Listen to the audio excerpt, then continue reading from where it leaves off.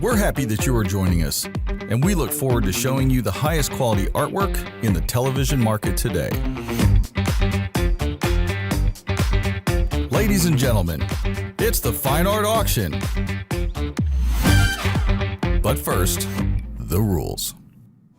All bidders must be registered, and if you're going to bid, make sure you know all the rules. First of all, there is a 10% buyer's premium added to each winning bid. Bidders will be responsible for shipping. All works are guaranteed to be as described, or you don't own it, and you may return it to us for a full and prompt refund. If for any other reason you decide to return your purchase, you may do so for up to 7 days after receipt. But in this case, the buyer's premium and shipping are non-refundable. It is mandatory that you obtain a RMA number for all returns. To obtain this number, simply call customer service during normal business hours. All artwork must be received back to us in exactly the same condition as when it was shipped. Please visit the shopabc.com website for a full list of terms and conditions that apply to all of our auctions. And now, from our studios in Atlanta, it's the Fine Art Auction.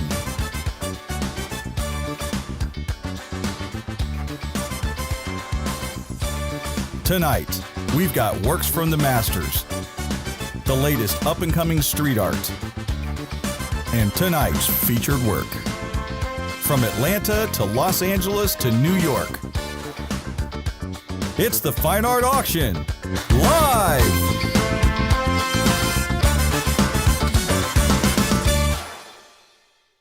Well, hey, well, a very good evening. Did I say afternoon? It must be an afternoon somewhere. Very good evening, ladies and gentlemen. I hope you're all well and you've had a restful weekend and a great start to your week. Well, the boys are still at it. We're still here. And ladies and gentlemen, we're going to bring you a wonderful art auction.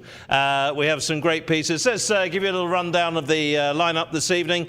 And we're going to kick off in a moment with a wonderful British artist. I don't know what he did wrong when he was young, but he's called Pure Evil, ladies and gentlemen. So Pure Evil, great artist actually, and it comes from actually a very well-known noble family in the UK. But his street art name is Pure Evil.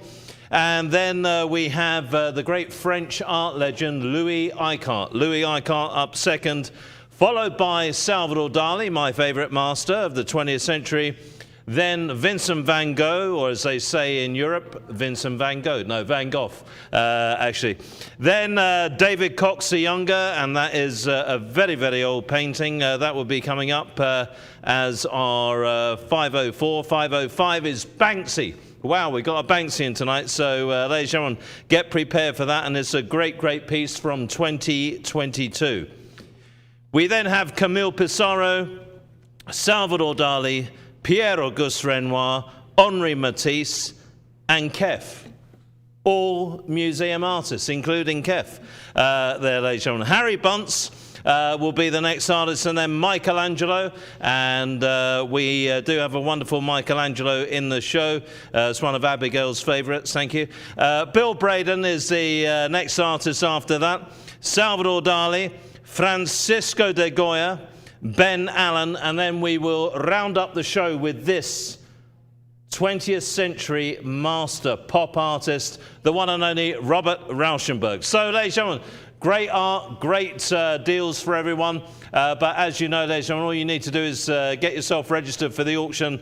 Pick up the phone, 866-518-5933, and when Leif's not busy, he'll register you for the auction. So he does his best, ladies and gentlemen. But I will be conducting the show. He likes it when I say that. We'll be conducting the proceedings together, and Leif is our art expert extraordinaire, and you're going to learn an awful lot with him throughout the show. That is something you don't get at any other auction in the world, I promise you that. And ladies and gentlemen, so take advantage. Let's have a look at our first lot. What we're going to be offering is a wonderful image of the late, great singer Amy Winehouse, and she was a tremendous singer, much loved and adored by the late, great Tony Bennett as well. It was almost like a granddaughter to him. An original hand-coloured screen print is one of only one in the world, so it's number 1 of 1, hand-signed. And ladies and gentlemen, that is our first lot this evening, and we're going to kick this one off and get it going now. So welcome to the auction. Have a great evening. Sit back, enjoy yourselves, and acquire yourselves some beautiful work. So, ladies and gentlemen, welcome to the auction. Here is Pure Evil.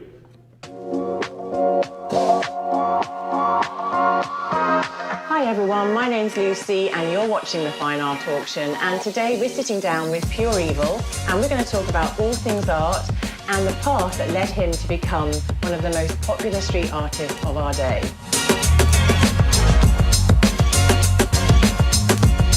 I'm Charlie, aka Pure Evil. I'm a street artist and I make canvases, prints, neon stuff. Basically, I just make things. I started making art probably around 3 when I was doing little drawings of crocodiles and stuff like that. I always had pencils and paper and art materials. So I moved towards fashion design, ended up working for a streetwear brand that happened to be in California. Then I got involved in the electronic music scene, and then I started to notice graffiti in San Francisco, and they inspired me. The character art that they were creating made me think that poetry was in the streets. So when I came back to London, I started drawing this little bunny character and writing Pure Evil and doing stencils. And it was only when people started to notice what I was doing that a little light went on, and I thought, actually, this is something that I want to do full time, make what I was doing at night time my day job.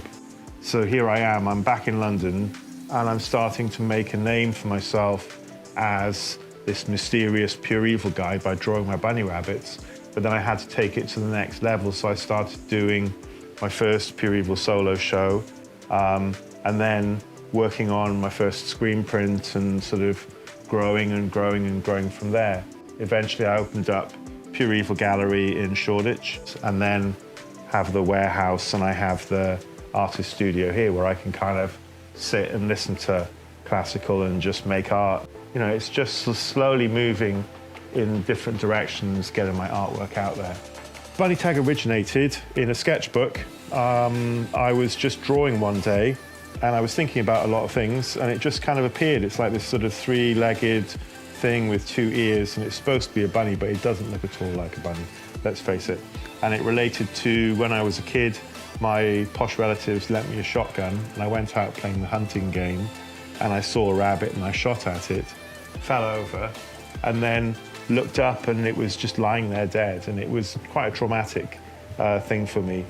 And ever since then, I guess it's been haunting me. I'd accidentally met Banksy before. There was a time when a friend of mine and I were doing graffiti, and he stopped to chat to someone. And when he came back, it was like, oh, boring. Who was he chatting to? Some guy drinking a pint in Shoreditch. And when he came back, he's like, oh, that was Banksy. So I ran over to him, total fanboy. Oh my God, Banksy, I love your stuff, la la la. Took off my t-shirt. It was a t-shirt that I'd screen printed, because otherwise that would just be weird, and gave it to him. I think the piece of art that I feel will outlast me is an image that's not entirely original. It's the image from the Copy Village in China that is the Jackie Kennedy, where I've taken the Jackie Kennedy, you know, the one with the big bowl head, but then I've added the tears, and it was really something where it's transformed it into something else. It's inspired by kind of Norwegian death metal, like the black makeup that they wear, and it's just something it's iconic, but it's not where you take something from, it's where you take it to. It's kind of gone somewhere else.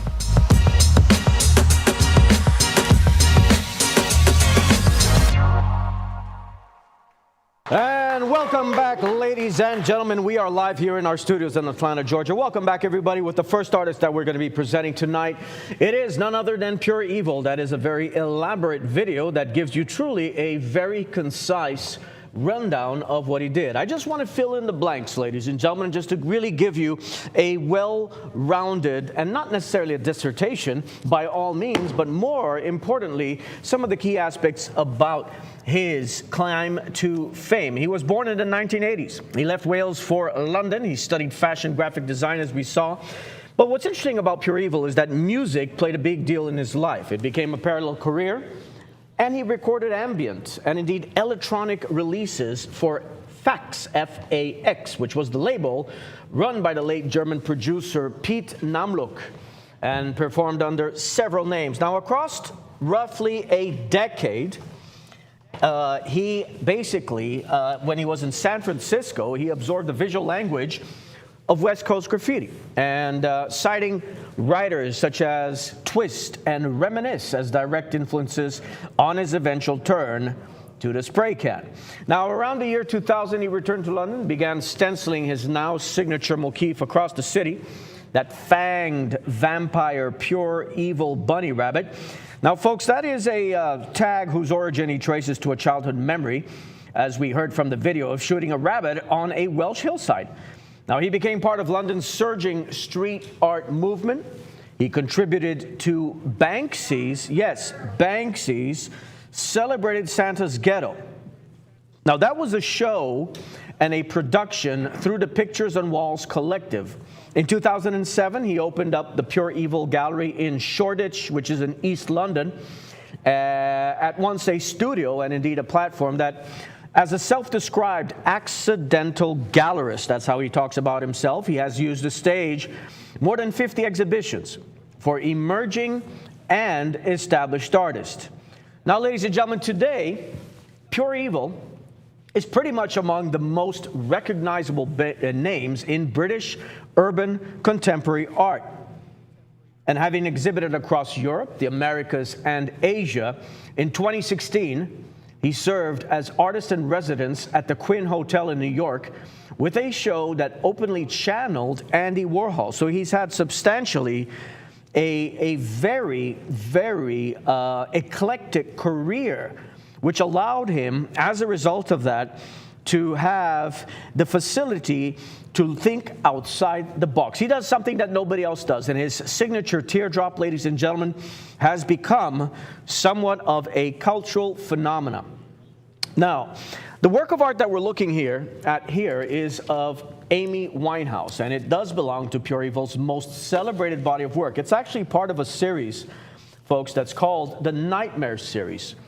Now, that features a sequence of celebrity portraits, predominantly of doomed female icons, and each rendered in that flat pop print color with a single heavy teardrop that is dripping from one eye. And in fact, if you go to his gallery in London, you're going to notice that the teardrops run all the way to the ground. I'm going to see later on if I can find an image to show you. But what I find truly fascinating about this series is that it reads as a sustained meditation on fame, fandom, and lost innocence. Basically, a portrait gallery of figures that are consumed, now in one way or another, by the machinery of celebrity. Now, ladies and gentlemen, earlier subjects include Marilyn Monroe, Sharon Tate, Elizabeth Taylor, and Jackie Kennedy. So the addition of Amy Winehouse, it basically extends that lineage to one of the most mourned musicians of her generation. I remember when she passed away, it was really, really a big deal. And I think this is one of the few musicians that has remained within the annals of music history, given her robust voice, but more importantly, her character. She truly was a magnificent human being. Now, when we talk about the series that Pure Evil did, ladies and gentlemen, the origin is unusually well documented. And it is also faintly absurd, if I may add, because Pure Evil has recounted receiving an unsolicited email from a Chinese copy village. Imagine that. And it's one of the workshops that are notorious for mass-producing painted reproductions.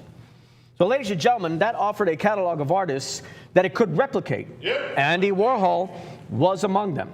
Now, attached were 3 minuscule JPEG thumbnails, each only 64 by 64 pixels, that depicted Warhol works of Jackie Kennedy, of Liz Taylor, and the electric chair. Now, the idea that Warhol's vast output could be distilled into a few pixelated thumbnails struck Pure Evil very forcibly. And from that collision of high art and industrial copying, the nightmares were born. These were portraits that quote Warhol's silkscreen vocabulary while subverting its glamour with a mark of grief. Now, ladies and gentlemen, his market is very robust, and I'd like to go ahead and show you what I'm talking about. Let's go to my screen, please.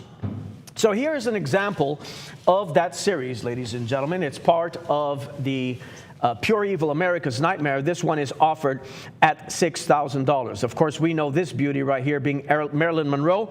Ladies and gentlemen, this one is offered at $7,000. Now, I would like to tell you that what you're looking at here on your screen, of course, it's a different celebrity, but it is done exactly the same way. So this is truly what the market commands for these kind of images. Let's go back to the work of art. So, ladies and gentlemen, it's not often that we are graced with the presence not only of a musician of her caliber that's been depicted in the way that she has, and I'd like to draw your attention as well to something quite spectacular. I think it's quite evocative and aesthetically pleasing in a way. Yeah. The fact that the teardrop you're going to notice at Amy Winehouse face is in purple. Notice the purple eyes as well. Now, there is this stark contrast which points to the fact that Pure Evil is a very talented colorist. And ladies and gentlemen, I'd like to remind you there are 2 kinds of artists in the market. You have those that are the colorists, and you have those that are the draftsmen. And a prime example of that, of course, is when we look at the 2 giants and kings of early 20th century art, Matisse and Picasso. Picasso being the colorist, Matisse being the draftsman. But ladies and gentlemen, we're going to turn it over to Richard, who will be reading you that certificate of authenticity. Thank you very much, Leif. And ladies and gentlemen, we've got the benefit of Leif's knowledge throughout the evening, so enjoy it. But don't forget, it's an auction. A couple of you on the phone already. Thank you very much. Here we go then. It's the first slot of the evening. It is lot 500. Pure Evil. Pure Evil was the British art star, born in 1968, and this is his famous image of Amy Winehouse, the late great jazz singer. Ladies and gentlemen, it's an original hand-colored screen print. What's a screen print? Well, Leif will probably give you a rundown on that again in a moment. But a screen print was invented not by Andy Warhol, a lot of people might think that, but actually by Chinese people many centuries ago, ladies and gentlemen. So it was invented in China, and it is an original hand-colored screen print. Very clever method of artwork, all handmade. You have to cut a stencil for each and every color. And Leif, are you able to show us something about silk screen printing? I think it'd be interesting, as it's the first lot. Signed and numbered by the artist. Don't forget what you're bidding on here, ladies and gentlemen. It is example 1 of only 1 from an extremely rare hand, this is the key, Leif, hand-painted edition. So, Here we go, ladies and bottom left-hand corner. One of only one in the world. There we are, unique, hand-signed, pure evil. This in a gallery in London, you know, the one of ones, they've got to be over 7,000 now for Amy Winehouse. This is his, literally, one of his premium images. Ladies and gentlemen, the toast of London is pure evil, and here is the toast of Sweden, Leif. Thank you. How about that? Toast, I've been called much worse, Richard, but that's all right. Ladies and gentlemen, let's go ahead and take a look at my screen. I want to show you what original screen printing is, because this is an art form in itself. Yes, we think about Warhol, we think about all of these artists, but this will give you that depiction of a visual. It is a process, ladies and gentlemen, that has evolved over history, and it takes a very meticulous application not only of paint, but by using the original matrix of the works, which are the screens. Now, they will have screens whereby there is a fine mesh where ink is pressed through, and the stencils that sit underneath that mesh use a system called blocking, where it blocks out certain aspects of that work of art. Now understand, like what you're seeing in this video, only one color can be added at a time. So what does that mean? That means that the room for error is quite significant. And oftentimes artists, not being happy with what they do, of course, artists very much are perfectionists. So they will go over and over again until they just create that right color, that right configuration, and that the stencils are, of course, locked in the right place. Now, ladies and gentlemen, keep in mind also when you're applying the silk screen, you sometimes have to wait.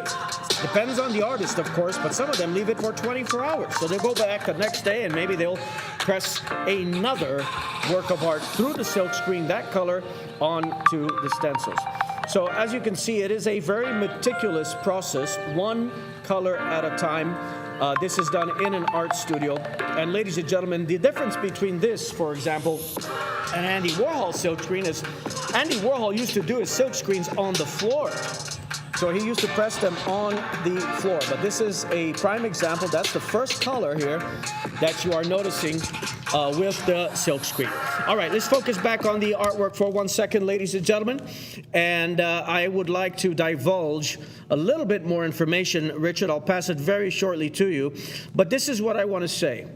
It is worth stating very plainly that as a living contemporary artist, Pure Evil does not have a formal catalog raisonné and the comprehensive scholarly inventory compiled for historical matters. So the provenance for works like this therefore depend on the signature. This is a signed work, the gallery's records and the documented context of the Nightmare series, rather than one of a numbered catalog entry. Richard.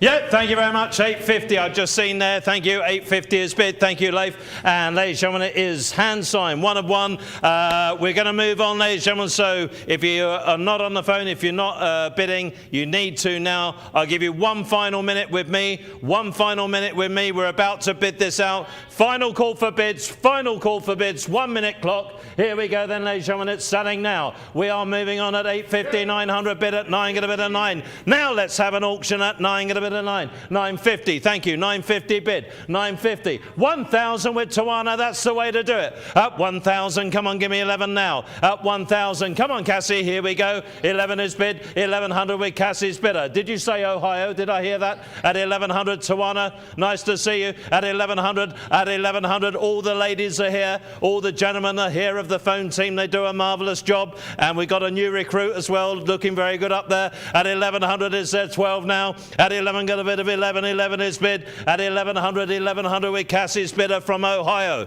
At 1,100, another one off anyone at 11, and it's about to go. John, are we on sale? At 1,100, it's got to go. At 1,100, it's selling now. Is there one more? Last chance. Last call, you've been a good bidder. Ohio's in the lead. Going this time then at 1,100, and that's very low, Leif, but it's got to go. At 1,100, last chance, last call. Gavels high.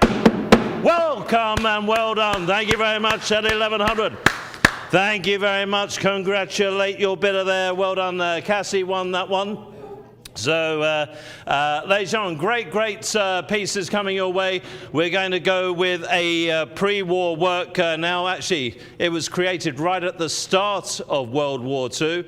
That actually started in 1939, but this was created in 1940 in Paris. And ladies and gentlemen, it is by the great Louis Icart, a historical piece. Once again, congratulations, Ohio, on your wonderful acquisition there. Lot 501, Louis Icart, French master, born in 1890. He died in 1950. This is a lifetime work, ladies and gentlemen. It's created 10 years before his passing. He was about 50 years of age at the time. And this is the original dry point etching, printed in blue on vellon d'Arches woven paper, the first date, the first printing, executed in Paris in 1940, and it is Leif. As you know, probably better than most people, he was probably the greatest illustrator of his era. So the great Louis Icart up next with Leif. Thank you. So, ladies and gentlemen, his entire name was Louis Justin Laurent Icart. He was born in 1888 in a beautiful place called Toulouse in France, and drawn from boyhood to the theater and to drawing. What's interesting to note is that he showed an early gift for capturing movement and indeed that feminine grace that would define his life's work. Ladies and gentlemen, when he was 19 years old, that was way back in 1907, he moved to Paris and he entered the world of commercial design. He worked for the great Parisian fashion houses and indeed those design studios. And then he illustrated catalogs and designed garments, and his elegant monogram, L.I., became a mark of fashionable taste. Richard, do you know that in the 1930s, something extraordinary happened? Louis Icart was so au courant and à la mode, as the French would say, that a lot of New Yorkers, wealthy elite New Yorkers, would actually acquire Louis Icarts and have them shipped over to New York because it was absolutely that height of fashion. And indeed, he was one of the progenitors of the Art Deco movement. Now, ladies and gentlemen, in 1914, something very important happened to Louis Icart's life. That's when he met his muse. That is a lady by the name of Fanny Volmers. Now, she was an employee at the Paquin fashion house who became his favorite model, and later he married her. Now, she appears throughout his work, and during the First World War, he served as a fighter pilot. He was sketching constantly between his sorties, and on his return, he devoted himself to printmaking. He mastered aquatint and dry point etching and produced prints of his designs in great numbers because there was a surging and massive demand.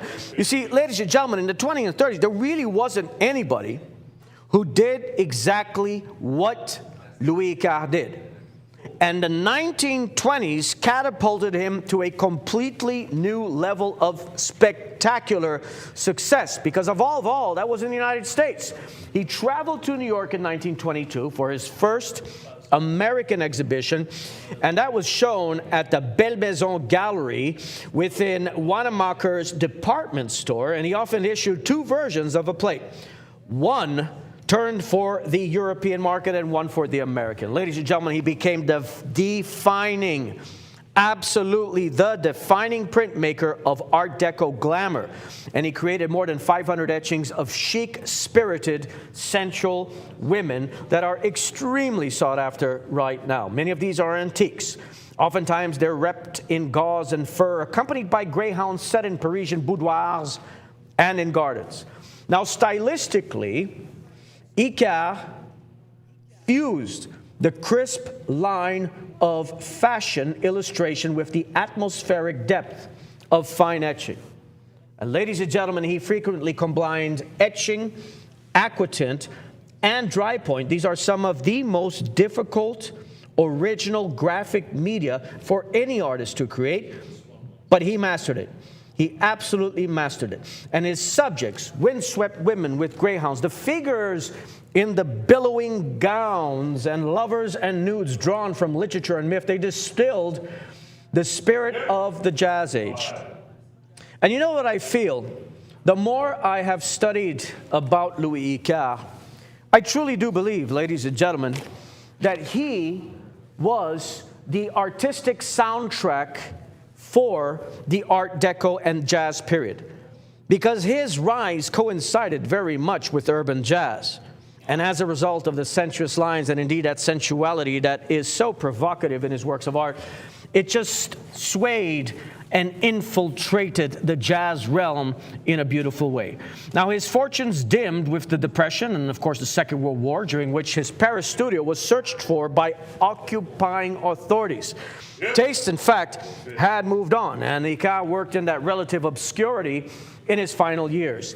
He died in Paris in 1950, having become, in the decades since, one of the most sought-after names in the Art Deco era.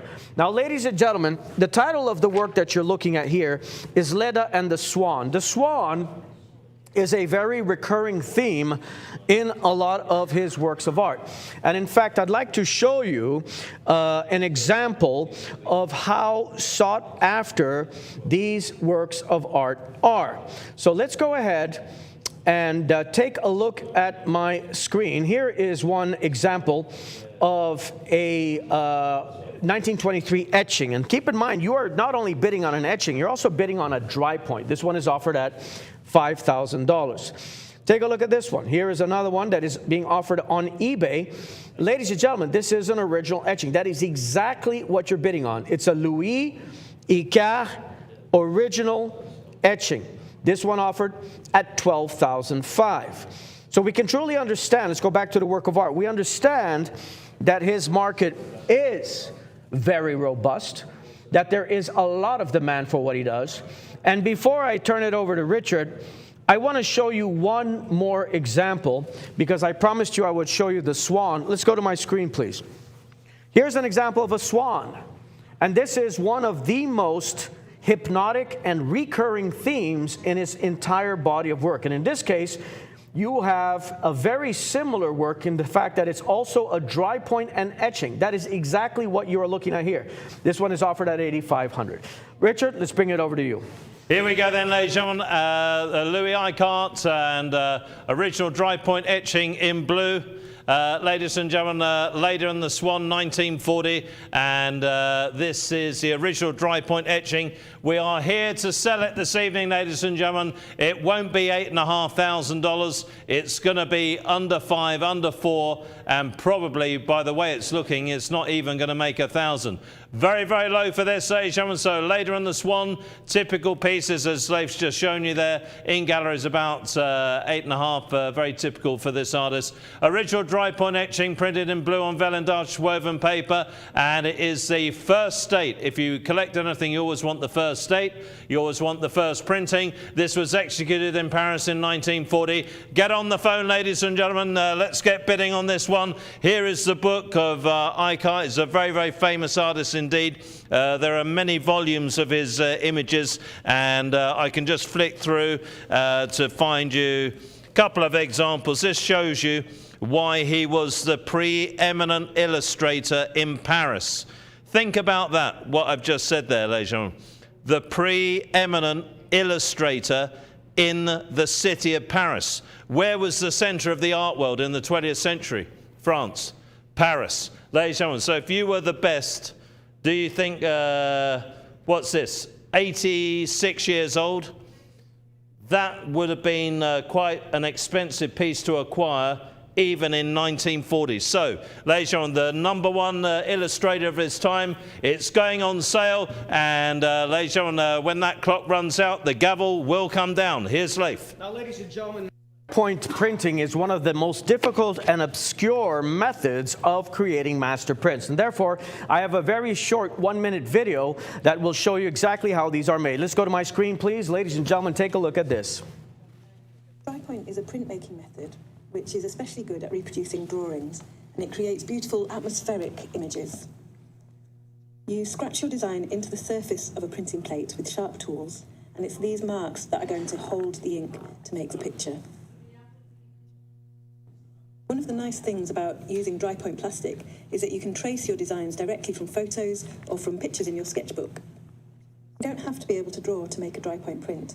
You can also make work that's totally abstract, and you can play with other techniques to add colour to your prints. Whether you're drawing a picture or making an abstract print, Dry point is all about interesting mark making. When you're ready to print, you paste ink over the surface of your scratched plate and polish it back to reveal the image, which should be left in the marks. To transfer this image to paper, we need a printing press. This squeezes damp paper tightly over the plate, allowing it to pick up the image.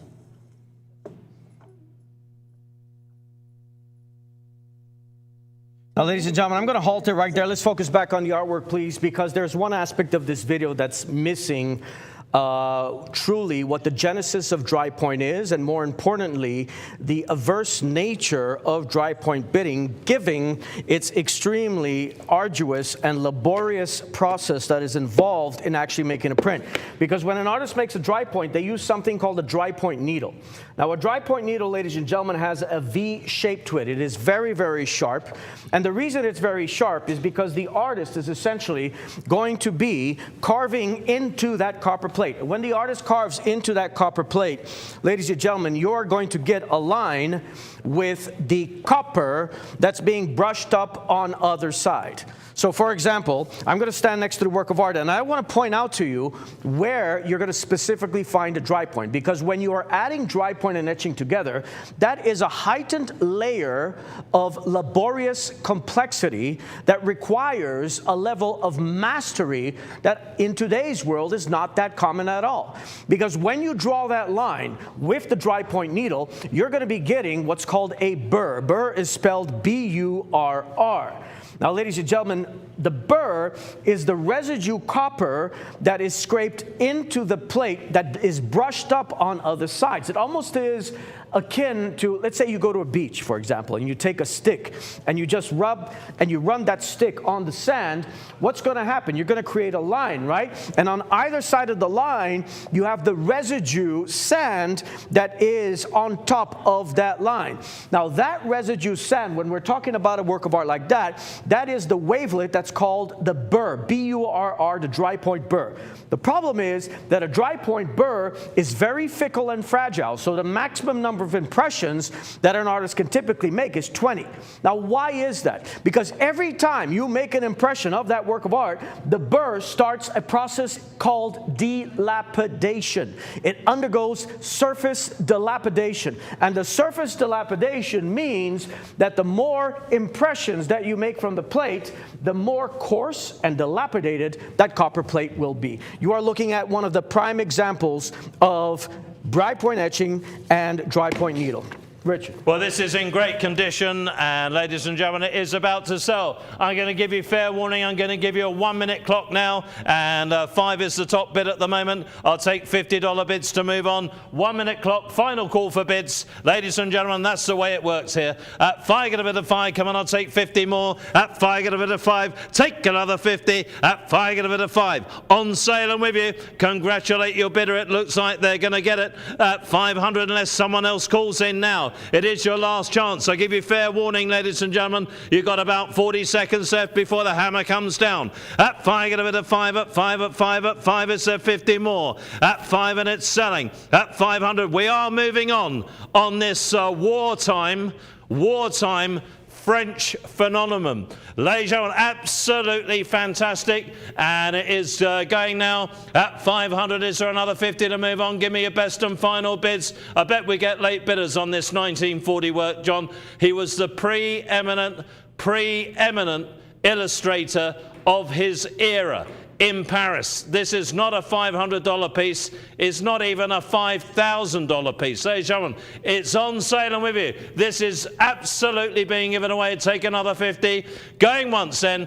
On sale and with you. Going twice. Gavels high. So, congratulate your bidder. There we go. That's the way I do it, ladies and gentlemen. I put you up a final minute clock, give you fair warning. I don't just sort of bring the hammer down and then tell you afterwards it's sold. I'll give you fair warning. Get on the phone if you want to bid. That's as simple as that. Okay then, ladies and gentlemen, here we go with the next lot. Some great pieces coming your way, and it is lot 502. This is Femme Poulet. Original engraving in black ink, and this one is with the artist's embossed signature stamp in the lower right. First date, first printing. You have to bear in mind with this one, It was a strictly limited edition of only 190, created by Salvador Dali with the great Edition Argelais of Paris back in 1969. It's double catalogue referenced. It's in the Field catalogue, which is the most important thing, ladies and gentlemen. And this is here to be sold. This is a great, great Dali image. Get bidding on it now. But here is the great man, Salvador Dali. Good luck. Thank you. Salvador Dali is among the most versatile and prolific artists of the 20th century. And of course, the most famous surrealist. Though chiefly remembered for his painterly output over the course of his long career, he successfully turned to sculpture, printmaking, fashion, advertising, writing, and perhaps most famously, filmmaking. If you go to the Dali Museum in Spain, you'll see a painting called Leda Atomica. There's no brushstrokes. It looks ethereal, doesn't even look real. He would paint with one eyelash, and he would build his own brushes. Dali was renowned for his flamboyant personality and the role of a mysterious provocateur as much as he was for his undeniable technical virtuosity. In 1926, Dali took a life-changing trip to Paris. He visited Pablo Picasso in his studio and found great inspiration in what the Cubist was doing. He began studying the psychoanalytical concepts of Freud, and consequently began using psychoanalytic methods of mining the subconscious to generate imagery. His first serious work of this style was Apparatus in Hand of 1927. Dali was known for having an extraordinary ego. He truly believed he was destined to be the greatest artist who ever lived. In 1929, Dali met the French surrealist poet Paul Eluard and his wife Gala. Soon after this original meeting, Dali moved to Paris and was invited by André Breton to join the Surrealists for the next several years. He also collapsed in this kind of sadness and melancholy of the other kind of modern school. I see, so that really you feel that surrealism, having started when you were with it as very gay, has now sunk into melancholy and despair, and that you alone remain as a true representative of it. Absolutely.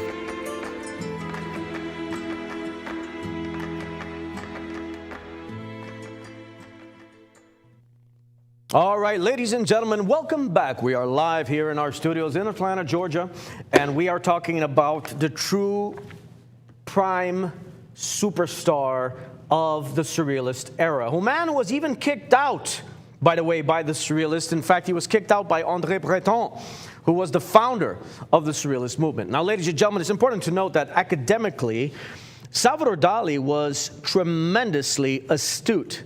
In fact, he trained at the world-famous Real Academia de Bellas Artes de San Fernando, that is in Madrid. That's where he absorbed a range of styles, and he also befriended the very famous poet Federico Garcia Lorca and the future filmmaker Luis Buñuel. Now, ladies and gentlemen, he was expelled from the Academy in 1926. It was a phenomenal story because just before Salvador Dali's final examination, he declared, while sitting in front of all of his professors, Richard, I think this is one of the funniest stories of Dali's life. He looked all of his professors in the eye and he says, "You cannot judge me because I'm much better than you are." And he stood up and he left and he was expelled. You know what? He actually had a point. I know how he feels. Touché, which is so fascinating, ladies and gentlemen. And the funny thing is that, you know, Richard, that was one of the greatest things that could have happened to him, because that set him free. It set him free to do what was near and dear his heart. And he got together with one of his best friends, Luis Buñuel, and they actually produced a movie in 1929. It's entitled Un Chien Andalou. Now, ladies and gentlemen, if you ever go to Paris, I recommend you visit the Dali Museum in Montmartre. Montmartre is the quartier, as the French would say. It's the neighborhood where all of the artists used to live. Now, in the late 1920s, Dali joined that surrealist movement in Paris, and he developed what is known as the paranoid critical method. Now, ladies and gentlemen, I have to show this to you because there's no way to explain it unless I demonstrate the actual process. Salvador Dali was absolutely enamored by what is known as the hypnagogic state of mind, which hinges on the discoveries of Sigmund Freud. When Sigmund Freud delved deeply into the studies of psychoanalysis and the configuration of the id, the ego, and the superego, he understood that the primordial and creative mind based upon sleep and awareness is known as the hypnagogic state. Salvador Dali was obsessed and enamored by the hypnagogic state. Now, there are many critics that even asked him, do you do drugs? And Salvador Dali famously said, I don't do drugs, I am the drug. But moreover, what Salvador Dali did was one of the most creative processes of creating a work of art in the 20th century. I want you to visualize right now what I'm going to explain. He would sit in a chair late at night in his bedroom. On the floor, he would place a plate. On his hand, this is a gavel, but pretend that this is a spoon. He would place a spoon on his knee like this, and he would force himself to fall asleep. Ladies and gentlemen, the second he fell asleep, what happened? The spoon would drop, it would hit the plate.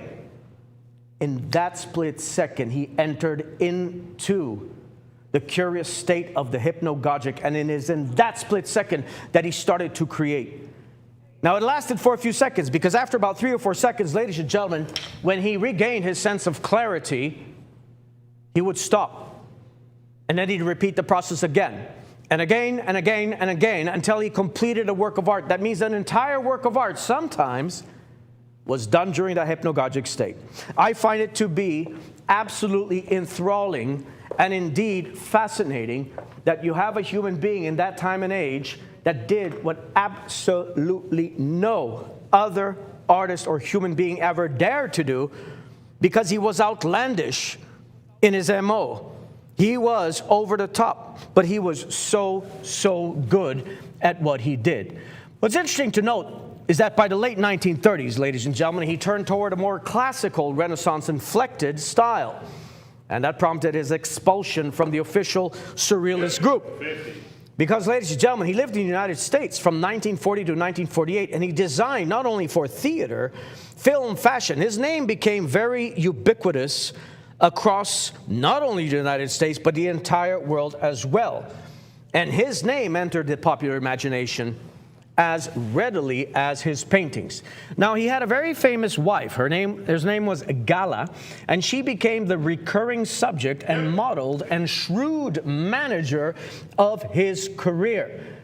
Ladies and gentlemen, in his later decades, he became one of the most prolific printmakers of the 20th century and illustrated classic texts and issued numerous suites. He died on the 23rd of January in 1989 in Figueras, Spain, where his theater museum remains a place of pilgrimage for surrealist enthusiasts.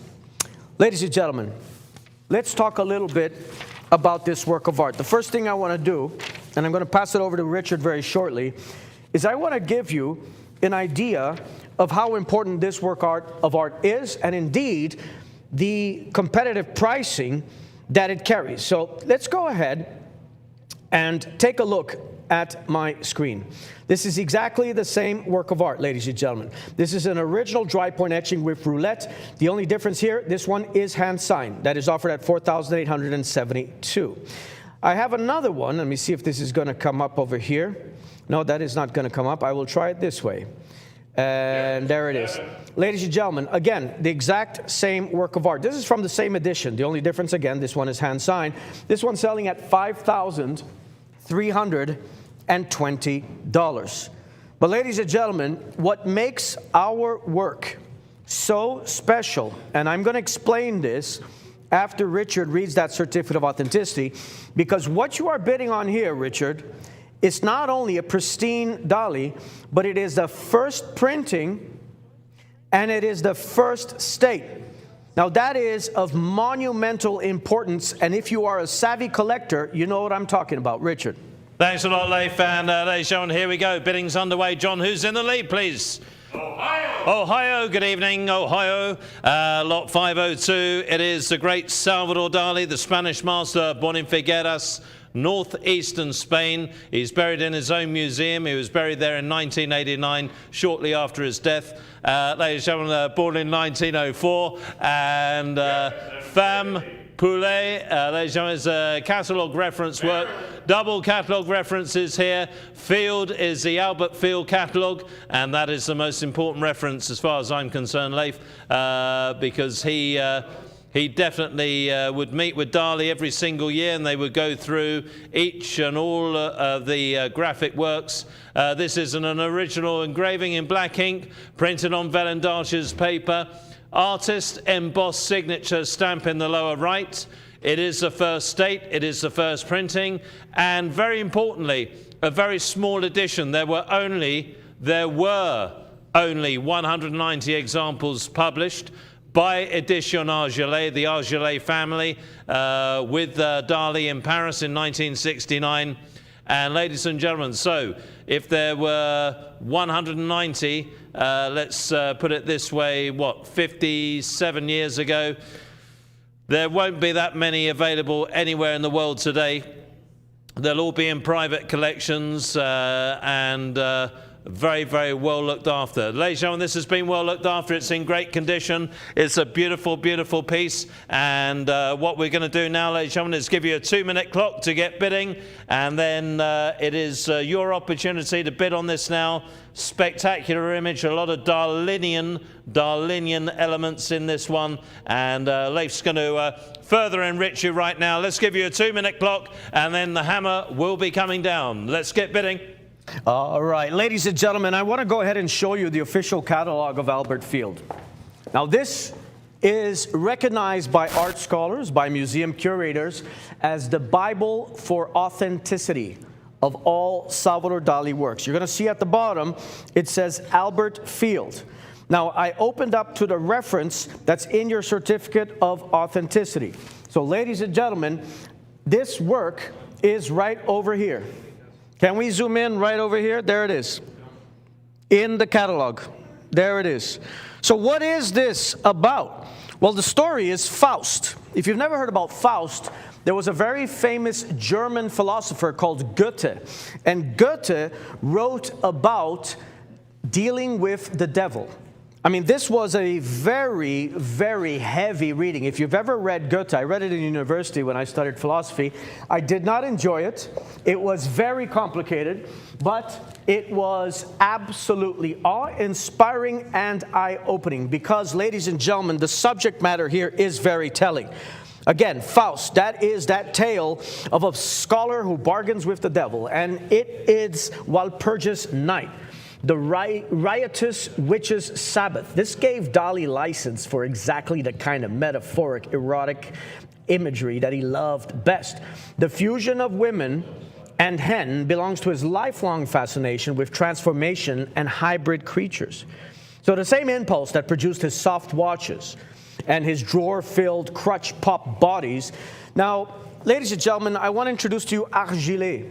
Argelais prized, he was not only a Dali's dealer, but very dear friend who prized Dali's pure etch line above all.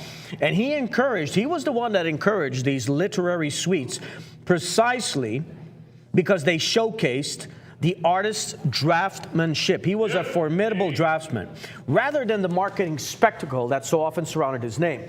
Now, ladies and gentlemen, in Dali Prince edition of this period, it was common for different sub-editions to be issued from the same plate, hand-colored and signed examples on Japon, alongside larger editions in black that bears that embossed or blind stamped signature. Now, you are bidding on an engraving with dry point and roulette. I showed you with that previous work of art what a dry point is. So this describes an intaglio plate that's worked by hand with a needle and a toothed wheel. And the roulette stipples the copper to hold ink as soft gray tone, while the dry point actually supplies the line. Now, ladies and gentlemen, very important to note that this work comes from Pierre Argelais, the Pierre Argelais Circle of Dali Publishers in Paris, who editioned many of the artist's most celebrated suites. So this is considered one of his most celebrated suites. And the composition, of course, is governed by Dali's unmistakable line. That nervous, whiplash, simultaneously precise and dissolving. The female forms and the feathered bodies of hens flow into a single metamorphic creature. This is a visual pun on transformation that defines the plate. Ladies and gentlemen, it's printed in black. The sheet relies entirely on the contrast of the incise line and the roulette stippling for its tonal range. There is no color to distract from the draftsmanship, which is the point of the black edition. So this is rare, and this is very important to his original body of work. Because, ladies and gentlemen, this engraving was drawn and worked by Dali into the copperplate himself, and then it was edition, which means you own an authentic Dali intaglio, the product of his hand on the plate, not a poster. This is not a photomechanical copy. With Dali, that distinction is everything that the market rewards, ladies and gentlemen. Besides that, this work of art is a catalog work. It has dual reference. I spoke about Albert Fields. What does the ML on your certificate of authenticity stands for? Well, it stands for Michelet Lopsinger, which is a very revered catalog raisonné as well. So you have dual authenticity. This is very important. On top of that, this is from one of his most famous series known as Faust. So the Femme Poulet belongs to one of Dali's most admired literary suites, which means, ladies and gentlemen, you own a piece tied to a recognized, exhibited body of work rather than a one-off oddity. This is the kind of provenance that anchors long-term value. And just before I hand it to Richard, I did not mention the cherry on top. The cherry on top here is that this work is it's not in good condition, it's in perfect condition, Richard. Well, condition is everything, as you know, ladies and gentlemen. Authenticity is also the key. So this is authenticated, a master print by Salvador Dali. A master print from 1969. It's on sale and with you. 900 is bid. New Jersey in the lead then at 900. 900 I'm selling at 900. Just an edition. Give you 1 minute clock. And it is the final call for bids with me now, ladies and gentlemen. If you're not on the phone, you're about to miss out. New Jersey in the lead at 900. At 900 I'm bid. 900. Come on, ladies and gentlemen. Let's have an auction at 900. You're the underbidder now, Cassie. Doing a wonderful job there. At 900. 900 bid. At 900 at 9 at 9 at 9. Come on, it's got to be worth a bid of 1,000, surely. It's on sale and with you at 900 only. 900. Remember, the edition was only 190. You got 30 seconds left now. At 900 bid. At 900 bid. Is there anyone else? Yes or no? At 9, get a bid of 9. At 9, get a bid of 9. 950 bid. 950. I'll take the 50. At 950, I'll take 50 more. At 950. 950. 950 is bid. 950 is bid. Back with Ohio. At 950. 950. 950. They've been in the lead all the way. At 950. Are they getting it this time? At 950. 950. New Jersey, up to you. At 950, and it's about to go. At 950. Last chance. Last call then on this marvellous, marvellous Dali at 950. I think that's being given away. I would be happy to have this in my gallery, Leif. I would say at around about 7,500. That'd be very fair. 950. 950 it's going. At 950. Last chance then, rare edition, 950 going twice at 950. You got it, congratulate your bidder, well done, thank you very much. Okay then, ladies and gentlemen, we are moving on with the show, and coming up now, lot 503. Lot 503, a beautiful, beautiful work, and it happens to be by Vincent van Gogh. This is the 1920 London edition of The Factory. And what a great image that is. Beautifully presented. Our frame has done a marvellous job. Ladies and gentlemen, Vincent van Gogh. Let's have a look at the image from 1920. It's 106 years of age. An antique master print then from the design of the great Vincent van Gogh, the copper plate engraving, printed in black ink. And ladies and gentlemen, it is now my pleasure to hand it over to Leif. What a lovely image. Over to you, Leif. It's a great image, Richard. And you know, instead of me basically telling you verbally the biography, I found an amazing biographical element from the Van Gogh Museum itself. You're going to love this. Let's go to my screen. Take a look. Ladies and gentlemen, this is one of the best biographies I have ever seen on Vincent van Gogh. Take a look. This is the Van Gogh Museum in Amsterdam. People come to this museum from all over the world to admire the paintings of Vincent van Gogh. These days, Vincent is world famous, but when he was alive, hardly anyone knew his work. Do you want to know who he was? Take a journey back in time with us, and we'll tell you how Vincent became an artist. Vincent grew up in an exciting age, the age of the steam train. Vincent took the train to other countries. He didn't really know what he wanted to be, but fortunately, his brother Theo had a good idea. He wrote, "Vincent, you're good at drawing. Why not try something with that?" That was true. Vincent loved drawing. And painting? He could learn that, couldn't he? From that point on, Vincent knew what he wanted to be, an artist. He made a start. What he enjoyed most was drawing and painting the lives of ordinary folk, like this family of farmers, the potato eaters. He was proud of what he was doing, but others didn't like it one bit. That woman's nose looks like the stem of a pipe with a die on the end of it. But Vincent carried on regardless. He wanted to be a good artist and worked hard. He just kept on practicing and practicing, and then went to live with his brother Theo in Paris. There, he learnt a lot from other artists. They used lots of different colours. He liked that. Vincent began to paint with the same bright, cheerful colours, bright reds, yellows, and blues.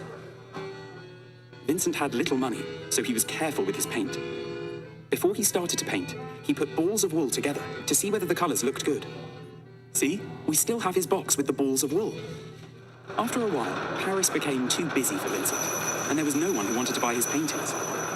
He moved further south, towards the sun and the light, to the colours. In the south of France, Vincent painted the colours of the corn, of the night, and the sea. Vincent looked very closely at the sea. After all, the sea was not just blue, it was made up of many more colours. Green, purple, blue, pink. The sea changes colour like the skin of a mackerel. Vincent wanted to paint life the way he saw it and felt it. He talked about that with others, but not everyone could understand that. What should be in a painting? Something that you can picture in your head? Or something that's there, before your eyes? Vincent sometimes even had arguments about that. That made him miserable. It made him unhappy. He became ill and confused. Very confused indeed. Have you heard the story of how he came to cut off his own ear? Luckily, there was a hospital where they could take good care of him. It was a difficult time, but he kept working when he could. He created very beautiful paintings, like this one for his newborn nephew. Once he was feeling a little better, Vincent moved to the countryside, near Paris.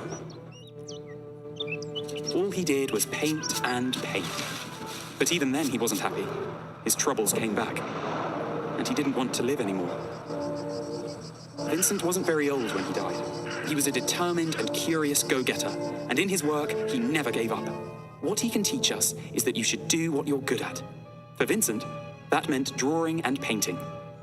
And you? What are you good at? All right, let's leave it right there. Let's focus back on the artwork for 1 second. I love that bio, first of all, because it's released by the actual Van Gogh Museum, and that is quite telling, ladies and gentlemen. In fact, if you ever have an opportunity, if you've been to Amsterdam, make sure that you visit that museum. It is extraordinary. I know that some people go to Amsterdam for other reasons, ladies and gentlemen, but the cultural scene, besides the Van Gogh Museum, of course, you have the Rijksmuseum, which permanently houses Rembrandt's masterpiece, The Night Watch, which he did in 1642. But what's important about Van Gogh is to remember that, ladies and gentlemen, he only sold one painting, it is said, during his lifetime, and that was to his own brother Theo, who was his sole benefactor. But he was always in search of the perfect light from the sun. And he did find it. He found it in Provence, in a place called Arles, back in 1888. And that's when he started to produce the sunflowers. He produced that yellow house that you saw from that video and the night scenes in a feverish burst of work. Now, that occurred prior to a mental crisis that led to the famous episode of his ear to a voluntary confinement at the asylum at Saint-Rémy. Now, ladies and gentlemen, I went to his asylum about 15 years ago. The town that he was living in was called Saint-Rémy de Provence.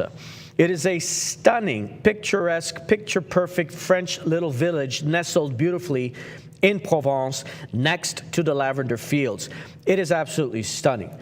So if you ever have a chance to go to France, to Provence, please do yourself a favor and take a look at Saint-Rémy de Provence. But in 1890, he moved again to a place called Auvers-sur-Oise under the care of a famous doctor called Dr. Gachet. Now, Van Gogh died on the 29th of July, 1890 in Auvers-sur-Oise from a gunshot wound. He basically tried to kill himself. The problem is he also failed at that because it took him a couple days to die from the wounds. Ladies and gentlemen, he was only 37 years old, a young man. Tragic. But it was his sister-in-law, a lady by the name of Jo Van Gogh Bonger, and Theo, who was his brother. His estate secured the posthumous fame that made him one of the most celebrated artists in history. Now, it's important to note, when we're talking about this work, let's focus on this work for a second. It's called The Factory. An important point of accuracy belongs at the head of this section because Van Gogh was a painter. You have to understand that he was not a printmaker. He produced only a single etching in his entire life. It was the 1890 portrait of Dr. Gachet. So the present copperplate engraving of The Factory is therefore a print made after Van Gogh's painting by another hand, dated from 1920. Now, ladies and gentlemen, the underlying image is genuine and well documented. Van Gogh painted The Factory, which is a glass factory in Asnières, which is a suburb northwest of Paris, between July and September 1887. That was during his Paris years. So the picture shows the chimneys and sheds of the works with rounded glass balls stacked along the path, awaiting melting into globes for gas. Now, the wave of reproductive prints after Van Gogh, ladies and gentlemen, was there to satisfy a very discerning and demanding crowd. These are very, very sought after. And in fact, ladies and gentlemen, the work's appeal is that of a vintage early 20th century engraved interpretation of a celebrated Van Gogh subject, an honest period object that carries the prestige of the image and the craftsmanship of traditional engraving, while making no claim, ladies and gentlemen, to be his best work. This certainly is stylistically a Van Gogh. Now, the medium is a copperplate engraving. It is an intaglio technique in which lines are cut into the copperplate with a burin, and it is printed in ink. Now, ladies and gentlemen, the crucial designation here in print connoisseurship, this is an afterpiece. That means that it was done after he passed away, as is very clearly noted in the age. This is in 1920. But what I'd like to remind you of, because this was printed in 1920, what does that mean? That means that you are looking at an antique. Ladies and gentlemen, anything that is over 100 years old is considered an antique. So this is a magnificent work, worthy absolutely of a strong bid. Now, ladies and gentlemen, compositionally, if we look at this in further detail, the engraving, it follows Van Gogh's painting. The factory buildings, the chimneys, are set across the middle ground with the path. Take a look at that path. And its row of buildings that you see over there, the standard means by which engraving translates painted texture into black and white. This is a magnificent masterpiece, in my opinion, because it's printed in black. And by the way, the sheet depends wholly on line and tonal hatching. Now, ladies and gentlemen, the mood of this is of quiet industry, a modest corner of the modernized French landscape. And it's dignified by association with one of art's most important and beloved names. Now, understand this, that, ladies and gentlemen, what you're bidding on is the image is a documented Van Gogh composition. This was his Paris period. This is when he was in Paris. It's the Paris period glass factory, which means you own a piece tied to one of the most adored names in art, and it's a work whose subject is understood and admired the instant, and I mean that instant that anyone sees it, and there is no explanation required. So, ladies and gentlemen, you're looking at a genuine vintage object. This is a real engraving. It's over a century old. This is not a modern poster. And why would I mention that this is not a modern poster? Well, ladies and gentlemen, Van Gogh is so popular that I've even found reproductions for close to $2,000. Let's go to my screen. Look at this. This is a reproduction. It might have been painted yesterday or a year ago. You're going to clearly see what I'm talking about here. Reproduction. You see where it says reproduction? So this is a reproduction, okay, and it's $1,700. Ladies and gentlemen, you're not bidding on a reproduction. You're bidding on a copper plate engraving that was printed in London in 1920. Let's focus back on the artwork. I also want to let you know that, and I'm sure Richard has been to the Museum of Modern Art or the Met. When you go to that museum, specifically the MoMA, I used to live in New York City. I used to live in Midtown West, which is known as Hell's Kitchen. And the MoMA is in Midtown, Manhattan. There is a poster store. There is a shop. There is a gift shop in the MoMA. And long behold, if you go into that gift shop, they sell posters of the artwork that is for exhibition in the museum. Now, these posters have this white plastic frame on them, and they're around $500 to $800. That is for a poster. Ladies and gentlemen, you're bidding on a 1920 engraving, you're only at $300. So understand that that is not apples to apples. In fact, you are looking at a traditional hand-engraved craft. So the image was translated into line, which means you own a demonstration of a near-vanished craft. This is the kind of old-world technique that collectors of works on paper specifically prize, Richard. Thank you very much, Leif. And this is Lot 503, the Vincent van Gogh. Copper plate engraving in black, and it is The Factory, a great piece, a really, really terrific image. And I'll tell you what it reminds me of.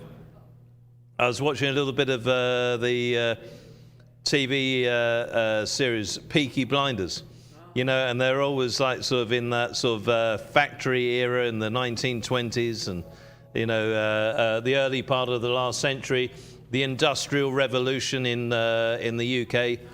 Well, ladies and gentlemen, it really sort of takes you back to those times, to the coal-powered chimneys. Yep. And this is Vincent van Gogh, the Dutch master. This is his impression of The Factory. It is the copper plate engraving, and it is a 106-year-old work of art. Red banner, 106-year-old work of art. Copper plate engraving, printed in black ink on woven paper after the original. Now, obviously, the original would be millions of dollars. So if you want something over 100 years of age, great value, great image from the plates created by Vincent van Gogh, then this is the one. Printed in London, circa 1920, created after the original, and ladies and gentlemen, what an opportunity. Beautifully framed, great presentation, 106 years of age, and this really evokes the period. You know, imagine like the sort of the turn of the last century, 1910, 1920, around that time, the coal-fired chimneys there, ladies and gentlemen. So a great, great image of the era. 400 is bid. Leif, it's over to you. I'll give a 2-minute clock, and then the hammer will come down. Good luck. Another reason this painting is this engraving is so important, Richard, is that it's a catalog source painting. What does that mean? That means that the original is recorded in the Van Gogh or Van Gogh catalog raisonné and hangs in the Barnes Foundation. That's right. It's in the Barnes Foundation, which means you can trace the image to a museum masterpiece. That is a pedigree of subject that lends the print real cultural standing. And ladies and gentlemen, you've got that accessible entry to a great name, because original Van Goghs are completely unattainable to the vast majority of us, right? And that's if they come for sale. Most Van Goghs are not for sale. I mean, collectors will hold on to them for dear life, and they'll pay the $50 to $80 to $90 million for them. But by having a period engraving, 1920, which means you can own a tangible historic connection to Van Gogh's world at a fraction of the impossible. The smart collector's route to a legendary artist. That's what this is, ladies and gentlemen. You've also got that very strong decorative presence. So the industrial landscape subject is handsome and characterful, which means you gain a wall-ready image with genuine atmosphere. Something that reads as serious art, not mere ornament. On top of that, ladies and gentlemen, you have the historical document of fame, because this print embodies the 1920 explosion of Van Gogh's reputation, which means you own a piece of art history itself. That is physical evidence of the moment the world fell in love with Van Gogh. It was at this time period, folks. That's why this is so important. That's why this is so significant. It's a story that makes the object far more an image. Now, ladies and gentlemen, this is also a conversation-starting work, an opening labeled work, an engraving that invites a richer story, which means you can share the genuinely fascinating tale of Van Gogh's posthumous rise every time this work of art is admired. Ladies and gentlemen, this is value that lies in the telling. Now, I just want to mention one thing for those collectors who are on the fence right now. Because, ladies and gentlemen, you are not acquiring an object. You are choosing a daily companion. The best art in a home is not decoration, it's dialogue. It catches you in the morning light. It holds the corner of your eye during a long phone call, shifts the entire feeling of a room without uttering a word. That kind of quiet, persistent beauty is rare. When you find it, you keep it. Call in and secure this work. Richard, over to you. Thank you, Leif. Well, ladies and gentlemen, it is your last chance. Now I'll give you a 1-minute clock and the final call for bids. The final call for bids, please. 1-minute clock, and I will sell it at the end of this minute, ladies and gentlemen. So if you're not bidding, you're about to lose out. And this is very, very low for such a beautiful item. 106 years of age, created in London in 1920. Created in London in 1920. On sale and with you then. Last chance. I don't bid for you, ladies and gentlemen, so you've got to call in if you want it. 400, I think it's an absolute giveaway at this level.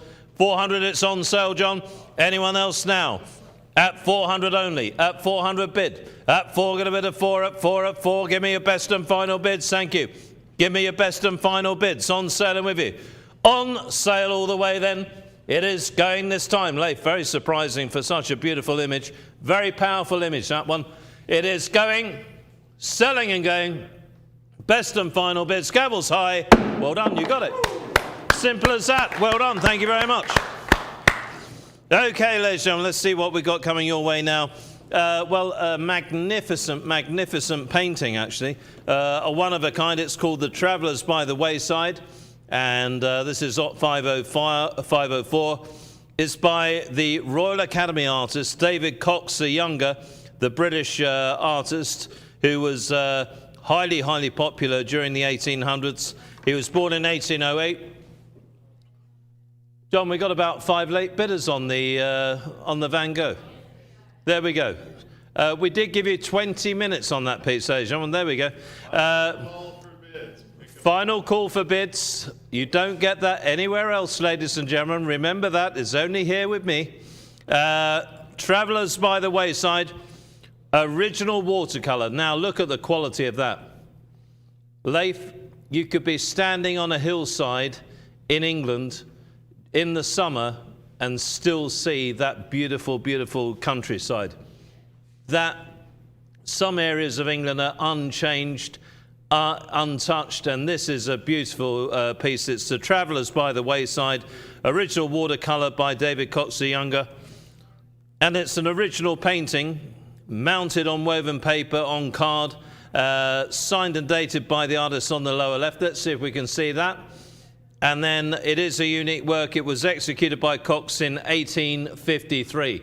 Now, Leif, I would say this is a very valuable little piece, being an original, being that age. So I think if anyone gets this under 8 to 10,000, I think you've done very, very well for a masterwork like that. Look at the detail and imagine having the skill to do that in watercolour. Not easy. Over to you.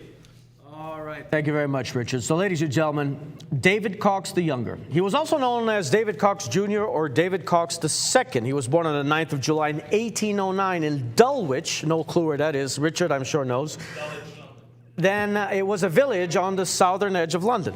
Well done, Richard. And he was the son of David Cox the Elder. He was one of the towering figures of British landscape watercolor, and his career would be lived in large part in that formidable shadow. However, ladies and gentlemen, he was educated at the Hereford Grammar School and taught to paint and draw by his illustrious father. And he absorbed the family's deep command of the watercolor medium. Ladies and gentlemen, the watercolor as a medium is the most unforgiving medium that there is. Why? Because unlike acrylic, unlike oil painting, if you make a mistake, can you correct it? No, you can't. In fact, it was so arduous and laborious for artists to create works in watercolor that it was merely used as a draftsman tool to be able to build up a work of art. And it was Winslow Homer, who was one of the artists who categorically instituted the watercolor as a primordial craft within the world of art. So it is not a very old pedigree. However, David Cox the Younger pushed the limits of watercolor to a level I have never seen. And you're quite right, Richard, in saying this is a stunning piece, because it truly is. This shows the most formidable skill that we have ever seen, or I have ever seen, when it comes to creating renditions of watercolor with aspects of chiaroscuro, with the vantage point, with that tangible atmospheric flair that is very evident in every single aspect of this work of art. What makes it even more imposing and important is that he studied at the Royal Academy of London. Ladies and gentlemen, that is the mother of all artistic institutions. And he studied there from 1827 at the New Society of Painters in Watercolors from 1841, and also at the Society of Painters in Watercolors from 1848. Now, ladies and gentlemen, his subjects would range widely across the landscapes of Great Britain and also the European continent. He painted around London, including these very memorable scenes of the Norwood gypsies and the commons of the city's fringe, as well as Wales, Scotland, the Lake District, and Devon. And he traveled to paint in France, in Switzerland, and indeed in Italy. And it is important to mention that because it was through his travels that he was able to encapsulate that endearing atmospheric light that shines like a beacon in so many of his works of art. Ladies and gentlemen, he matured, and as he matured, he asserted his own identity through that brighter palette and also that taste for fresh, breezy effects of light. Now, he became a dependable and indeed an admired contributor of the great Victorian watercolor exhibitions. Ladies and gentlemen, he worked steadily, he worked prolifically, and he was nonetheless always measured against his celebrated father. And his prices in his lifetime, ladies and gentlemen, they saw a very robust rise because people started to recognize how exceptional he was at the watercolor. Now, ladies and gentlemen, the title of this work is Travels by the Wayside. It was dated in 1853. It is a mature watercolor depicting figures pausing at the roadside within an open landscape. This is the quintessential imagery that belonged to a lot of his oeuvres. Now, ladies and gentlemen, that is also a subject that sits at the very heart of English Romantic watercolor. And the wayside traveler theme, with its drovers, with its gypsies, with its wanderers, and rustic figures caught in transit through the countryside as we see here. This was a staple of not only him, but also of his father, by the way, and indeed of British landscape more broadly. Now, ladies and gentlemen, the important thing is that such scenes spoke to a 19th century fascination with itinerant rural life at the very moment when railways and industry were transforming the British countryside forever. And the figure of the travel, or the traveler, what's neither settled nor wholly free, moving through a landscape shaped by weather and by time. Now, this carried, in many ways, a gentle and elegiac poetry that suited the watercolorist's gift for atmosphere and indeed for transience as well. Now, ladies and gentlemen, in the hands of the Cox family, these subjects became meditations of light, distance, and indeed of the passing day.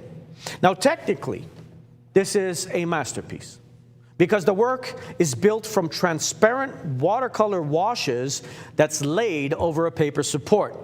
And the brilliance of the white paper glowing up through the pigment to supply the light.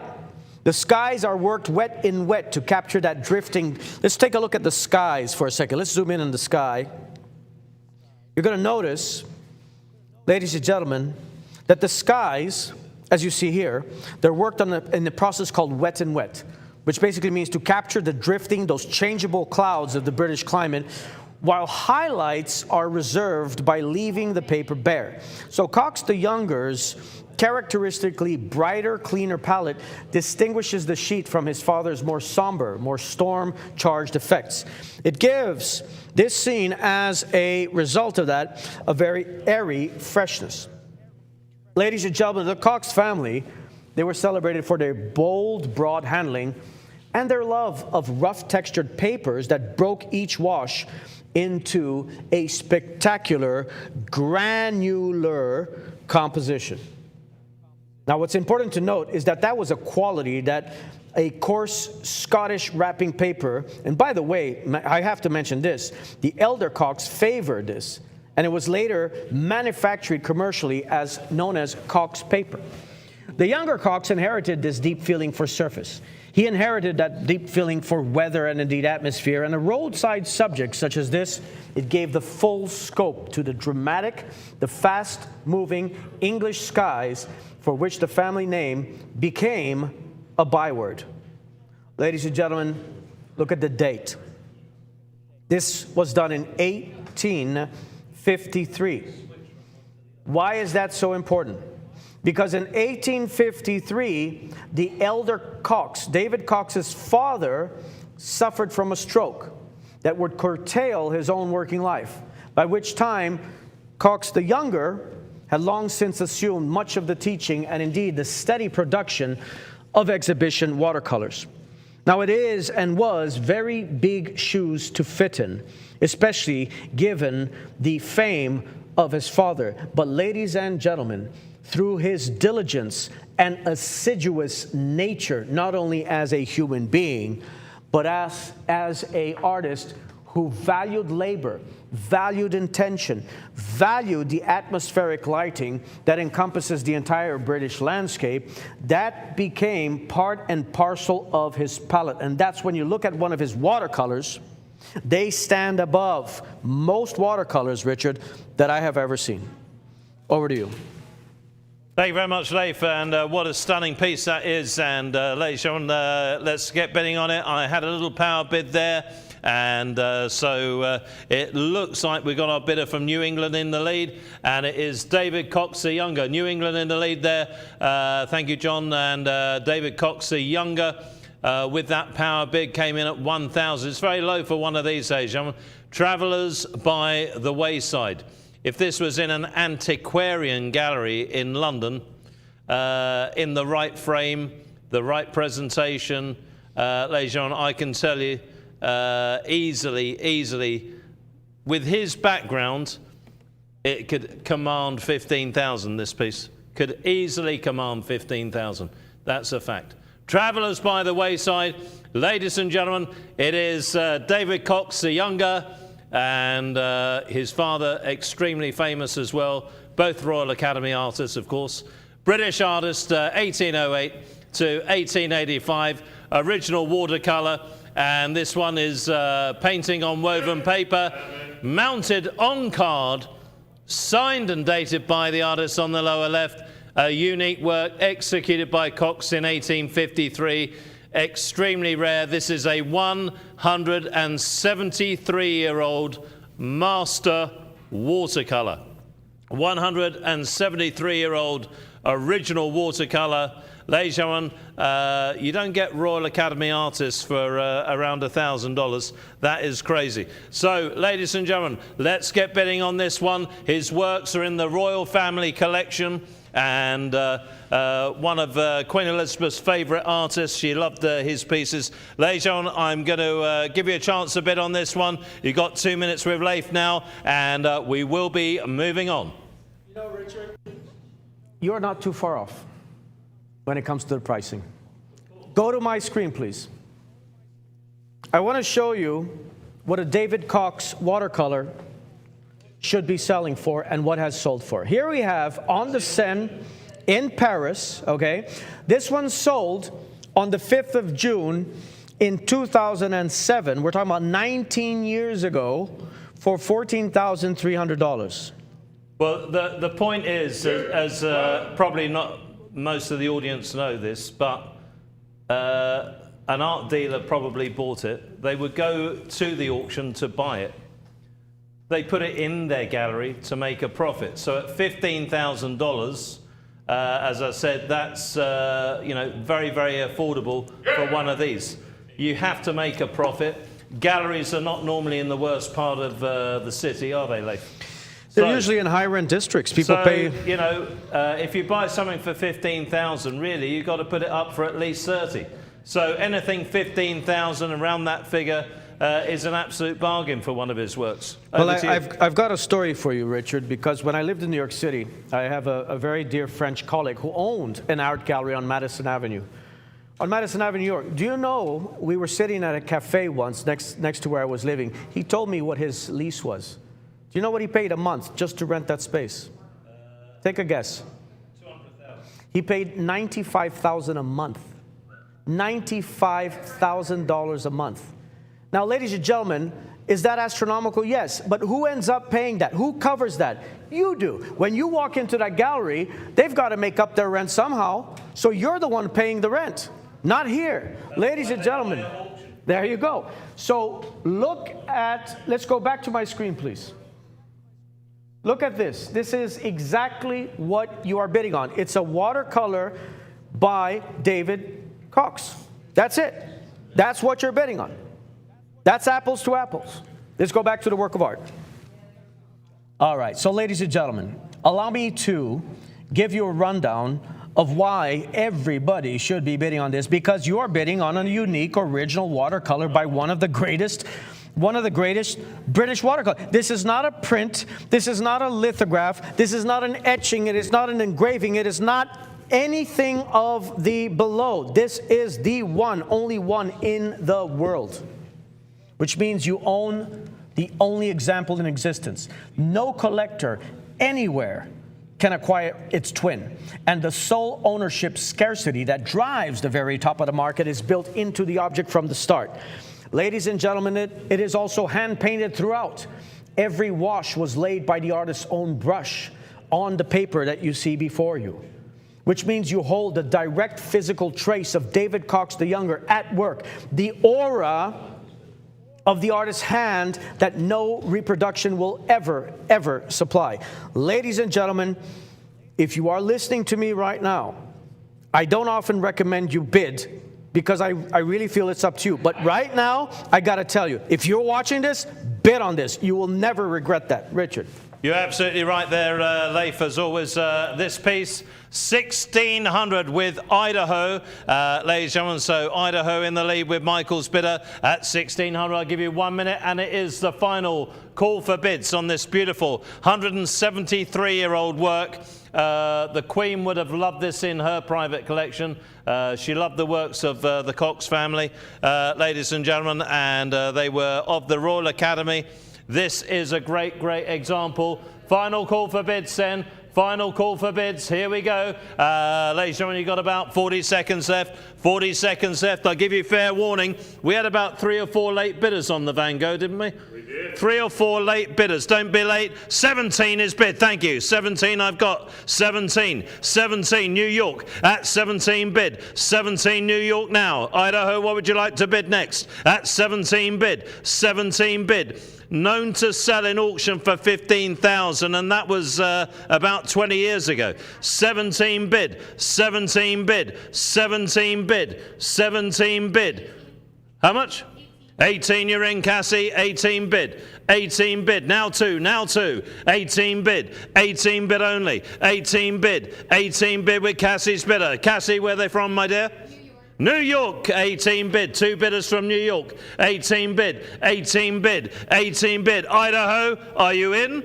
Idaho, up to you, dear boy. 18 bid, 18 bid. Thank you, Idaho's out. New York and New York then. And Michael's bidder from New York. Are you in as well? 18 bid. I've got Cassie now. 18 I sell. 18 it goes then once. Well, you've done very well, Cassie's bidder. This be a beautiful addition to your New York collection there. At 1,800 going twice at 18. What could this make in a New York gallery? Going once, going twice, sold and gone. Thank you very much. Well done. Well, ladies and gentlemen, there we go. You did very, very well there. And now we move on with the show with something completely different for you. It's Lot 505, and it is Kids on Guns, the world-famous piece by Banksy, and it's from the deluxe edition executed for the New Icons exhibition at the Visual Arts Centre in Scunthorpe in England, ladies and gentlemen, which is in the beautiful county of Lincolnshire. And that was in 2022, a wonderful museum, the Visual Arts Centre there. Extremely rare, and it is Lot 505 from the Visual Arts Centre by Banksy. And ladies and gentlemen, here is Leif to tell you all about this 2022 piece. Yeah, this is a remarkable work. Ladies and gentlemen, most of you have heard about Banksy. But in doing a lot of research, I found a formidable video that tells you his secrets. I think you're going to really love this. Let's go to my screen, please. Ladies and gentlemen, take a look at this. Love the art, not the artist. Well, in the case of the famously anonymous Banksy, you pretty much have no choice. Seth Doane has one of our Sunday best, a portrait of one elusive artist. Most artists have an obsession that defines their work. Monet had light. Hockney has color. I've got police response time. That's Banksy in his own words. Once seen as a vandal, he's now revered for his work. It sells for millions. But the famously anonymous street artist's most ambitious masterpiece may be keeping his identity hidden. Did you hear directly from Banksy? No, this is one of, I suppose, the great mysteries. I've never met him. I've never spoken to him. Putting together last year's Banksy exhibition, and the only one the artist has authorized in 15 years, required extensive planning and a cover story. Gareth James, who manages the Gallery of Modern Art in Glasgow, Scotland, was telling people they'd be refurbishing the windows. I had to keep it secret from colleagues, family, and friends. Did you have to sign a non-disclosure agreement? Yep. The idea, James says, was for this show to just appear unannounced, like Banksy's work. Cut and Run, 25 years hard labor, featured the stencils for many of his best-known images and work from as far back as the late 90s. Banksy recreated his childhood bedroom, where he explains how this scene from the cult movie Jaws inspired him. Sick vandalism. That is a deliberate mutilation of a public service message. It showed me everything I needed to know about graffiti, he writes. It should be audacious and funny. It seems that so much of this exhibition is the captions. Yeah, you really maybe come away with a feeling of having an insight, or maybe even trying to get to know Banksy a bit, because that voice is there.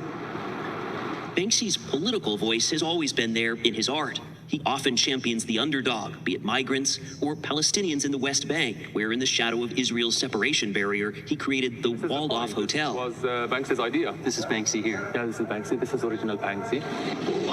His art is coveted, but of course, graffiti is not exactly legal. The anonymity was there from the minute I met him. It was more about avoiding problems with the police. It was all about avoiding problems with the police and nothing to do with it being a promotional tool. Quite quickly, it became the best promotional tool anyone could ever invent. Steve Lazaridis was an early associate of Banksy's in the working-class English town of Bristol. What kind of guy is he? Difficult. In what way? Just in that way that sometimes people that are a genius at what they're doing, there's no taking away from the fact that the guy's is a legend. He was making images and messages that everyone could understand, and I think that's what was the game changer. Like suddenly someone was making art that you didn't feel stupid looking at. He's sometimes criticized for that too, that it's too simplistic. Yeah, but he's only criticised by, and I'm going to swear, by in the art world. They've never liked him. They've never liked the movement. It's been at the fore now for almost 30 years, and all of that without any help from the art world.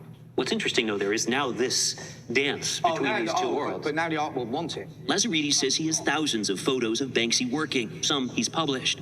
Though they've parted ways, he has not publicly revealed the artist's identity. It's a tough world to get into, Banksy's world. It's not tough. It's impossible. I deal in very important artworks by major museum artists, from Picasso to Damien Hirst, and there is nowhere near this level of secrecy or gamesmanship almost. What do you mean by gamesmanship? It's a bit Wild West.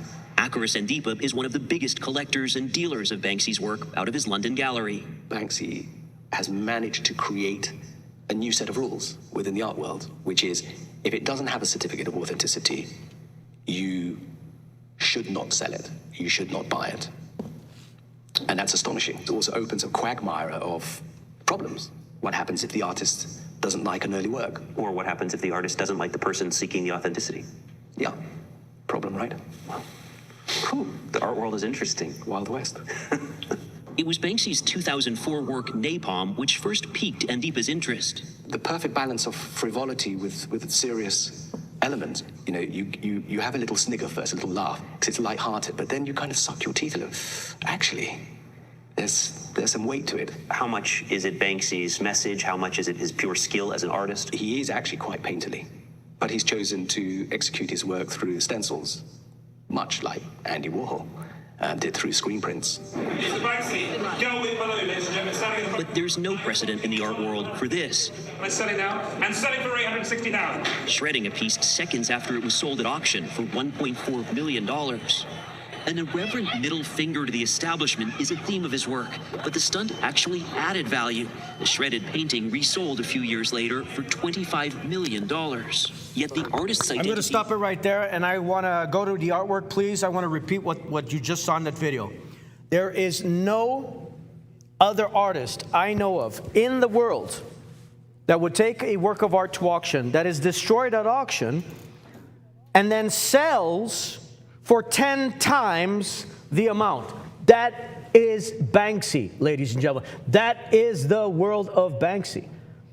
Now, the title of this work is Kids on Guns, and it's his most poignant. It is one of his most enduring images. In fact, the composition first appeared back in 2003. And it was issued originally as a screen print in an edition of 25. And it depicts the stenciled silhouettes, as we can see clearly here, of two children, a boy and a girl, standing atop a mound of what? Of guns and weapons, with a red heart-shaped balloon, ladies and gentlemen, floating overhead. This is a absolutely quintessential Banksy, and the meaning is characteristically direct. It is also double-edged, by the way, because the children embody innocence. They embody love. They embody hope. The hill of weapons beneath them embodies the violence, the fear, and the conflict of the adult world. The red heart balloon links the image directly to Banksy's most famous motif, the girl with the balloon. And the picture reads at once as a tender plea for hope amid war, and as a stark warning of what awaits if humanity keeps climbing that particular hill. And I think that this work is perfect for the day and age in which we live in. This, to me, is what real art is all about. A direct transmission, ladies and gentlemen, of the occurrences globally and of society being reflected back. Now, ladies and gentlemen, what you're looking at was printed in thick wove paper, and was issued as part of a deluxe edition. Now, it's important to note that this motif that you're looking at here has recurred across Banksy's output in several forms, as wall stencil, as hand-pulled screen print, and later as lithograph. So each restating the same essential confrontation between childhood and weaponry. Now, its power lies in its restraint. Because, ladies and gentlemen, by reducing the scene to flat silhouette and a single red accent, Banksy lets the viewer, that is you, my friends, who are watching right now, you supply the feeling, which is why the image has resonated across 20 years of changing conflicts and remains as legible and affecting today as when it first appeared on the wall. Now, that democratizing impulse is itself thoroughly Banksy. In 2013, during his New York residency, he set up an unmarked stall in Central Park selling genuine signed canvases for $60 a piece to the unsuspecting passersby, which was an amazing. I wish I had been in New York back then. Oh my goodness. Can you imagine if you were walking in Central Park and you saw him selling them? Now, a deadpan commentary on how art's value is manufactured. In fact, the 2022 lithograph of Kids on a Gun belongs to that same spirit. A way of owning a powerful, instantly recognizable Banksy image at the accessible end of his market. Now, ladies and gentlemen, I want to, if I can find it, I found an amazing short video that describes this work. This work is one of the most beloved. Let's go to my screen. Take a look at this. He talks about this piece specifically. Banksy's. This just speaks huge, huge volumes. And sadly, it's timeless as well. You know, we keep finding ourselves in this position.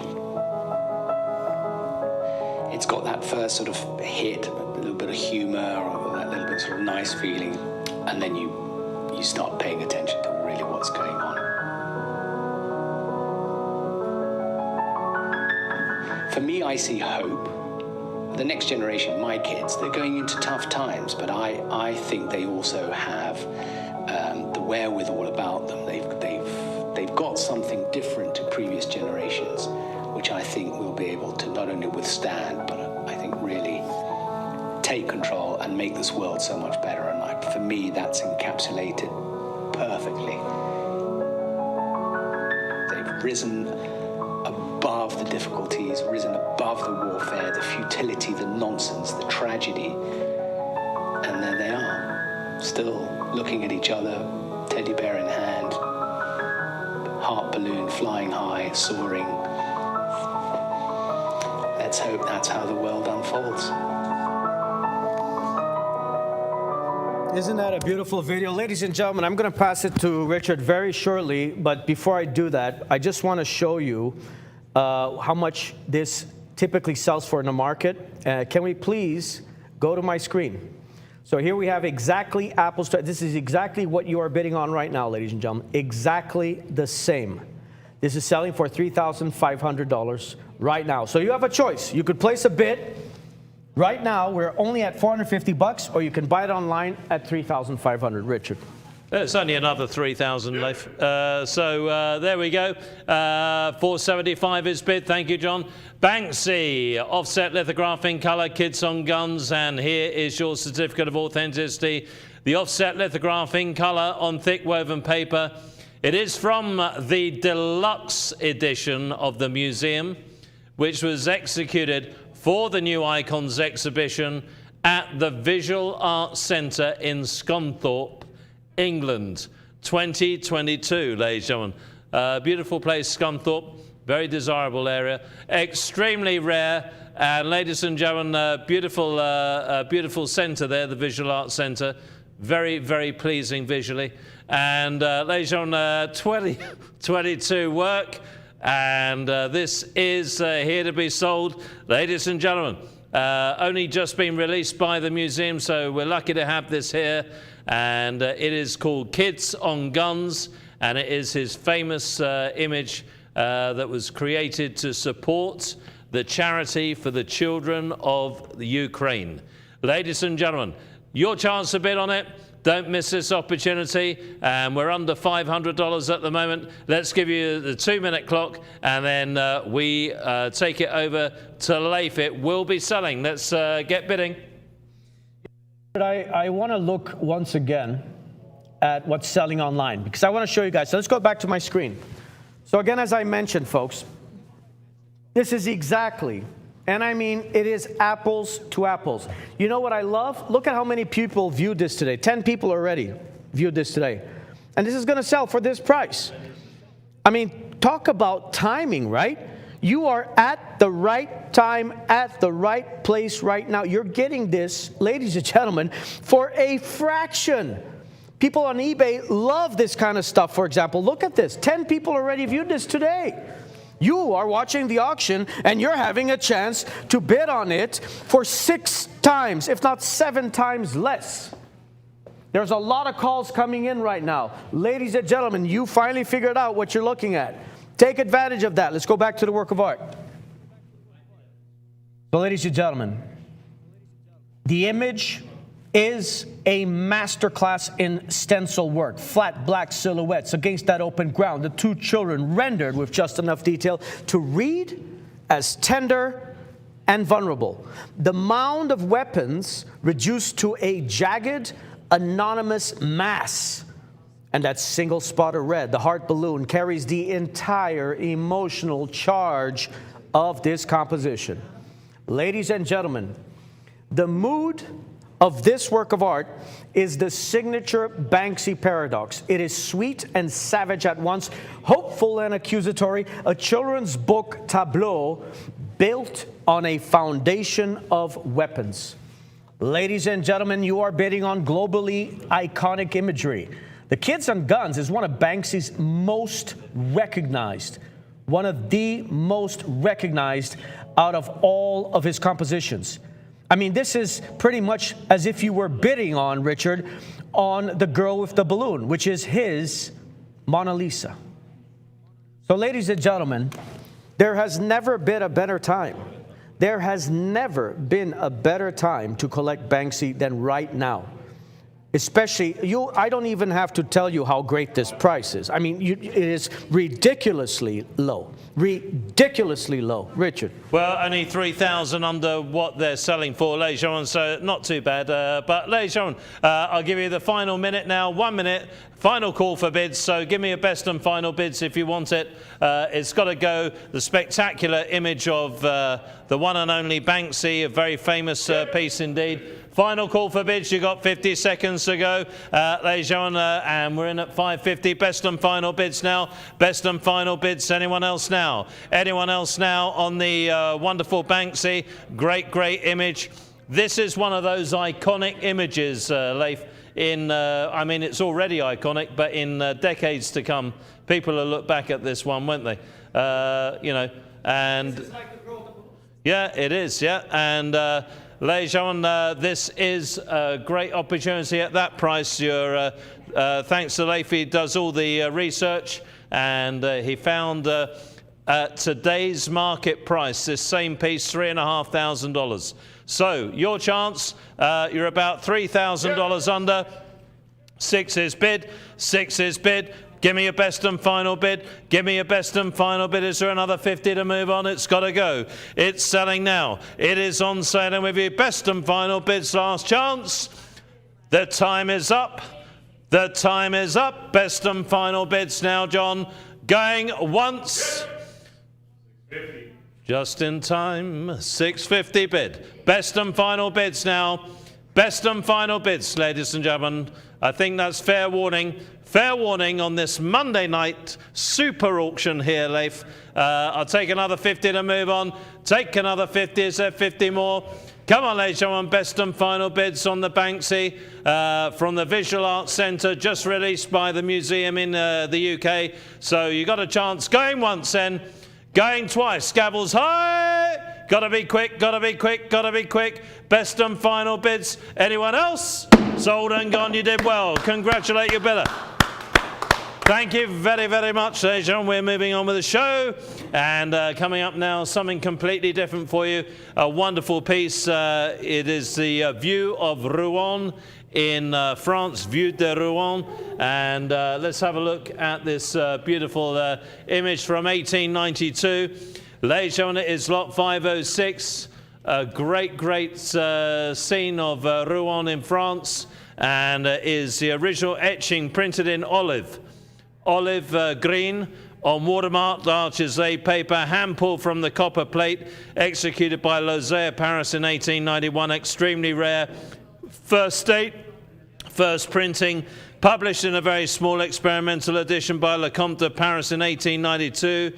It is another example of the rare portfolio containing the present work was added to the collection of the British Museum in London between 1881 and 1900.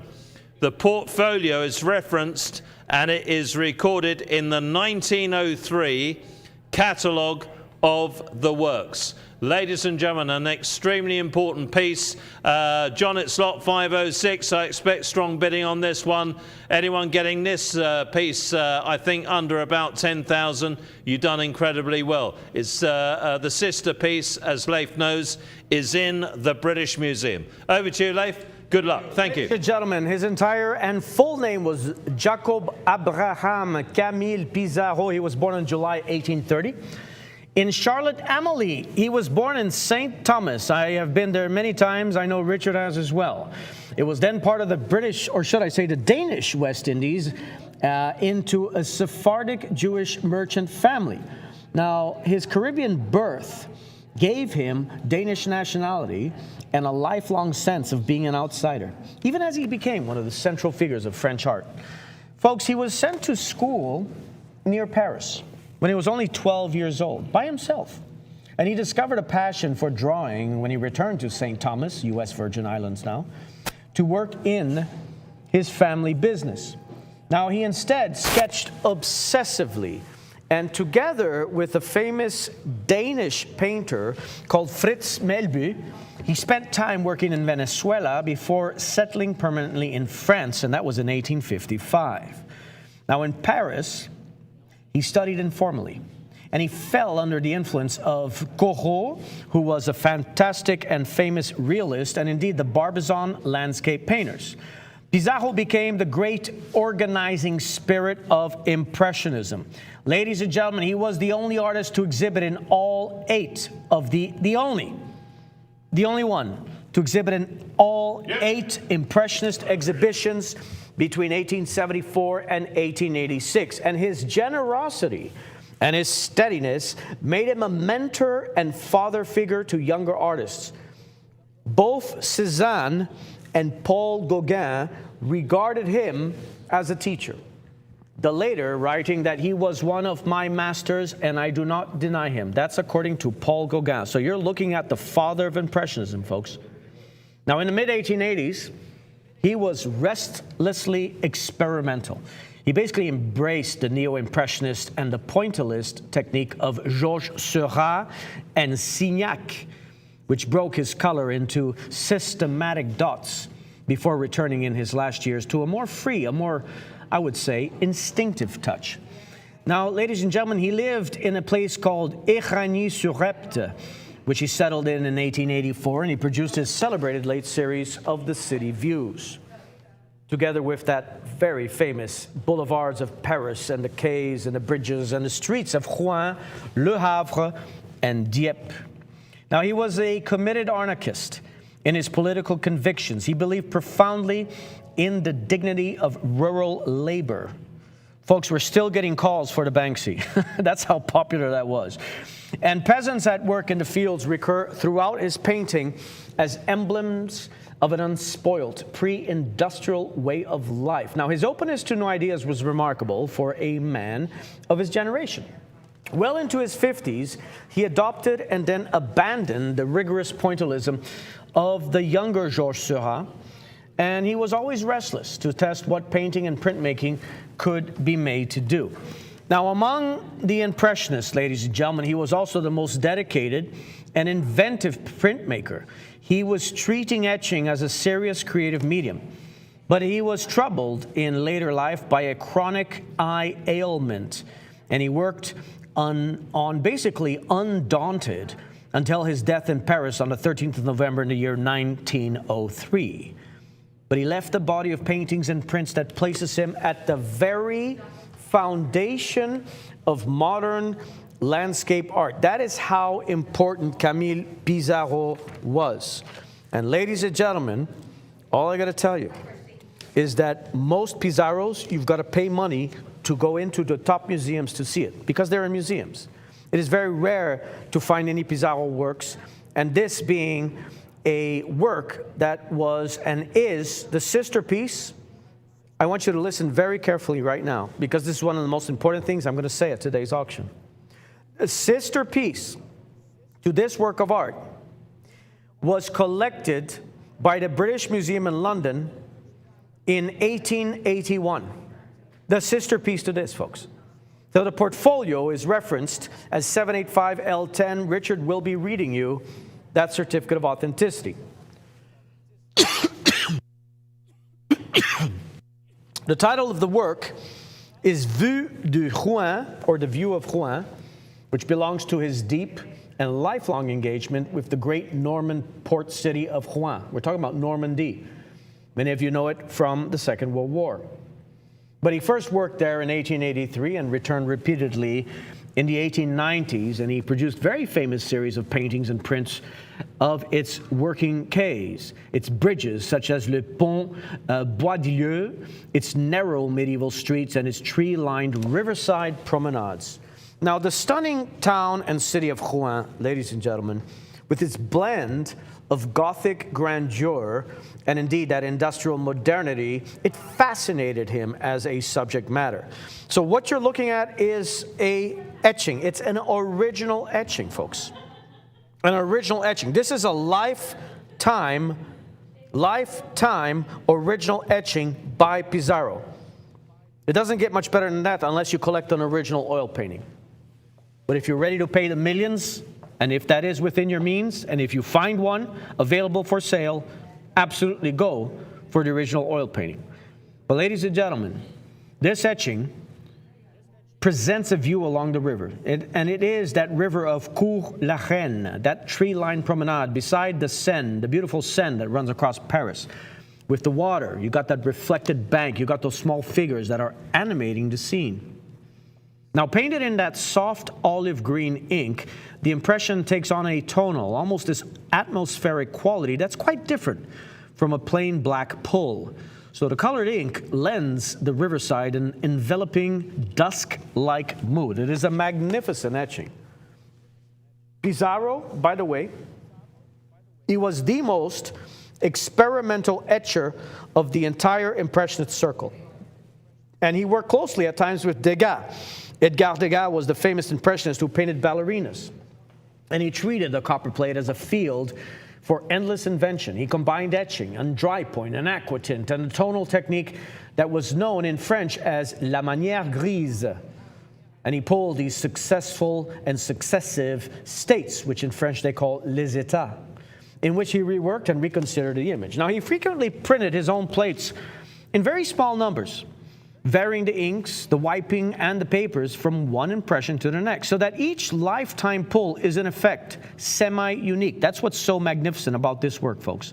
So again, this was touched by Pizarro. This is an original etching. It was done in 1892, during the last years of his life. He did this, in fact, 5 years before he passed away, folks. That's how important this is. Now, Rouen, as a city, held a very special place, by the way, in Impressionistic mythology, because its forests of masts, its smoking chimneys, and its ancient Gothic stone, it embodied the meaning of old and new France simultaneously. And it was both Pizarro and his dear friend Claude Monet. Ever heard about his friend Monet? They treated the city as a place to study the same motifs under these endlessly shifting light and weather as well. And that's why he dedicated so much time with the Barbizon School of Art. Now, ladies and gentlemen, it's very important to note, before I hand it over to Richard, who's going to be talking to you about that certificate of authenticity, and when he does, I highly encourage you to listen very carefully indeed. But again, there were 8 exhibitions that the Impressionists did. He is the only artist that partook in every single exhibition of the Impressionists. The only one. This is the father of Impressionism, ladies and gentlemen. And what is that Impressionism? There are 3 underpinnings that categorically speak about Impressionism. In order for a work of art to be impressionistic, it must adhere to these underpinnings. That is open composition, the French call it au plein air, visible brushstrokes, and the emphasis on the changing qualities of light. This is a masterpiece. Richard. Thank you, Leif. And ladies and gentlemen, it is Camille Pissarro then, the French master. Born in 1830, he died in 1903. 1903. So, a couple of important dates for you. Very important one, 1892. That's when it was created. When did he die? 11 years later, in 1903. So, when this was created, he was at the height of his fame at 62 years of age, a very young man. Ladies and gentlemen, Camille Pissarro, French master, born in 1830, died in 1903. This is the Vieux de Rouen. And ladies and gentlemen, it's an original etching printed in olive on watermark architrave paper. It is hand-pulled from the original copper plate executed by, and we've heard this name many times before, haven't we? The great Lauzet of Paris, who worked in collaboration with the masters like Pissarro. So he created the copper plate engraving on the copper plate. Ladies and gentlemen, he was the master in Paris at the time. He did that in 1891. Biddings going on in the background. Once again, if you get this under 10,000, I think you've done very well. Extremely rare, first date, first printing, published in a very small experimental edition by Lecomte of Paris. So this was an experimental edition, ladies and gentlemen. Very, very small edition indeed. Typically, when they did those experimental editions, John, didn't really tend to do more than 5, to my knowledge. That's correct. Okay. Another example of the rare portfolio containing the present work was added to the collection of the British Museum in London between 1881 and 1900. The portfolio is referenced and it is recorded. This is recorded in the 1903 catalogue of the works at the museum. Ladies and gentlemen, so there we go, lot 506 recorded, and the experimental edition. And once again, normally not more than 5 of those were ever made, but let's see what this one makes. It survived. It has survived, ladies and gentlemen. Wow, a very, very long time indeed. 100. And I think it's around about 134 years now. Ladies and gentlemen, a beautiful, beautiful example. Get bidding on this. It is a great, great museum piece. The British Museum has one. Who's going to get the other one? Here's Leif. Good luck. 2 minutes. When we're talking about his original etchings, they're hard to find, folks. I mean, it's really hard to find. I was able to source one on Art Price. Let's go to my screen, please. So, ladies and gentlemen, this is not even one of the highest selling ones. There are etchings that have sold for over $300,000. So let's look at this. This is Camille Pissarro. This was done in 1890. The one you're bidding on is from 1892. This one sold for $82,500. That's an etching dry point, and it's the second state. Now, understand. Look at, please, the year in which it sold. This sold on the 18th of November, 1993 at Sotheby's. Ladies and gentlemen, with inflation, you're looking well over $150,000, $170,000 today for this, with inflation. I mean, it is an absolutely remarkable opportunity. Am I saying that this work should fetch $82,000? No, that's not what I'm saying. What I'm saying is that works similar that used etching and dry point, done 2 years earlier, have had sales for as much as $82,500, and that was a long time ago. So, ladies and gentlemen, I urge you, when you are looking at these kind of works, do not hesitate. We are so fortunate that we have something like this available for sale. This is a museum work. Let's go back to the work of art. This is a museum work. People pay money to go into museums to see what you're bidding on right now. That is a fact. Especially because It's not only an etching with dry point, and by the way, I misspoke. The one you're bidding on is also dry point, so it's pretty much the same thing I showed you. And it combines several intaglio techniques on a single plate. It's got that acid bit and etch line. It has the velvety burr of the dry point. I explained earlier what a dry point is. And that aquatint for areas of tone. My goodness, this is phenomenal. Now, Pizarro, and it's lifetime. This was done by Pizarro, folks. I mean, I can't believe what we're at. We're at what? We're at $1,300 for a lifetime Pizarro? What an opportunity. I mean, this is the lowest hanging fruit I've seen in a long time at our auctions, folks. Lowest hanging fruit. And it gets even better, because the one you're looking at is, ladies and gentlemen, in the Dale Teal catalog. The composition is quintessential Pizarro, that calm horizon of river and bank. The eye carried along the promenade into that soft atmospheric distance. Figures lightly indicated to give scale and life. So there is no drama of subject. The drama is all in the light, air, and indeed that reflection. The olive ink unifies the sheet in a single warm tonality, and the etched and aqua-tinted passages basically reads as gradations of one enveloping color rather than a stark black and white. And that is an effect that's closer to a tonal painting, by the way, than a conventional line etching. Richard. Thank you. Well, ladies and gentlemen, John, who's in the lead, please, at 1,300? Virginia, thank you very much. Lot 506.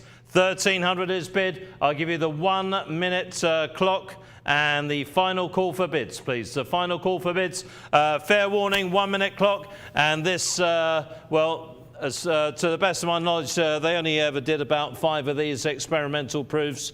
And ladies and gentlemen, one of them, the sister piece, is catalogue referenced in the 1903 British Museum catalogue.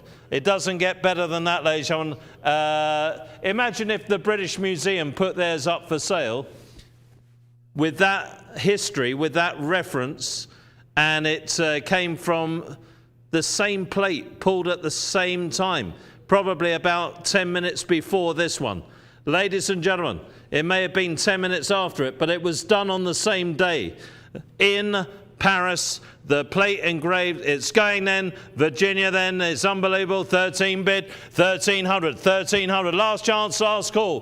1,300. Who's the underbidder there? At 1,300, 1,300, 1,300. We got bidders calling in now. 14 bid, yes or no? Yep. 14 bid. At 1,400. I should think so. Illinois at 1,400 bid. At 1,400. I should think so. Let's zoom in one last time on this magnificent image. Look at it. Drop the graphics. I want you to enjoy that. The only other chance you'll get to see that piece is in the British Museum. At 1,400 bid, 14 bid, 14 bid, 14, 15 bid now. At 1,500, last chance, last call. At 1,500, another one if anyone at 15. The British Museum has one. Will you get the other? 1,500 bid. At 1,500 bid, another one if anyone at 15 bid. At 1,500, it's got to sell. At 1,500, what a piece. Leif, your final thoughts. I'm about to drop the hammer. It is on sale.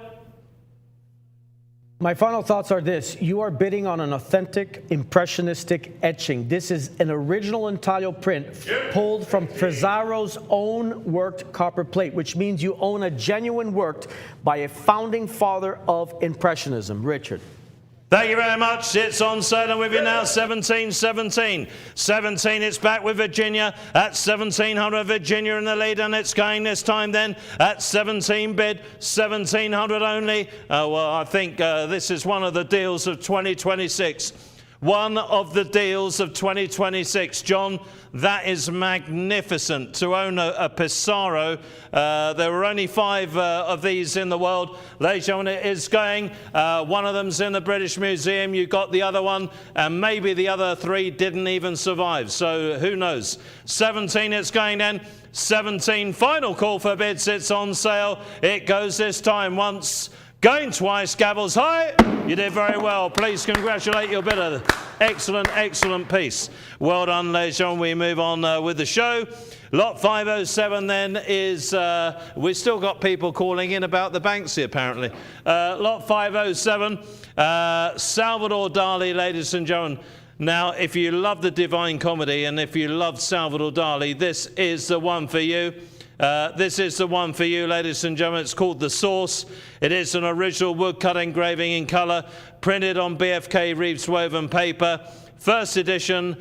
4 years it took them to create these, Leif. As you know, 3,000 individual wooden blocks had to be created over a 4-year period to recreate these as wood block engravings. That means there were 101 paintings, approximately 30 wood blocks per piece, therefore 3,000 hand-carved wooden blocks. The problem with this process, Leif, is not only did it take 4 years, I don't think there's many people alive today that could do it. So if you tried to do it today, it'd be a multi-million-dollar project. This is unbelievable and a beautiful, beautiful example of the Divine Comedy. Up next with Leif. You know, I agree completely, Richard. And in fact, as a segue, you would need an army of some of the most accomplished woodcutters on the planet, which is impossible to source because it's a form of art that has pretty much died out. So what you're looking at will never exist again. Let's look at my screen. Ladies and gentlemen, let's introduce to you a phenomenal short bio of Salvador Dali. I think today, if Salvador Dali was around, he would have a really cool website. Born on May 11, 1904, in Figueres, Spain, Salvador Dali's eccentric nature and talent for self-promotion made him the most famous representative of the Surrealist movement and one of the most widely recognized artists in the world. He was the first person who came to the conclusion that public relations was more important than talent.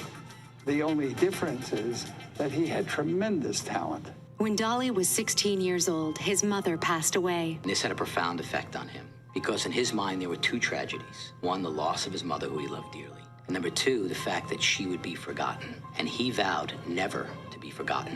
In 1922, Dali moved to Madrid and studied at the School of Fine Arts. Dali has such a precise technique because he studied Vermeer, he studied Velázquez, he studied Rembrandt. Dali said, only after you have perfected the technique of the masters can you develop your own style. In August 1929, Dali met his future wife, a Russian immigrant named Gala. He had this obsession with Gala. She understood the business world, she understood the art world. And she met Dali and she said, here's a person that I can make very famous because he has the ability, he seems to be good at getting attention. So Gala took him to the next level. While Dali's artistic output is enormous, he is most often associated with images of melting clocks. In 1931, he painted The Persistence of Memory, his most famous work. There have been many theories about the significance of the melting clocks. On Dali's deathbed, scientists approached him and asked if it had something to do with Einstein's theory of relativity. And Dali said, no, it's based on my perception of camembert cheese melting in the sun. In 1934, Dali's political views led him to be expelled from the Surrealist ranks. Dali would say, the only difference between me and the Surrealist is that I am a Surrealist. And of course, his name became synonymous with Surrealism. In 1936, he created what would become two of the most iconic objects of the Surrealist movement, his lobster telephone and Mae West lip sofa. Almost anything he undertook, he did well. He could write, he was a movie maker. He worked with Alfred Hitchcock doing the backdrops for Spellbound. Bizarre and outlandish, Dali often took part in performance pieces that were despised by critics. They wouldn't take him seriously because he threw bricks through Bonwit's window. He brought elephants up Fifth Avenue with Barnum & Bailey Circus. He did everything for PR. They wanted their artists to be brooding and inaccessible, much like Picasso. I mean, artists did not carry around an ocelot, nor did they do Alka-Seltzer commercials. The Metropolitan Museum of Modern Art in New York gave Dali his own retrospective exhibit in 1941, and in 1942, his autobiography, The Secret Life of Salvador Dali, was published. Whatever he made sold. In fact, the Dali Museum in St. Petersburg was started by one of his collectors. In 1974, he finished Dali Teatro Museo in Figueres, Spain.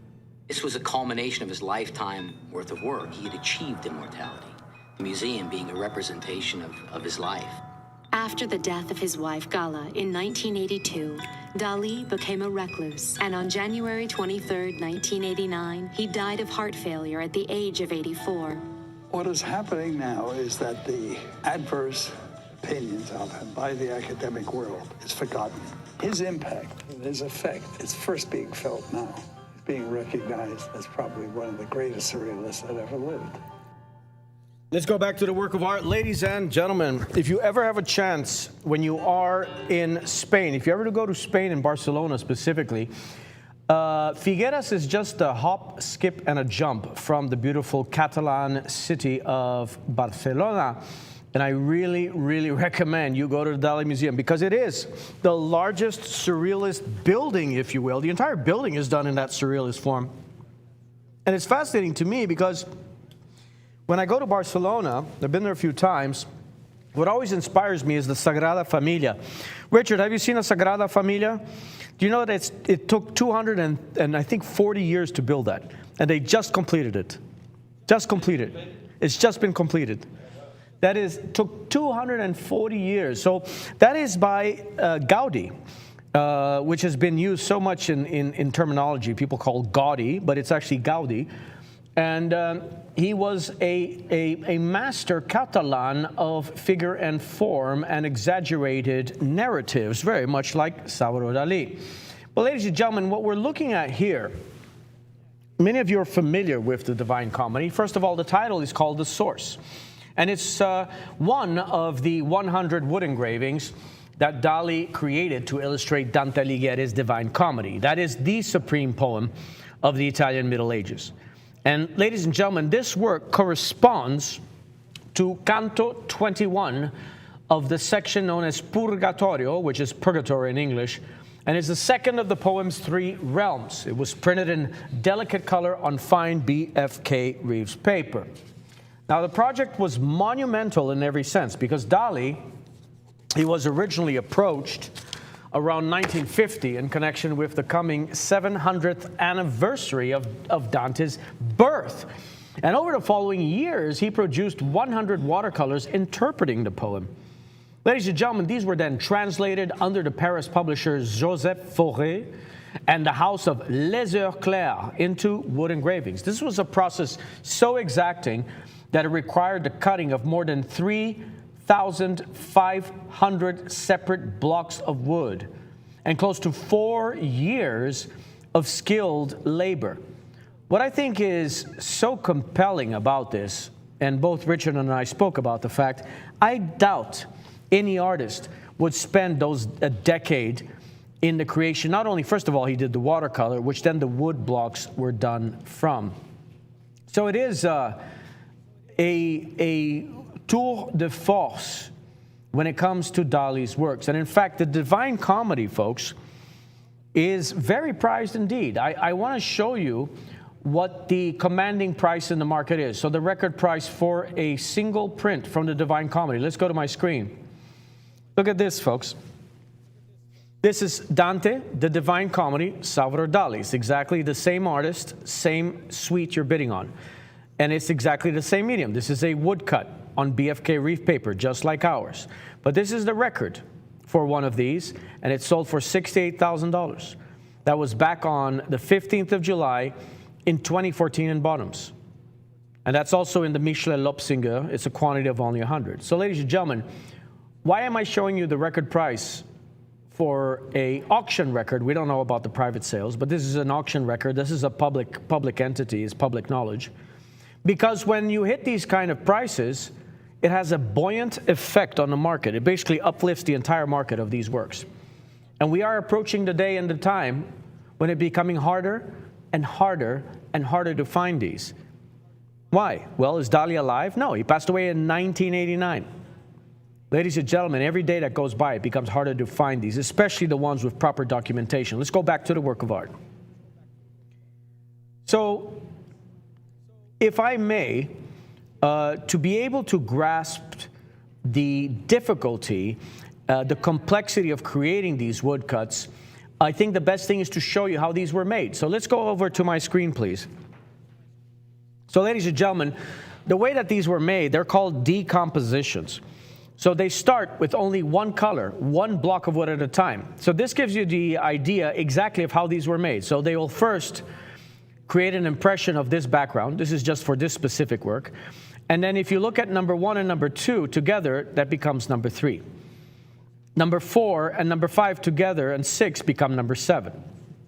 Look at all of the steps that are required, step by step by step. You have to let the ink dry. And also, another layer of difficulty is that these have to be printed, they're printed backwards. Because when you create an impression from the block of wood, and you pull the impression from that block of wood, it comes backwards. So that adds such a tremendous layer of difficulty. And if you notice, all the way down here, folks, just for this single one, there were, look at this, 67 different passes to create this work of art. Richard.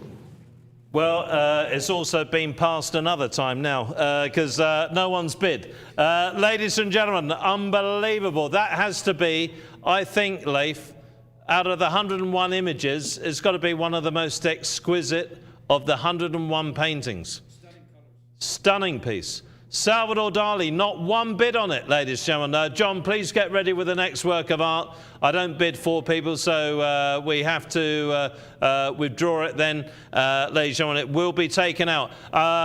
If I don't see a bid by the time it reaches 1 minute, John, get ready to bring in something else.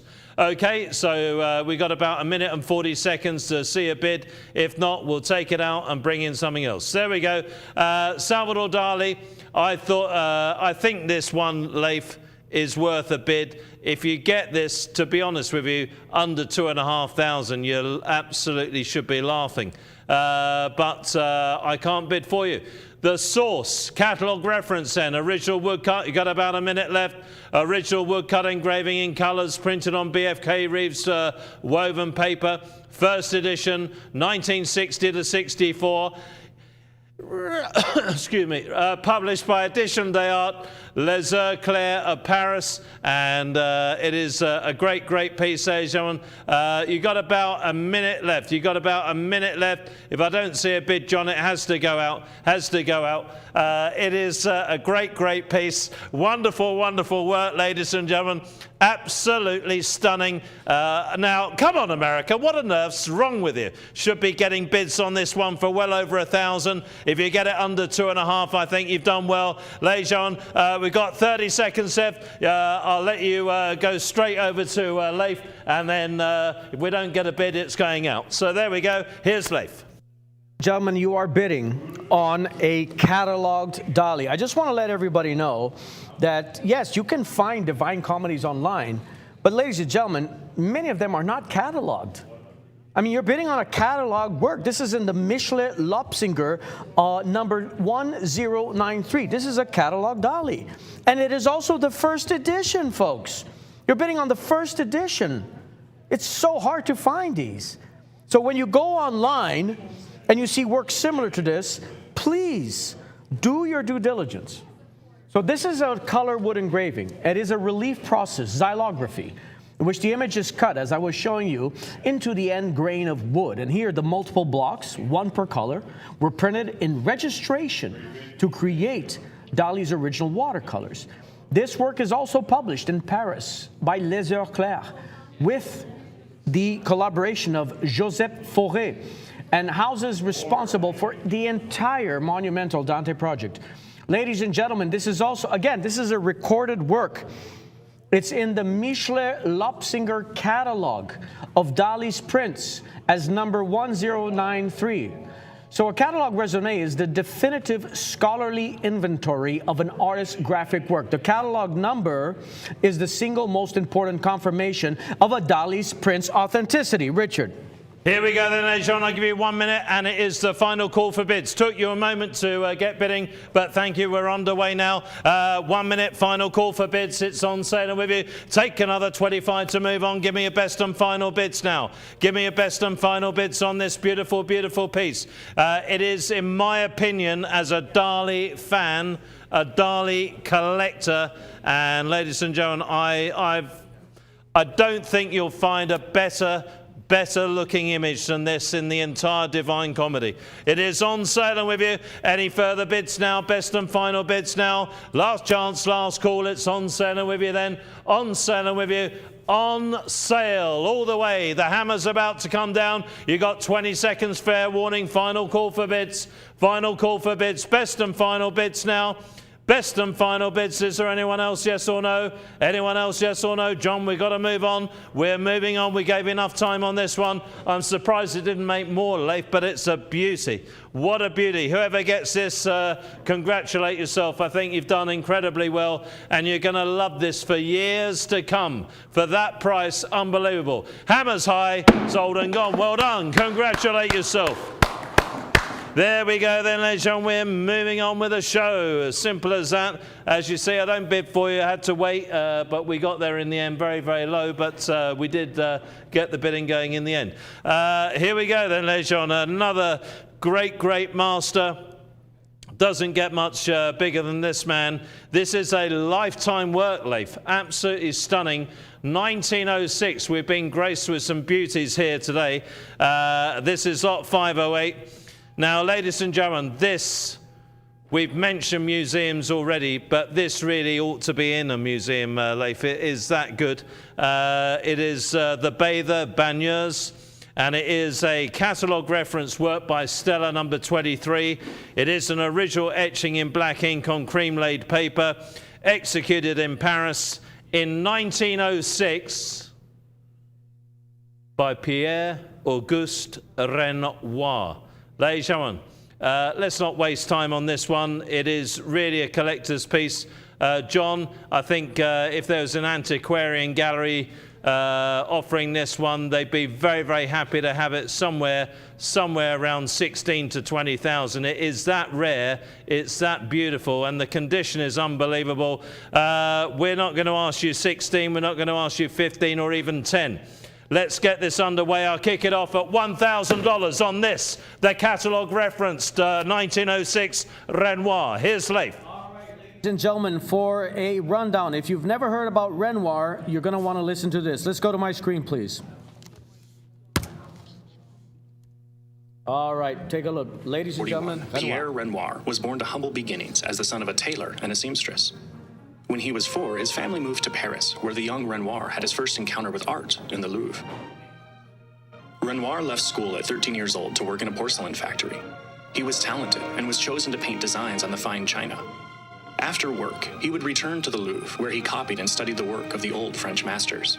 But the porcelain factory went bankrupt and left Renoir jobless. At 21, he entered art school, and to help pay the bills, he painted decorations on blinds, fans, and signs. Renoir soon became friends with fellow students Claude Monet and Alfred Sisley. These young men would become renowned for their art, but for now, Renoir struggled to even afford paint. Renoir wanted to make a career for himself as a painter, so he worked towards being exhibited at the Paris Salon. Coming from working-class roots, this must have been a daunting task, but he wanted to succeed as an artist, and the Salon was the place to be. He had his first painting accepted into the Salon when he was only 23. The painting was based on the Hunchback of Notre Dame, but Renoir must have had reservations about the work because he later destroyed it. He still struggled to make a living, relying on his friends to share their homes or studio space. He often found himself with his old art school friend Claude Monet, painting side by side on the banks of the Seine, where they observed the momentary effects of light on the rippling water. What they discovered would become known as Impressionism. On April 15, 1874, Renoir participated in the Impressionists' first exhibit.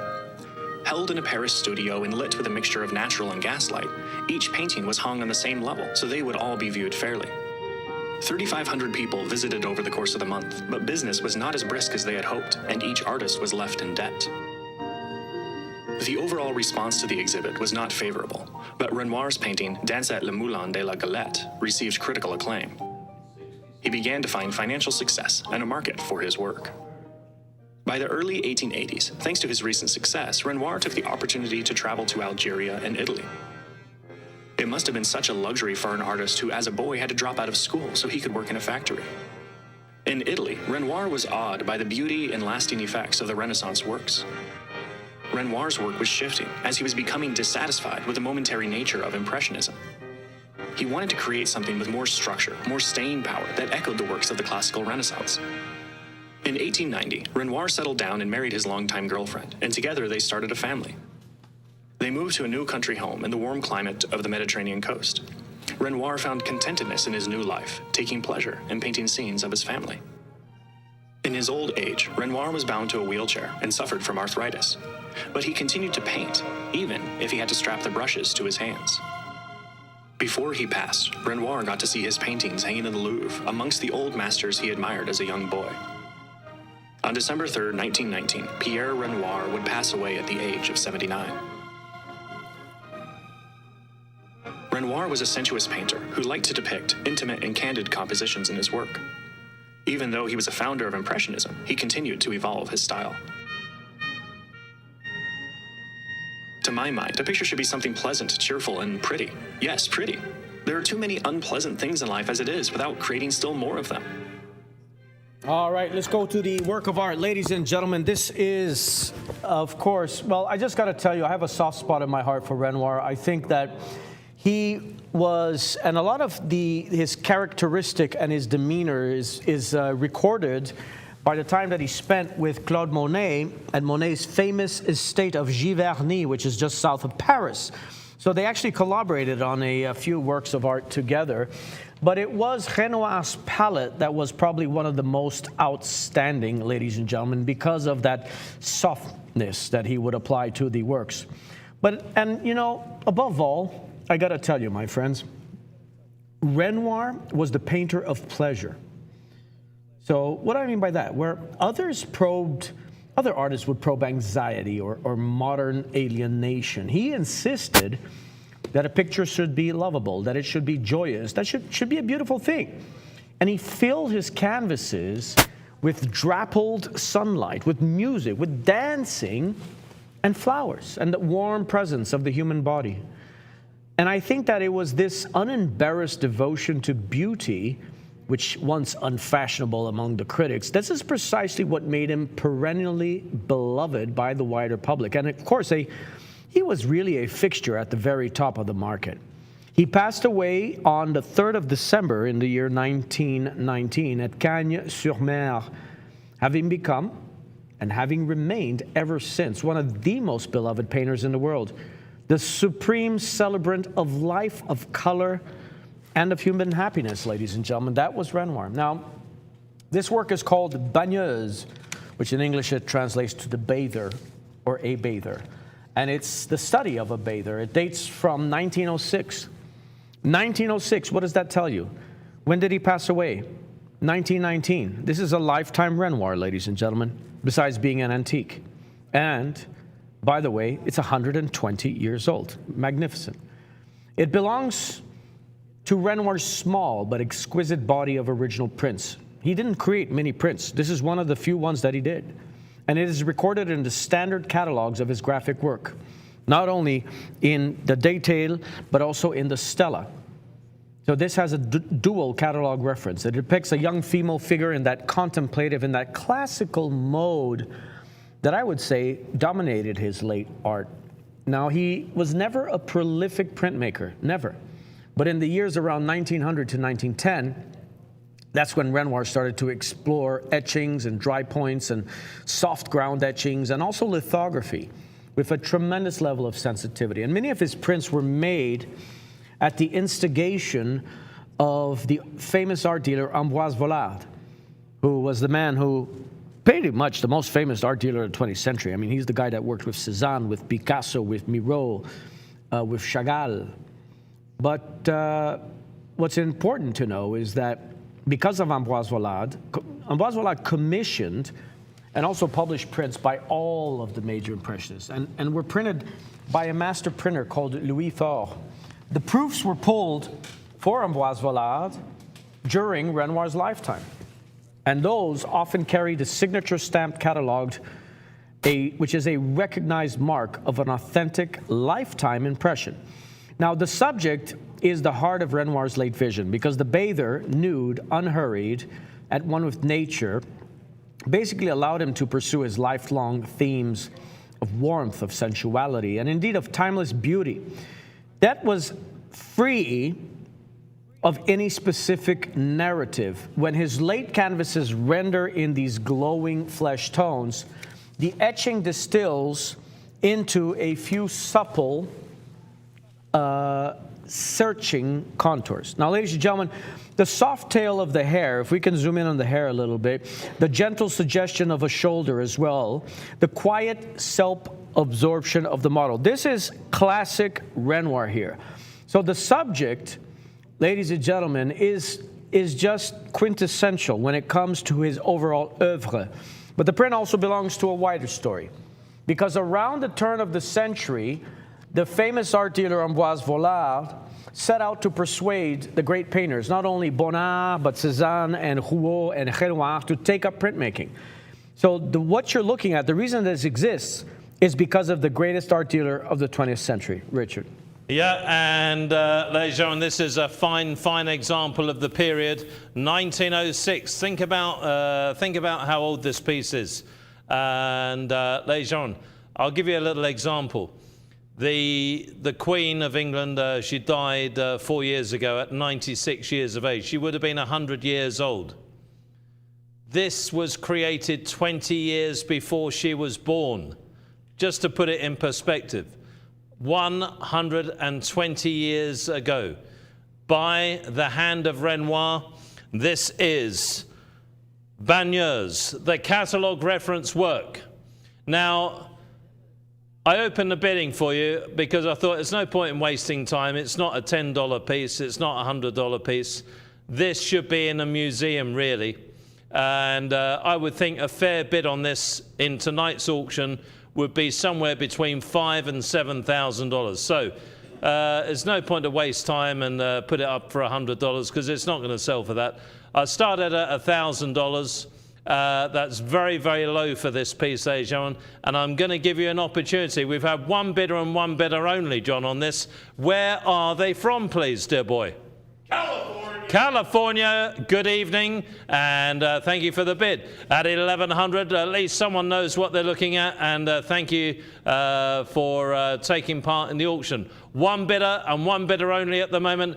Bagneuse and the catalogue reference work, Stella 23, original etching in black ink on cream-laid paper. It was executed by the hand of the great Renoir in 1906, extremely rare and important. Ladies and gentlemen, you don't get works like this, of this caliber and this condition, not for $1,100, not even for $11,000. So you've got a good opportunity here. You've got the rest of the clock now with Leif, and it is on sale, Leif. If we only get one bid, it's on sale. California, you might be lucky. Here's Leif.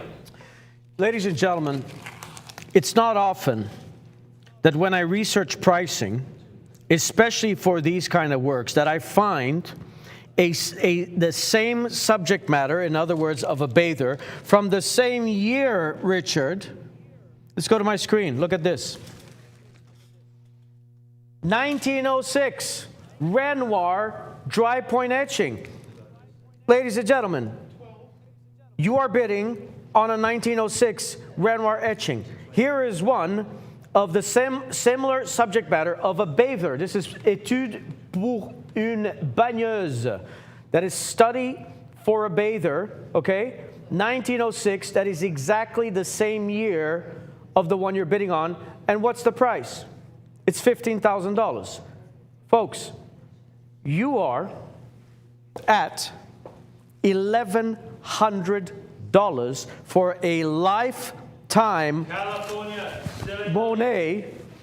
California, folks, I mean, please do yourself a favor. If you can afford not to compromise, don't compromise. And one of the things I got to tell you, I want you to imagine if you had this in your home right now. If you had a lifetime Renoir from 1906 in your home right now, and I would come knocking on your door, and I would offer you $1,100 for it, would you sell this to me for $1,100? Of course you wouldn't. Of course you wouldn't. Who would? So folks, smart bidders, this is yours. Take advantage of this. My goodness, what an opportunity you have here. Let's go back to the work of art. So, ladies and gentlemen, understand that this etching was worked into the plate by Renoir himself. This was by Renoir's own hand. It is 1906. He pulled it in his lifetime, which means you own a genuine handmade work by one of the best loved painters in history, the artist's own line in the metal. This is not a reproduction, Richard. I know, it's a lifetime. Come on, America, what the devil's wrong with you? I'm selling it. It is on sale with you. Come on, it's going. What is wrong with the American public this evening? California, looks like you're going to get it. 1 minute clock. Final call for bids. Final call for bids. It's going. It's about to sell. Give me your best and final bids now. Give me your best and final bids. Is there anyone else now? 50 seconds only. California, looks like you're getting it. It's about to go. Give me your best and final bids. Beverly, are you in? Are you in? Yes, thank you. 12, 13 bid. Thank you. 13 I've got. At 13, got a bid of 13. 13, you're looking extremely well. At 13 bid. At 13 bid, I'll take another one off anyone at 13. 14. 14 bid. 14 bid. Best and final bids now. California, come on, don't lose it. Don't let them steal it off you. You've been very good. 14, 14, 15, 15 bid. At 15 bid. At 15 bid. At 15 bid. Another one off anyone. At 15 bid. At 15 bid. At 15 bid. Is there another one? At 15, come on, I'll take one more. At 15 bid. At 15 bid. Another one off anyone at 15, 15. Come on, best and final bids. About to go. About to sell. Anyone else, yes or no? Anyone else, yes or no? Are you in or not? Are you in or not? It's got to go. It is selling and going then. It is on sale with you all the way. On sale with you all the way then. Take one more. Take one more. Anyone else, yes or no? Anyone else? New register. New registers, are they calling? Are they calling? It's lovely to see new registers. 15 bid. 15 bid. 15 with Beverly then. At 15 bid it goes. 15 bid, going once. On sale with you. Where are they from? Washington, okay. Washington, you're in. At 1,500 it goes once, it goes twice. California, are you sure you don't want to bid again? Are you sure? It was a great, great piece. You nearly got it. It's only gone 400 over what you originally bid. At 1,500 the gavel's high. Sold and gone. Well done. Thank you. Well done to you there, ladies and gentlemen. Well done. Okay, well, it didn't make anywhere near what I thought it would make, but never mind. Congratulations to you. Okay, well, the next piece, ladies and gentlemen, is a wonderful opportunity for you. It's lot 509, and this is Henri Matisse. The exhibition d'affiche is a lithograph in color on thick woven paper from 1959, produced by Matisse. Actually produced by the Merlot brothers from the designs of Matisse. Ladies and gentlemen, the great, great work of Henri Matisse. All right, thank you very much indeed. Ladies and gentlemen, let's go to my screen, please. I want to introduce to you a brief biography on one of the most important artists of the 20th century.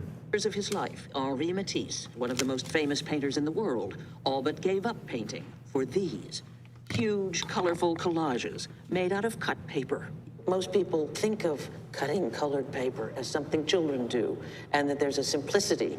What we might say, or what I might say, is that what he's doing is reducing form to its essentials, and that's one of his great achievements. Curator Jody Houtman is one of the organizers of Henri Matisse The Cutouts at the Museum of Modern Art in New York.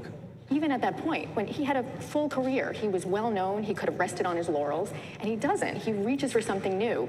The museum owns one of his best-known paintings, The Dance, from 1909. Now look at this, more dancers. Here, Matisse used paper cutouts he could move around to figure out his composition for the famous mural commissioned in the early 1930s by the American collector, Dr. Albert Barnes. All of this looks like a dressmaker's pattern. It does, and Matisse himself actually grew up in a textile region of France, and he collected textiles. So that connection is, I think, very significant. So he's working this out, he's pinning and unpinning, or really having his assistant pin and unpin these forms, and he's thinking through the shapes of the figures. For decades, the cutouts were a means to an end, a tool, until in 1943, when Matisse was commissioned to produce a book called Jazz. There are 20 images in the book, and he's uses cut paper to compose each plate. Matisse liked the look of the stuck-on bits of cut paper, but when the book was printed, all that texture was lost. Suddenly, he realized cutouts could be important, a new art form. I went to visit him, and he had the Jazz series out all around the room, and he said, it's the work of an invalid. And of course, he still has the urge to go and to do more. Paul Matisse, an artist himself, a sound sculptor, remembers his grandfather as driven to work, no matter what the personal cost. There were all sorts of issues, and he wasn't a cozy person, but mostly it was his intensity that drove what happened around him. A man who had to create, even though from 1940 on until his death in 1954 at the age of 84, Matisse was practically housebound as a result of a succession of near-fatal illnesses. So, with shapes cut out of painted paper, he conjured up the world on his walls, even a swimming pool that filled a room. Matisse is known to have said, he told his assistant, call a cab and let us go to a swimming pool. He wanted to see divers. And he got there were no divers. He says, let's go home. I'm going to make myself my own swimming pool. And that's what he did. Carl Buchberg is senior conservator at the Museum of Modern Art, which owns the swimming pool. One of the theses of our exhibition here at MoMA is that we want to show how Matisse lived with these works. They were all pinned up. It was Buchberg's painstaking 4-year conservation of the swimming pool that led to the exhibition. You can see the pins, and we want people to see the pins. There they are.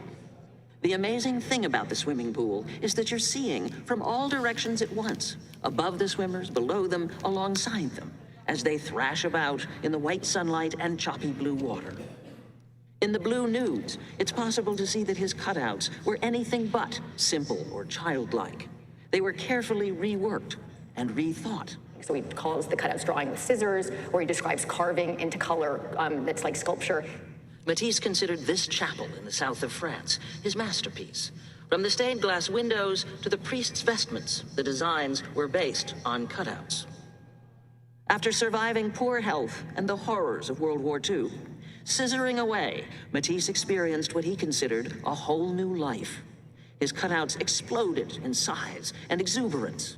He compared cutting to flying.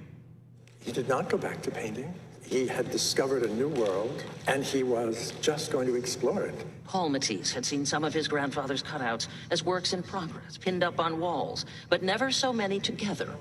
They are a marvel, even to him. All right, ladies and gentlemen, I'm going to stop it right there. I love this video because it truly gives you the trajectory of Matisse's life, and especially with when he was bedridden, it opened up a new world for him. He became almost like a child again in many ways. And that's really what I love about not only his Fauvist principles. I mean, after all, he's the father of Fauvism. 1905, that's when he exhibited together with another Fauvist called André Derain, and they exhibited at the Salon d'Automne in Paris. And ladies and gentlemen, that was a big deal. That was a really big deal because Fauvism, even though it was one of the most short-lived movements of 20th century art, it was one of the longest lasting, and still, even today, in today's world, it still has an impact. And what is Fauvism? Well, Fauvism refers to the French word beasts, wild beasts. And it was coined by a famous art critic called Vaucel. Upon seeing the exhibition, he felt the colors were so arbitrary that he called it the wild beasts of art. It was a derogatory term. Little did he know he was talking about, quite possibly, one of the 5 most important artists in the history of the world, Henri Matisse, the father of color, one of the fathers of modern art. That's what you're bidding on, folks. You're bidding on one of the top 5 most important artists in the history of art. I mean, that's a big deal. That is really a big deal. Now, this work right here, I want to give you a little bit of a background, if I may. And I certainly hope you are enjoying the auction. I know we've had a lot of collectors this evening. But ladies and gentlemen, we pride ourselves in giving you this information because, after all, not only was I a student of art history, but it is my livelihood, passion, and indeed, it is what drives me in this life. So to be able to divulge and speak about these at length is something that I find very important indeed. All right. The title of this work is Exposition d'Affiches, and it reproduces one of Matisse's celebrated late poster designs. In fact, the composition, it was created in 1952 from paper cutouts. I just showed you the video which had that evolution of the maquette of the cut paper that was made for a poster exhibition. The French called it Exposition d'Affiches at the Galerie Kléber in Paris. It was an event that marked the centenary of the great Paris print house of Mourlot. And ladies and gentlemen, the Imprimerie Mourlot, it is recorded in the Matisse literature as Cowart 193. Now, the present sheet that you're looking at here comes from a specific documented source. This is actually the 1959 collector series called in French Les Affiches Originales. And this series was done in the world-famous studio of Mourlot Frères. Ladies and gentlemen, that's where Picasso, that's where Chagall, that's where Braque, that's where Léger, that's where Dufy, that's where Chagall, all were invited to create their masterpieces. But there's one point that deserves to be stated very plainly right now. Matisse died in November 1954.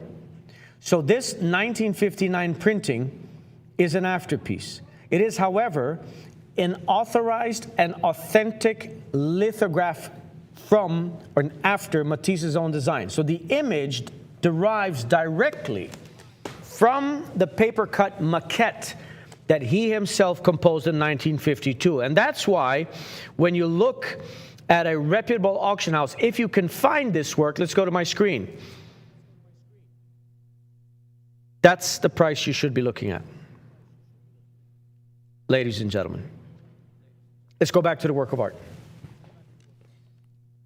So, its art historical interest in this work of art, it really is considerable because, as you saw from the video, the cutouts are among Matisse's greatest contributions to modern art. And this tumbling arrangement of these flat, brilliant color shapes that we see here, these are frequently described as one of the earliest successful examples of abstract design published for a wide public. That's very important because the 1952 exhibition that it announced gathered roughly 160 posters that were printed by Mourlot over the preceding decades. That was a landmark celebration. So, ladies and gentlemen, you are bidding on a color lithograph here, which is that planographic process in which the image is drawn on the stone. And the designation, 1959, Affiche Originale, signed in the plate, identifies this as a Mourlot Collector Series lithograph, Richard. Okay, well, thank you, Leif, and it is a Matisse, but, ladies and gentlemen, I don't bid for you, I can't bid for you, so, John, I'm not even going to waste time. You know what? I'll just put up a 2-minute clock. If we don't see a bid in the next 60 seconds, please take it out. You know, we'll save that for another collector's auction. Exposition d'Affiches, ladies and gentlemen, we've been on it quite a long time already. There are no bids, so we will take it out. 45 seconds to go. I have given fair warning. Lithograph in colour on thick woven paper. If you'd like to place a bid, you're more than welcome, but you've got about 30 seconds to do so. Lithograph in colour on thick woven paper after the original, printed by the Mourlot brothers of Paris in 1959. 25 seconds to go. We're taking it out then, it looks like. John, no interest on that one, and we'll get on with something else. Ladies and gentlemen, we're about to move on. What a shame, but we don't bid for you. It's as simple as that, John. We're going to move on then. Okay, no bids, no interest. It will go out unsold. Unsold now. Take it out, John. Thank you very much. Okay, thank you very much. Well, no joy on the Matisse later on, but that's the way auctions go. Sometimes you get bids, other times you don't. It's as simple as that. So we take that one out, John, save it for another auction. Now we're going to bring up something extraordinary for you, ladies and gentlemen. So pay attention. This is unbelievable. It's lot 510, and it is Slow Flowing River number 6, and it is the original mixed media work with diamond dust under resin on canvas, a spectacular piece, ladies and gentlemen. So get ready to bid on this one. It's from a series of the unique variants executed by Kef in 2026. Ladies and gentlemen, let's get bidding on this one. Absolutely superb, and it is by Kef. Every line, every curve, every color, every breath held and every breath released. Art is created. Every moment spent in Berlin, creating this style. Every moment spent in Shanghai, mastering this style. Every moment of doubt, every moment of joy. Hours painting. Years of creating. Harmony, peace, tranquility. With every collaboration, with every exhibition, his name grows. Sold! California! Sold it under my... Sold at $41,000. Sold at 63. With every hammer drop and every piece sold, now is the time for Kef. Well, ladies and gentlemen, this is a superb piece. Let's drop the graphics for a second and enjoy that work of art. It's just arrived, John, hasn't it, from Berlin, this one? That's correct. Just arrived from Berlin, and ladies and gentlemen, what a superb piece. That is your diamond dust work under resin, and once again, these have not been released to the galleries yet. Not released to the galleries yet. You've got the first opportunity here on the Fine Art Auction. It's exclusive worldwide. That's correct, isn't it, John? Exclusive here at the Fine Art Auction. The diamond dust. And now if we can go full screen, I just want you to enjoy the work of art for a second. Ladies and gentlemen, John, let's bring up a little bit of that lighting there and just show you once again, this is not on glass. Look at the reflection there. Leif, you can see all of that as well. Those lights shining are shining on pure resin. So ladies and gentlemen, diamond dust under resin, produced on canvas, once again in a sealed room. They do their absolute best to make it as perfect as possible, but don't forget, it is a handmade work of art by a human being, not made by a machine.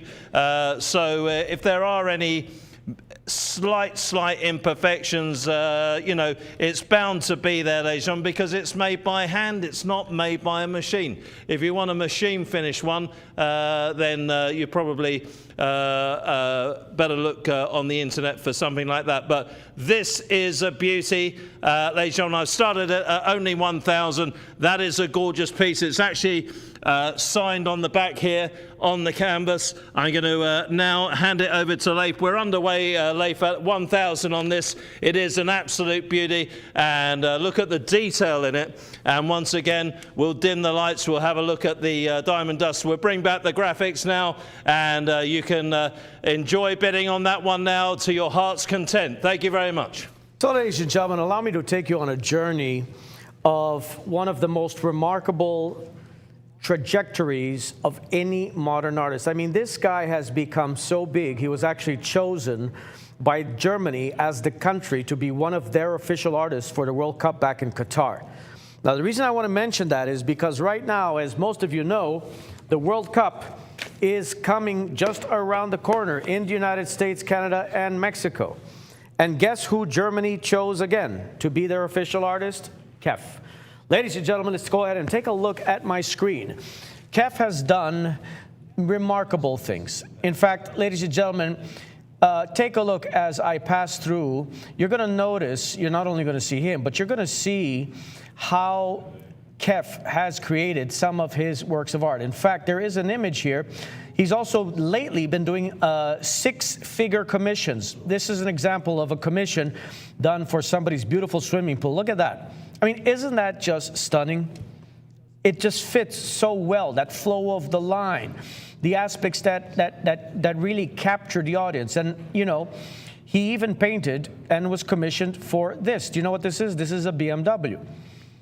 And the reason BMW had commissioned him to paint their cars is because he did the same thing before for an electric Porsche.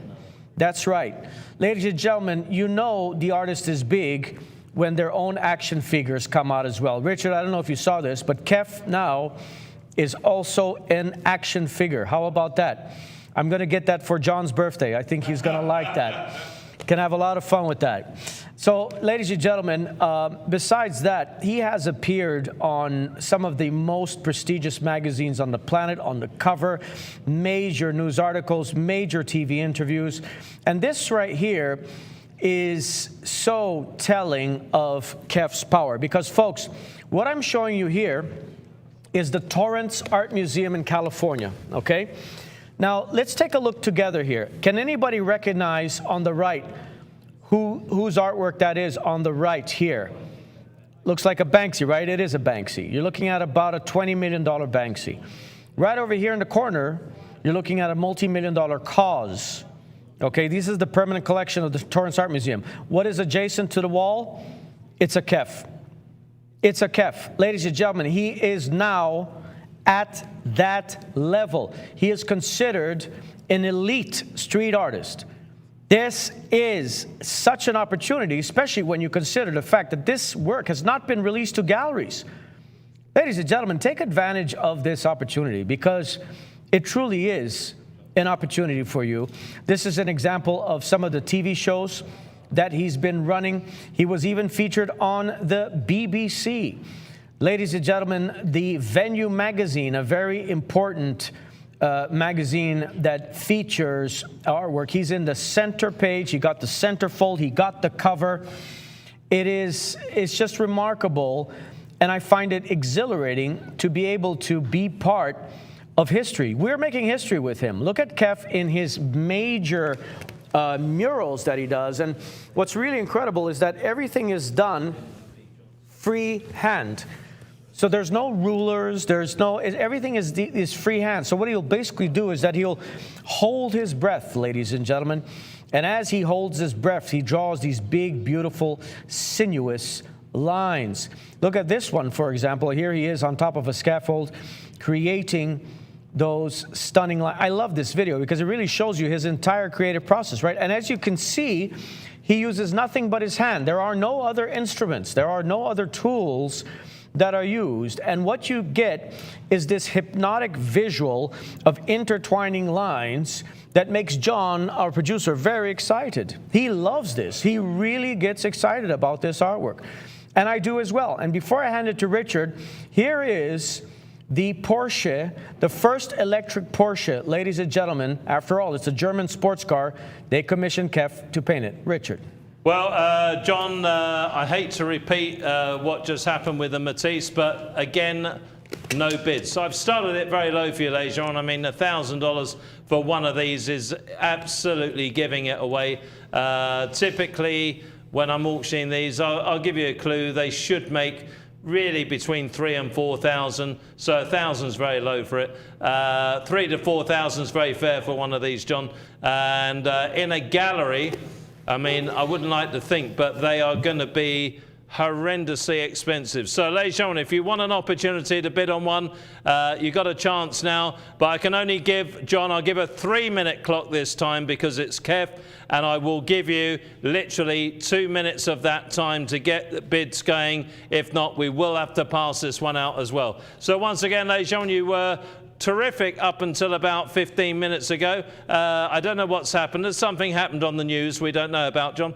Here we go then. $1,000 is the opening bid on this one, just to avoid wasting time. $100 bids to move on. Let's go to the certificate of authenticity. And ladies and gentlemen, this is Slow Flowing River number 6. John, get ready. You've got about a minute and 20 seconds. If I don't get bids, it will have to go out. Original mixed media work with diamond dust under resin on canvas, hand signed by the artist on the verso from a series of unique variants, executed by Kef in 2025. Extremely rare. Ladies and gentlemen, once again, we'll bring down the lights. I'll bring up the lights. I'll do whatever you want, but you've got to get your bids in. Ladies and gentlemen, come on, it's an auction, not a seance. It is here to be sold. That is... Don't laugh, Leif. That is one of the oldest sayings in the auction business. There we go, with the resin there, and dim the lights completely. John, I want to see myself in dim light. Apparently I look better.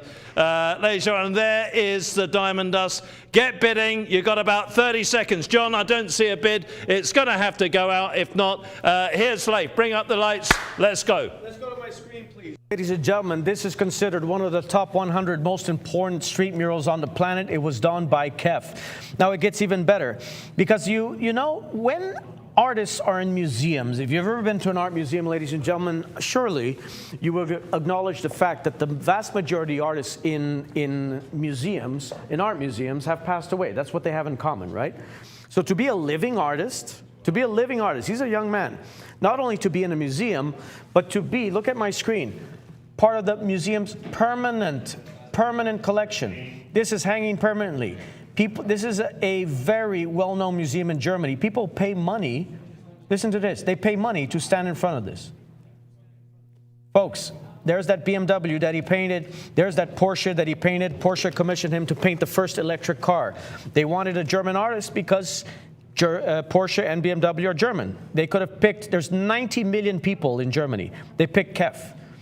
He's created the labels for famous wineries. First museum solo show. Folks, a famous museum cleared their walls. They took down everything and they put Kef's art. The entire museum was filled just with him. Do you think it would be as smart to acquire a Kef? He did the headquarters for PayPal. This is the installation he did that I was mentioning for the World Cup of Qatar, FIFA World Cup Qatar 2022. Richard, over to you. Okay, well, ladies and gentlemen, you got there in the end, and I'm selling it now. We are about half of where we should be on this one, but I'm going to sell it. I don't mess about, ladies and gentlemen. So I'll give you the 1 minute clock, the final call for bids. 14 bid, give me your best and final bids now. On sale with you, America. Come on, take advantage. Here we go. What on earth is going on here tonight? Take another one off anyone yet. Come on, ladies and gentlemen, on the beautiful diamond dust on resin. It's a large piece, absolutely beautiful. Get that in your home, get the right lighting on it. You're going to absolutely love it. It's on sale with you now, and it is going. We've got 30 seconds to go. Come on, America, you know it's worth more than this. It is on sale with you then. On sale with you. Is there another one to move on, John? Another one to move on this beautiful piece on AVC here tonight.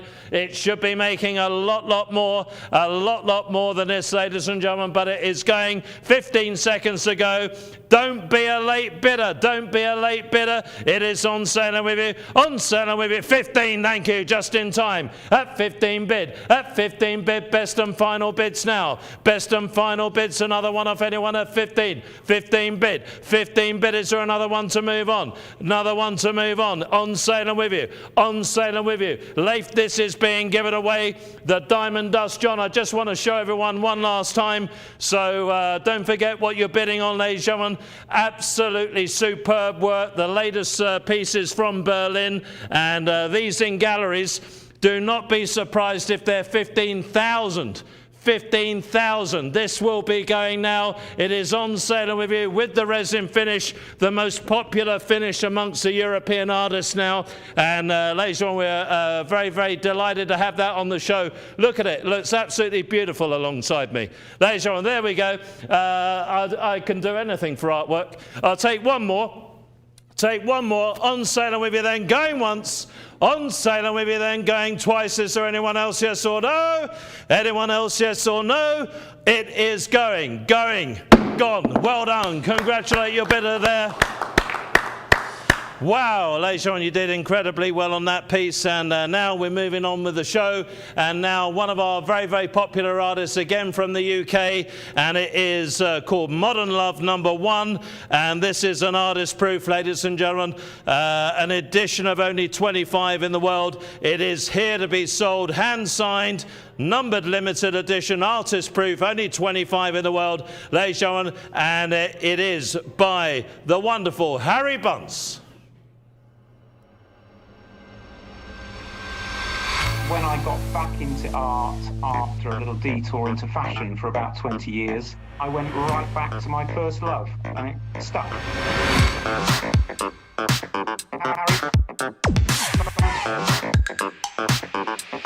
Harry Bunce, environmental protector or social commentator? Is his art cute? Maybe, but seldom completely cuddly. Inspired by local folklore and children's books, his cast of cool, unknowable, vaguely sinister, anthropomorphic animals rests deep in our consciousness. By reclaiming these icons and reinventing them, Harry's work breathes new life into old friends. I've always had a very keen environmental view of things. My parents were all, if we dropped litter as kids, the worst possible thing we could have possibly done. By combining street art, illustration, and screen printing, Bunce is able to make his delightfully dark characters into masterful fine art. Harry Bunce. And welcome back. We're live from our studios here in Atlanta, Georgia. Now, I had the privilege of meeting Harry Bunce, and he was even on our show. I got a little video of him and Richard. That was about 2 weeks ago when he flew over from England to visit us. If you're watching this evening, you might have caught that, but I will show you that shortly. But he was born in 1967. He was raised in a small Hampshire village where he was a prolific artist throughout his childhood, and he was pretty much drawing on anything that was available. Now, his family, they were builders who were supportive but ill-equipped to guide him beyond school. So Harry was to become the first member of his family to get a degree. Now, there was a brief and very difficult stint, basically, at a local art school that nearly extinguished his interest. He recalls that a teacher told him, "You weren't allowed to be like Hockney," and he was the only one I knew. So he was very disillusioned by that. So he moved to a place called Bristol, a big city in the UK, west of Bristol, to study fashion and textiles. And following graduation, he worked for 20 happy but ultimately unfulfilling years within the fashion industry. Ladies and gentlemen, in 2007, he attended the 40th birthday party of an old school friend. Now, when meeting people he had not seen for several decades, people would ask him, "How's the art going?" And this event proved pivotal because he resolved then and there to return to art. Now, in terms of his style and influence, his work basically resists easy classification. Why? Let's take a look at it. Because it blends folk art, it blends illustration, and it blends street art. And his art often showcases animals that are often endearing but seldom cuddly. And it draws inspiration from children's illustrations like Richard Scarry, Dr. Seuss being another one of them. Ladies and gentlemen, even, my apologies here, I am starting to lose my voice. Just get a glass of water, pardon me. So, ladies and gentlemen, okay. In terms of his home, he's based in a place called rural Somerset, and he's a fierce defender of the countryside and indeed wildlife, which pretty much inspires much of his work. So he oftentimes will be raising environmental concerns. Now, he's contributed to projects with Greenpeace that he did in 2014 and Keep Britain Tidy that he did in 2020. So his Rural Resistance series reflects these recurring preoccupations. Now, on his solo 2020 solo show, Harry Bunce on hold, it was an absolute sellout. And he has been shown at the established Saatchi Gallery, and now he's an established figure on the British contemporary art scene, with numerous works being carried by major UK galleries. So, ladies and gentlemen, this really is an opportunity. Let's go to my screen, please. Let's have a more intimate look at Harry Bunce. And I encourage you, take a look at his Instagram, because it's going to allow you to see truly who he is. Let's start off with this. There's Richard, and there's Harry. Take a look at the auction. There is Harry. All right, let's see what else he got. That video wasn't very audible. My apologies.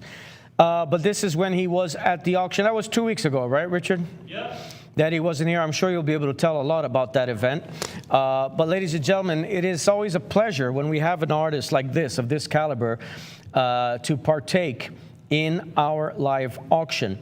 Now, what you're looking at is kind of a metamorphosis of his style. And by the way, please never have a password of 1, 2, 3, 4. Please don't do that. Okay, very good.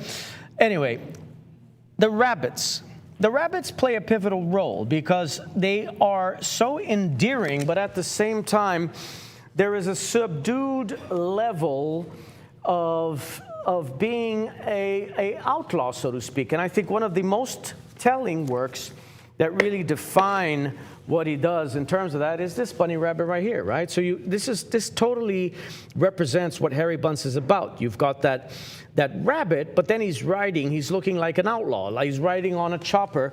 What I think is really great, he's got the bunny rabbit that's engraved on the side of the gas tank. But ladies and gentlemen, you're seeing works not only from his studio, but also the latest projects that he's been doing. A lot of the works that he has done have appeared. Oh, I never saw that one with the cappuccino. It has one of Harry Bunce's rabbits, and that's pretty cool. But ladies and gentlemen, while you are looking at this, I want you to think about one thing. Have you ever seen anybody who does exactly what he does? No, I haven't.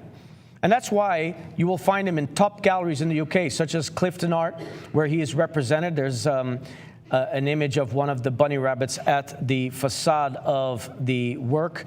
Also, ladies and gentlemen, in interior of the gallery. When you go into these galleries, by the way, we spoke a little bit about gallery sales. I mean, art galleries are typically found in high rent districts. So you're paying a premium. So bidding at the auction is one of the smartest things you can do. Ladies and gentlemen, do you know what I'm showing you right now? This is a live Sotheby's auction in London. Guess which artwork they're going to sell. You see up there? A Harry Bunce. He has reached that level. He has reached that level at elite auction houses right now. So folks, this makes it a formidable opportunity. And there we have the art auction at Sotheby's. There is an image of Harry Bunce. He's got quite a smile, doesn't he, Richard? Lovely. One thing about, an aspect about his work that I find very endearing as well, is that he holds a high level of philanthropy. He's very much of a giving human being. He actually is a vegan, right, Richard? He's a vegan? He's a vegan. That means he won't eat bunny. He doesn't eat rabbit, right? He doesn't. I think somebody asked that of him when he came into the studio, if I'm not mistaken. One of our colleagues actually asked him if he ate rabbits, but no, he does not.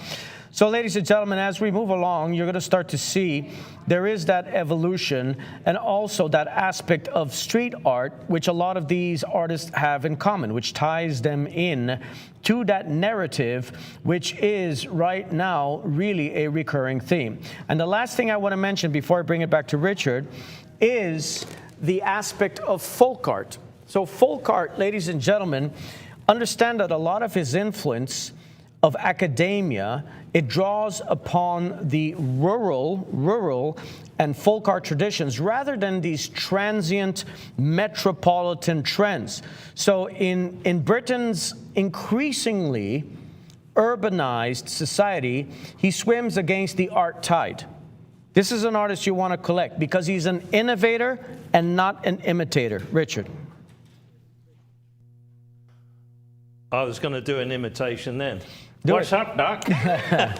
No bids, that's what's up. Ladies, what on earth's happened here?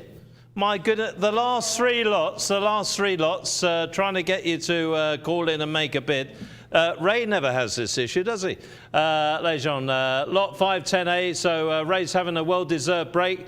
He'll be back on Friday night, I believe. Is Ray back Friday night, John? Yes. Okay, well, ladies and gentlemen, you'll look forward to that. And he will be full of energy. Once again, I don't bid for you, ladies and gentlemen, so it's up to you now. I'll give you a 3-minute clock here now, ladies and gentlemen, and here we go. If I don't see bids, we will have to withdraw it. So we'll take the bunny out. Modern Love #1. Always good to get the first in the series, Leif. Any artist, the #1 that they do in a series is always the most desirable. Just a fact. Modern Love is the title, and it is an original Giclée, printed in colour on woven paper, signed by the artist on the lower right, numbered on the lower left. What we're asking you to place an opening bid on, ladies and gentlemen, is an artist proof.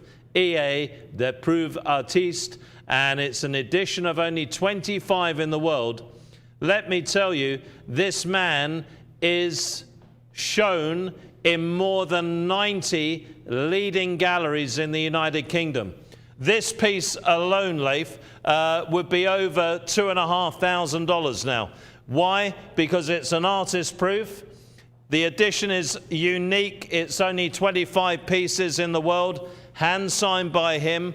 That's very, very small. So if you imagine 90 galleries, Leif, if they have 3 collectors in each gallery that support this man, that's 270 people. How long do you think it would take for 270 collectors to snap up 25 pieces? We've got the chance to offer it exclusively. You've got 30 seconds. If I don't see a bid, John, get ready to take it out. Here's Leif. It's not only that he's represented 90 galleries in Britain, he's already crossed the pond. There's major galleries in the United States, such as in New York City. Let's go to my screen.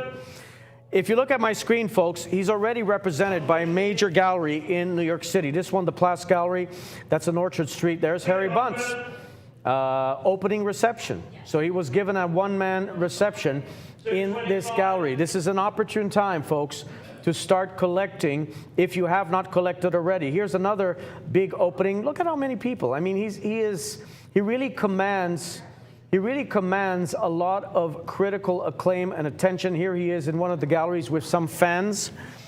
Ladies and gentlemen, the interesting thing, and let's focus back on the artwork for a second, is that he only paints one original at a time. And though for a series, he likes to keep a few others around the studio. He is a 9-to-5 worker, so when the volume demands it, but says that can go stale. So his favorite is the late night session where you lose yourself in the work and are almost too afraid to look at it the next morning. That's what he says. And technically, ladies and gentlemen, his originals are layered constructions. It's a combination of screen-printed ink, stencil, hand painting, built over time.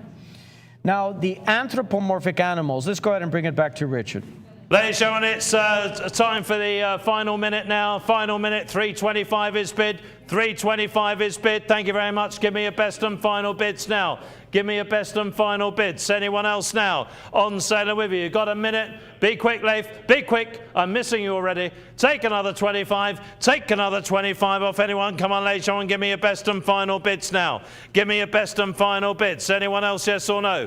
Anyone else, yes or no? It's on sale and with you. On sale and with you. 350 bid. Thank you. 350 bid. 350. Only 25 of these in the world, and it's going now. It is selling now. By Harry Bunce. We just had him on the show. Ladies and gentlemen, he's a superb man, a very giving gentleman, gives a lot of money away, a lot of artwork away to charities, selling and going then on sale and with you, John, going to sell right now. Gonna sell right now. That is a great piece, beautifully presented, lovely framing on the work, ladies and gentlemen. You'll enjoy that one, and that is one of only 25 in the world. Last chance, best final bids now.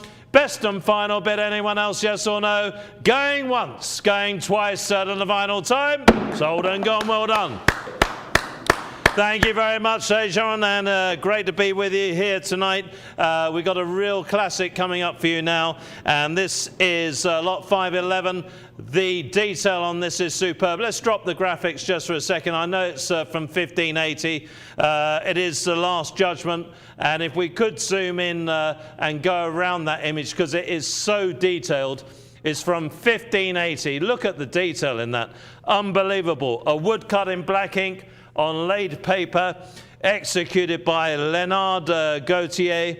And ladies and gentlemen, it is an extremely rare impression that was conceived between 1535 and 1541 for the design of the Sistine Chapel. Ladies and gentlemen, a very, very special piece, The Last Judgment by Michelangelo. Here's Leif. I gotta tell you, Richard, out of all of the Michelangelos that I've seen, the woodcut in black, this one is one of the most magnificent. But ladies and gentlemen, I know many of you have heard about Michelangelo. I don't want to bore you with my voice. Take a look at my screen. Let's go to my screen, please. Here he is, Michelangelo. Born in 1475, Caprese, Italy. During his youth, Michelangelo cared little about school, but instead spent hours in nearby churches, watching painters at work while drawing precise replicas of what he saw. Realizing his son's immense talent as a painter, Michelangelo began his apprenticeship to Florentine painter Domenico Ghirlandaio at just 13 years of age, before studying classical sculpture under the watchful eye of Florentine ruler Lorenzo de' Medici of the powerful Medici family, giving young Michelangelo remarkable access to the social elite of Florence, not to mention poets, scholars, and humanists of the day. By the tender age of 16, Michelangelo had already produced two magnificent and still surviving relief sculptures, the Battle of the Centaurs and Madonna seated on a step. After living and working in Bologna for a time, Michelangelo returned to Florence in 1495, where he produced his now famous Cupid sculpture, before moving to Rome at the behest of Cardinal Riaro of San Giorgio, where he would remain for the rest of his life. Known for his contentious personality, quick temper, and bouts of melancholy, Michelangelo's constant push for artistic perfection oftentimes found him at odds with his employers. Yet his obvious talents made him uncommonly famous during his lifetime.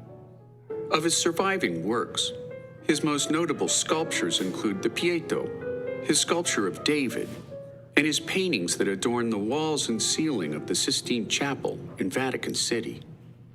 Known most notably as a sculptor and a painter, Michelangelo wrote volumes of poems and sonnets, and while he never married, he was devoted to a pious and noble widow named Vittoria Colonna, sending her more than 300 poems and sonnets before her death in 1547. Michelangelo was also an accomplished architect, where he designed the Medici Chapel in Florence, the Laurentian Library housing the Medici family book collection, as well as chief architect for the construction of St. Peter's Basilica. He passed away on February 18, 1564, just weeks before his 89th birthday, making the life and works of Michelangelo one of the high-water talents of the Italian Renaissance. All right, let's focus back on the artwork. Ladies and gentlemen, we have truly one of the most magnificent Michelangelos I have seen. Now, what I love about his life is, of course, we are familiar that he painted, between 1508 and 1512, the ceiling of the Sistine Chapel, which is pretty much the most famous ceiling on the planet. And this work, by the way, was conceived between 1535 and 1541 for the design of the Sistine Chapel. That's how important this work of art is, folks. He's also considered one of history's greatest architects. Besides designing the dome of St. Peter's Basilica, he also did the Laurentian Library and the Medici Chapel in Florence. So he was a poet of real distinction. Contemporaries used to call him Il Divino, which means the Divine One.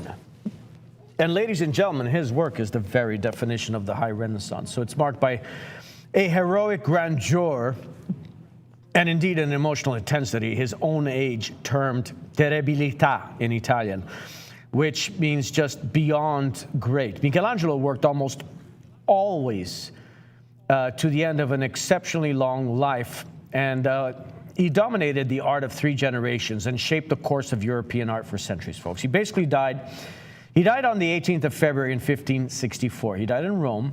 He was 88 years old. They're considered quite old for back then. Remember, the Renaissance. And he was buried in Florence with the honors of a prince. But his influence on the artists who followed was absolutely without parallel, because the twisting muscular figures of the Sistine ceiling and the Last Judgment set the template for an entire era. And the strained, elongated bodies of the Mannerist generation flowed directly from his example, folks. So painters, sculptors, and even architects alike, they measured themselves against him for centuries.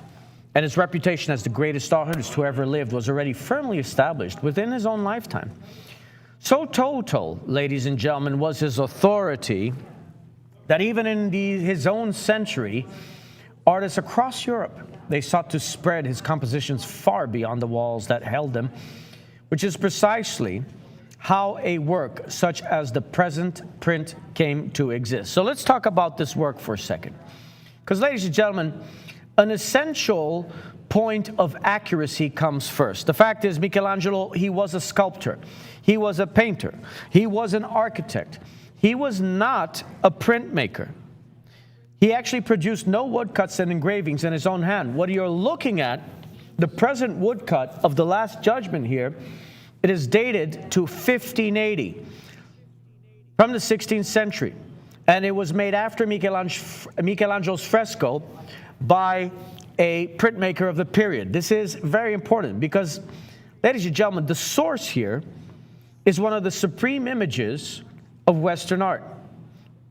Given that Michelangelo painted the Last Judgment between 1536 and 1541 on the altar of the Sistine Chapel for Pope Paul III, a vast swirling vision, that's what you're looking at, a vast swirling vision of the end of time. It's an apocalyptic masterpiece. It shows Christ the judge at its center. Let's focus on Christ in the center. The dead rising from the graves. The blessed ascending and the damned dragged down toward Charon's boat and hell. This is so powerful. Ladies and gentlemen, its tangle of muscular nude figures, it was controversial, of course. But after Michelangelo's death, the famous painter Daniele de Volterra was engaged to add the draperies, and he earned the grim nickname Il Braghettone, or the Breecher's Maker. Ladies and gentlemen, almost from the moment that this masterpiece was unveiled, the fresco was translated into print so that its astonishing composition could be studied and indeed admired across Europe. Engravers and also woodcutters alike produced these versions in rapid succession. Now, understood correctly, ladies and gentlemen, this work is a genuine and historically old master print. It is a 16th century woodcut that actually documents how Michelangelo's epoch-defining vision was disseminated to the wider world. And this is where its value lies, precisely there, as an authentic period object recording the reception and fame of one of the greatest images, and it is offered honestly on these terms. Ladies and gentlemen, this is a masterpiece after Michelangelo.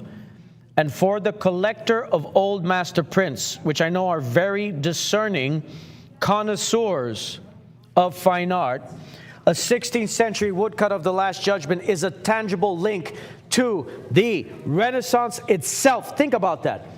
This is tying you, when you have this, hanging on the wall in your home. It ties you to the Renaissance. Richard, I don't know what else will tie a mere mortal like us to the Renaissance than this. Well, ladies and gentlemen, you know, the other chance you got to see this is in the Vatican. Yeah, so Michelangelo Buonarroti, the woodcut in black, the most powerful of pieces, The Last Judgment. Does it get much more powerful than that? The Last Judgment, the woodcut in black ink. Think about owning this, acquiring it for your family. I never, when something's valuable like this, Leif, I never say buy it. You acquire it, because where on earth can you find it? Well, we've got one here, ladies and gentlemen, and we're lucky to have it, to have been released out of Italy in the last 100 years, out of the Vatican archives. This is The Last Judgment, the woodcut in black ink on laid paper, executed by Leonard Gautier, 1561 to 1635. It is an extremely rare impression, and it was conceived between 1535 and 1541 for the design of the Sistine Chapel. Ladies and gentlemen, 1100 is the bid. John, who's in the lead, please? Jersey. New Jersey. You are a very, very good judge. Ladies and gentlemen, it is here to be sold. And once again, I don't bid for you. So if you want to bid against New Jersey, you must dial the number. Ladies and gentlemen, 866-518-5933. I'll give you 2 final minutes with Leif, and then the hammer's coming down. So get bidding. 11 is the bid, New Jersey. Good luck. Thank you. You know, Richard, besides the Vatican, where else they can see it? Let's go to my screen, please. You're going to have to pay money to go here, though. One of the most famous museums in the world. It happens to be the Metropolitan Museum of Art in New York, and you are dealing also with an afterpiece. Ladies and gentlemen, now when we're talking about pricing, what do these after master prints, when I say after, these are posthumous, after he passed away, what do they typically sell for? I'll show you what they sell for. Here's one that's actually selling on eBay right now. Ladies and gentlemen, this is an engraving. You're bidding on a woodcut, and it is a 16th century work, just like ours. And what is the price? You're looking at $12,500, Richard. $12,500.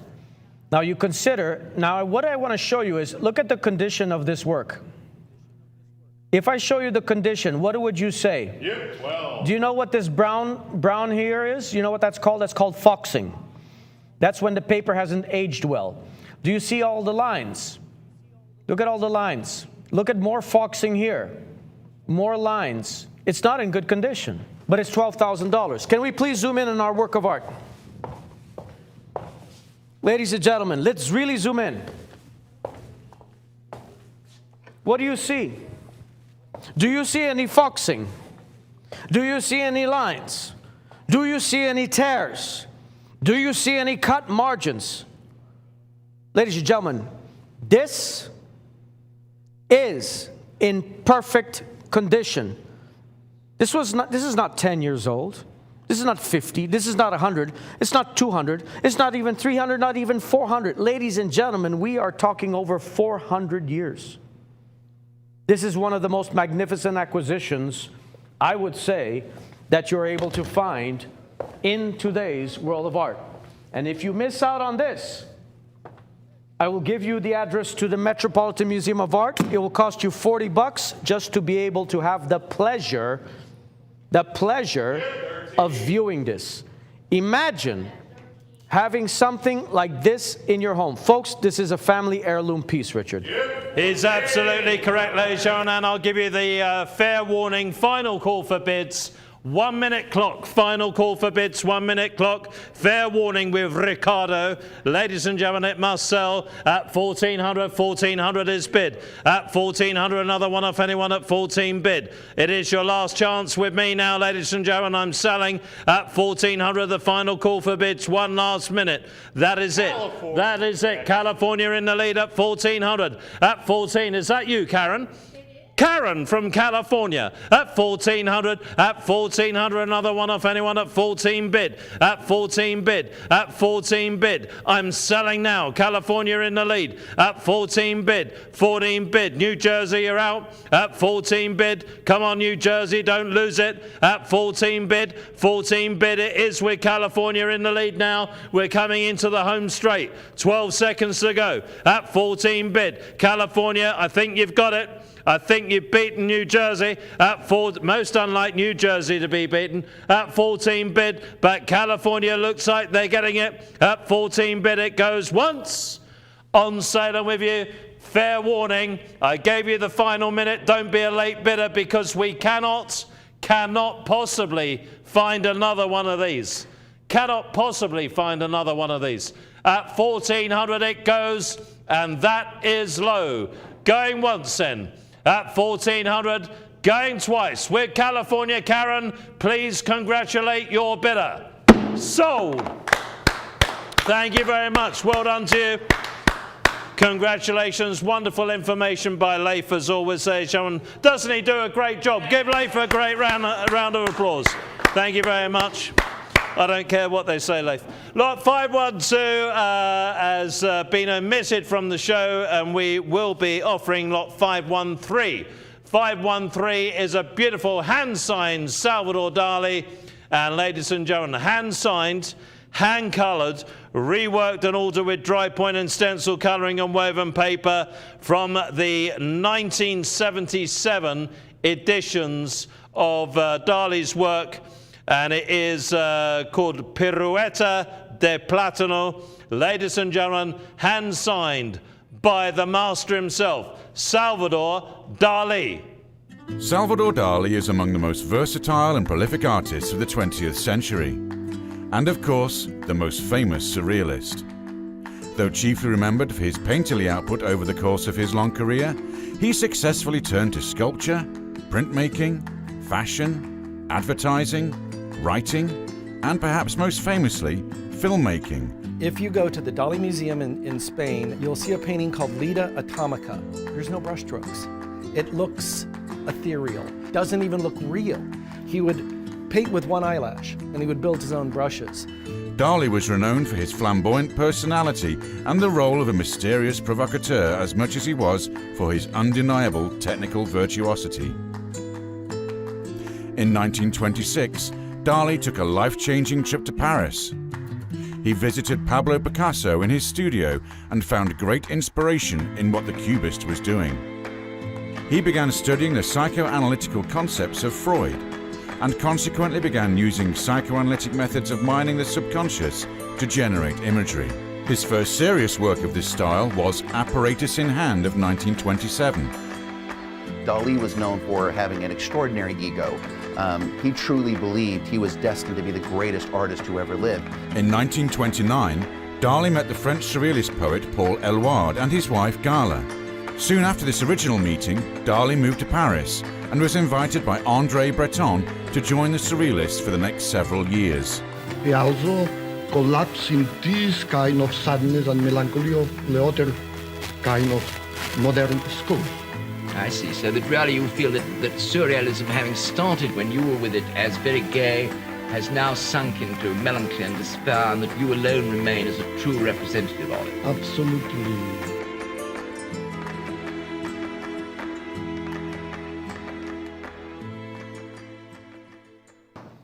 All right, ladies and gentlemen, welcome back, everybody. We're live here in our studios in Atlanta, Georgia, with a hand-signed Salvador Dali. It's entitled Pirueta de Plátano in Spanish, which translated to English means banana pirouette. Only Dali could come up with a title like that. But folks, this is a 1977 print from one of Dali's most fascinating late suites. It's the Les Caprices de Goya de Dali. So it's originally based on the Caprichos of Francisco de Goya. Now, Dali's wholesale reworking of Francisco Goya's celebrated Los Caprichos, it is a hand-signed and numbered from a small edition, and it is a cataloged and recorded work in the Michelet and Lopsinger catalog. Ladies and gentlemen, the concept behind the suite is really extraordinary because what did Dali do? Well, Salvador Dali took the original 80 satirical etchings of Goya's Los Caprichos and intervened directly upon them. He added his own dry point lines over Goya's images. So he actually got the plates, and then he created works on top of these original copper plates.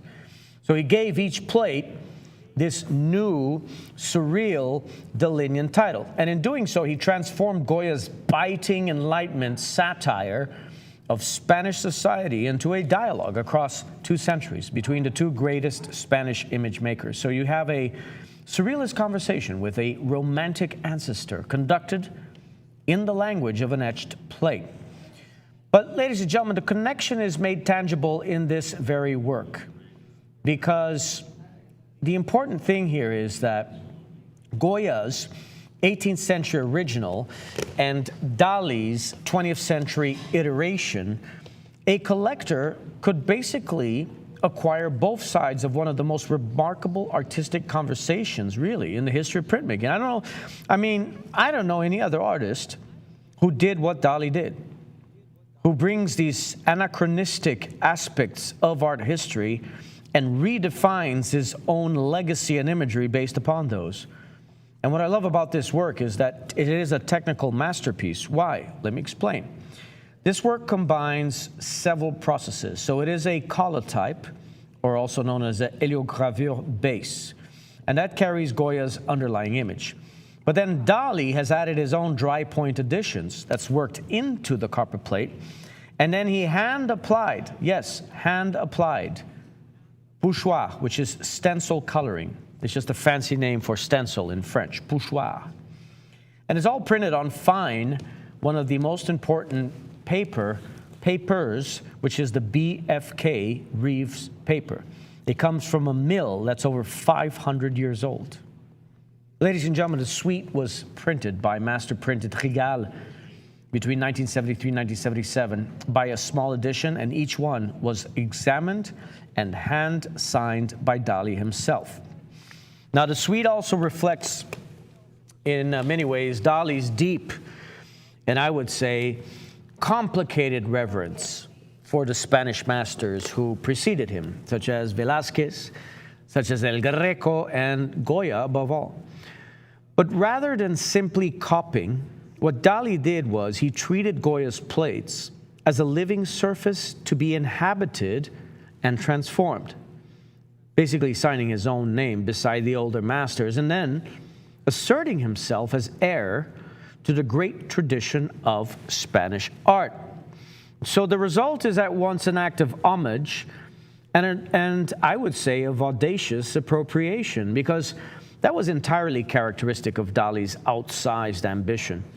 And ladies and gentlemen, for the collector, this work, Pirueta de Plátano, it offers a hand-signed, fully cataloged Dali from a conceptually brilliant late suite on luxurious paper and in a richly layered technique. It is Dali at his most playful and at his most erudite.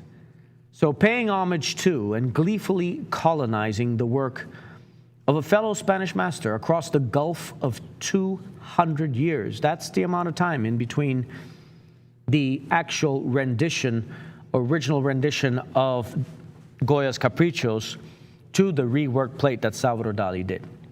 So ladies and gentlemen, the medium, what are we dealing with here? We're dealing with a dry point and a collotype, a dry point and collotype with pochoir. Again, pochoir are stencils. It's just a fancy French name for stencil work. So he layers a photographic collotype or heliogravure base, and then Dali hand works the dry point with that hand-applied stencil color on a single sheet. So that is a very sophisticated, ladies and gentlemen, combination that's typical of Salvador Dali's 1970s suites. So again, folks, understand what you're bidding on here. This is an authentic, hand-signed Salvador Dali. Every single day that goes by, these become harder to source and find. He's passed away in 1989. And I just want to give a tip to collectors, because I know that nowadays people put their money into a lot of things, right? into diamonds, maybe gold, real estate, whatever it may be. But let's look at tangible objects that are equal to artwork, like diamonds and gold. So my question to you, ladies and gentlemen, is the following. Are there still gold mines to be discovered around the world? Do you think that we found the last gold mine? No, of course there are. There's still gold mines to be found, right? What about diamonds? Do you think there's still diamond mines to be found? Of course, they found one a few months ago, a massive one. So there's still a supply. There's still a recurring supply. That's what I'm trying to say here. There's a recurring supply. My question to you is this. How many more of these is Salvador Dali going to make? None. The market is closed. There is no more supply. There has not been supply since 1989. Do you think that Dali will be talked about 100 years from now? Let's say 100 years from now, after everybody around here is gone from this planet. Do you think people are still going to be talking about Salvador Dali? There is no doubt in my mind. He is so deeply etched within the annals of art history and written about ad nauseum within some of the greatest institutions on the planet. Plus, he has 3 museums built just for him. Why are museums built? They're built for the sake of posterity, for future generations, to see the ambitions and artistic legacy that was put in place by this great surrealist master. Ladies and gentlemen, you have absolutely nothing to lose by bidding on a hand-signed Salvador Dali, especially at this price, and especially knowing that he's never, ever, ever going to sign another sheet of paper. So what I'm going to go ahead and do, ladies and gentlemen, I want to read you that certificate of authenticity. Let's go and take a look at that cert, please. So here we have, ladies and gentlemen, Salvador Dali. The title of the work is Pirueta de Plátano. Now, it's important to note that it's referenced in 2 catalogs. The ML refers to the Michelet-Lopsinger catalog, and then you have the Field, which refers to the Albert Field catalog. Now, this is an engraving from Goya's print series, Los Caprichos. It's reworked, and it's altered with dry point and stencil coloring on wove paper. Ladies and gentlemen, it is hand-signed, and it is numbered on the lower margin. Now, what's important for you to know here is that it was published by Bergrand Éditions Graphiques Internationales in Paris in 1977. So realize that when we're talking about 1977, Salvador Dali passed away in 1989. So this was a period of some of the most creative output that he did. And the fact that this is hand-signed, we have a pencil signature. Now you're probably asking, why is it signed in pencil? Why did artists sign in pencil and not another medium? They signed in pencil because it was much harder to copy pencil. That's why pencil was often chosen by these masters. And the suite was printed by the master printer Rigal from the reworking of Dali of Francisco de Goya's plates. And as I mentioned on your certificate, and I want to repeat this again because it is of utmost importance for its authenticity, it is recorded in the Michelet-Lopsinger catalog of Dali prints as number 927. Ladies and gentlemen, we got a bit of 22. At 22 right now, but I get 23. At 22 right now, but I get 23. Look at that 23 right now for the bid at 22. Got a bit of 22. At 22 right now, but I got 23. At 22 right now, would I give it upon at 23. Look at that 23 right now for the bid. At 22. At 22 right now, but I get 23. Got a bit of 23 right now, but I get 24. At 23 right now, but I got 24. Look at that 24 right now for the bid. At 23 right now, but upon at 24. At 23 right now, would I get 24. Bid upon 24. And bid upon at 24. Look at that 24 right now for the bid at 23. I'm going to pass it back to Richard. Richard, did you wash your hands? Yep. Good man. Let's bring it to Richard. Richard, you got a bid right now at 2,400. Well, I washed my hands of this piece at this money. Ladies and gentlemen, 24 is bid, 24 is bid, 2,400 bid at 2,400. Now, John, is there anything we can do to help the audience? Okay, let's see what we can do. Ladies and gentlemen, we are going to offer you this beautiful piece.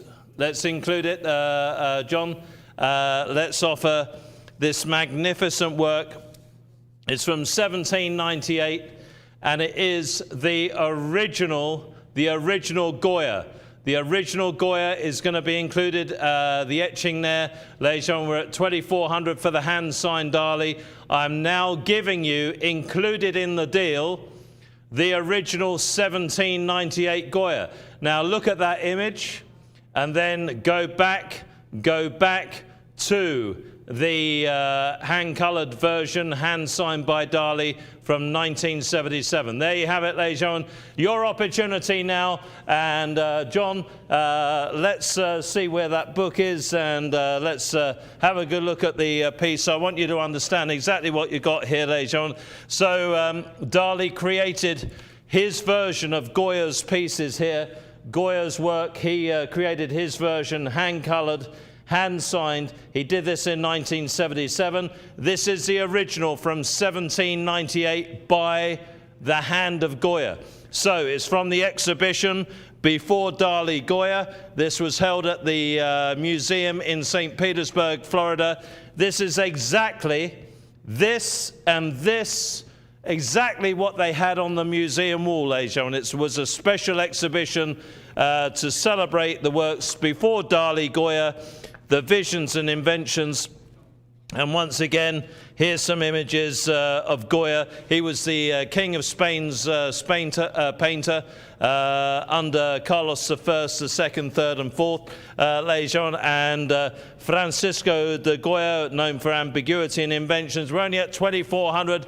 You bid that on the Dali. We are giving you the Goya. I'll give you one final minute. It's your chance, 1 minute, and it is the final call for bids now. You're getting the pair. You're getting the pair. 24 is bid at 24, and it's about to sell. 24 is bid. Who's in the lead there, John? Please just remind me.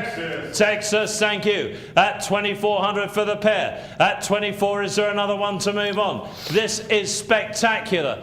For the pair of these, ladies and gentlemen, you would be lucky to walk out of a gallery with change out of $20,000. That's a fact. 24 is bid. 24. These Goyas can make a lot of money in their own right. Much more than 2,400. You're basically getting the hand-signed Dali free of charge. That's the way I look at it. 25, thank you. 25 is bid. New bidder. 25 from Florida. At 25 is bid. At 25, and I'm selling now. Last chance. You've got about 10 seconds. 25 is bid. Give me your best and final bids now. On sale and with you. At 25 is bid. At 25, and it goes. At 25 with Florida now. At 25. 26, I got Cleo's bidder now. At 26, let's find out where they're all from. At 26, it's your last chance, America. 26, Nevada in the lead then with Cleo. At 26 bid. At 26. 26. Texas and Florida, you're going to have to come up now. At 26, I've got Nevada, the top bidder. At 26. At 26, is there another one off anyone at 26? At 26, well, ladies and gentlemen, I think you are missing an opportunity. 27 I have with Kim.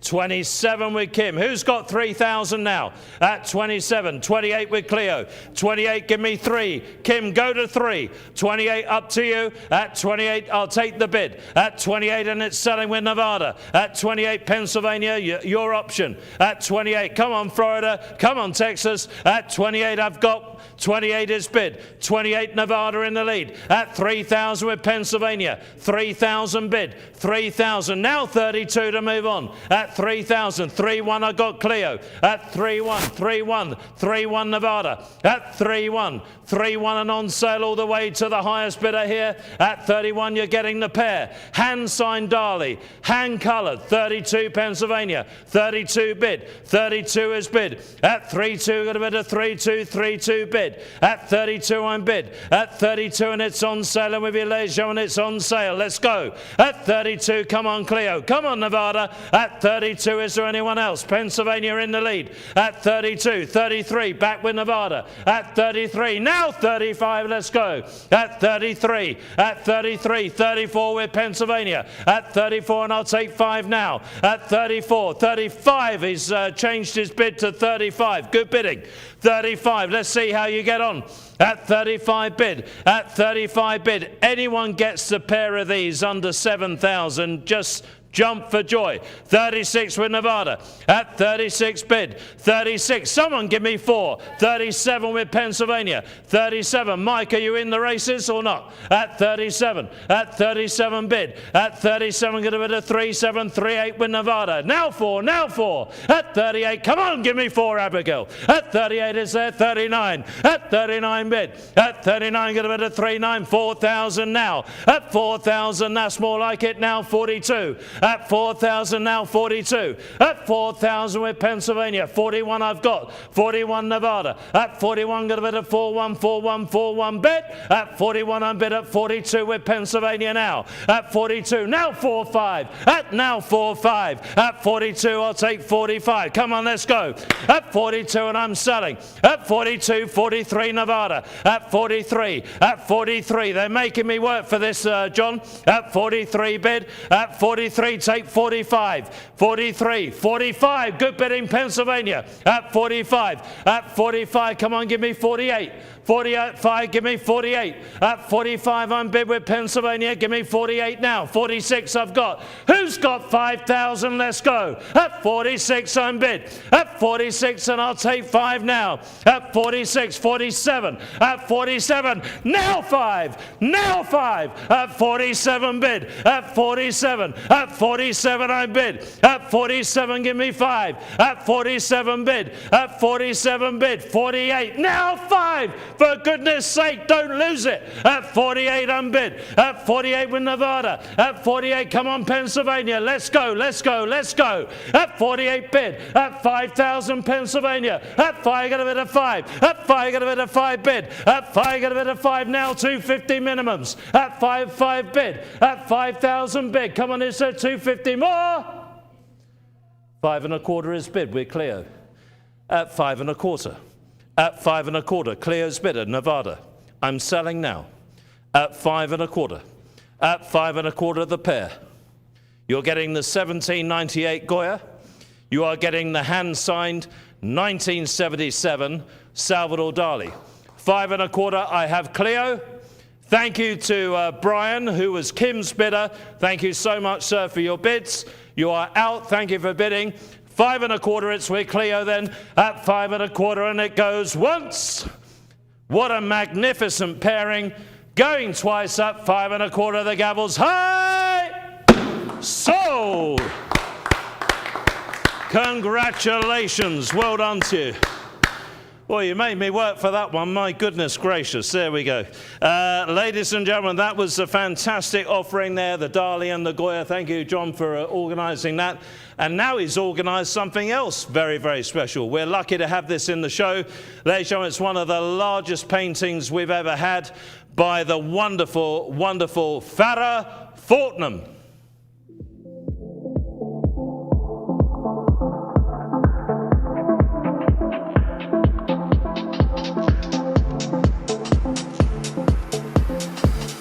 Enter the vibrant world of Farrah Fortnum, a contemporary artist whose canvas stretches from intimate studio pieces to the arresting power of street art.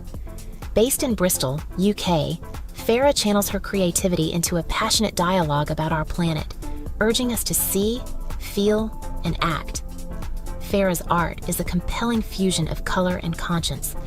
Working with bold palettes and fluid forms, she transforms spaces, whether it's the side of a building breathing life into the urban landscape or a canvas that draws you in. Her distinctive style captures both the beauty and the fragility of the natural world, making every piece a statement. At the heart of Farrah Fortnum's work lies a profound connection to environmentalism. Deeply moved by the urgent need to protect our ecosystems, particularly rainforests, she uses her art as a vehicle for awareness and change. Each brushstroke is imbued with purpose, highlighting the climate crisis and celebrating the resilience of nature. Her impactful work resonates widely, featured in platforms like the renowned Upfest Street Art Festival, and created in collaboration with organizations such as the Rainforest Alliance. Farrah Fortnum is not just creating art, she's fostering conversations, building bridges, and painting a vision for a more sustainable future, one powerful image at a time. For collectors seeking art with beauty, depth, and meaning, Farrah Fortnum offers a unique opportunity to invest in a voice that matters. Discover the world through her eyes here at the Fine Art Auction.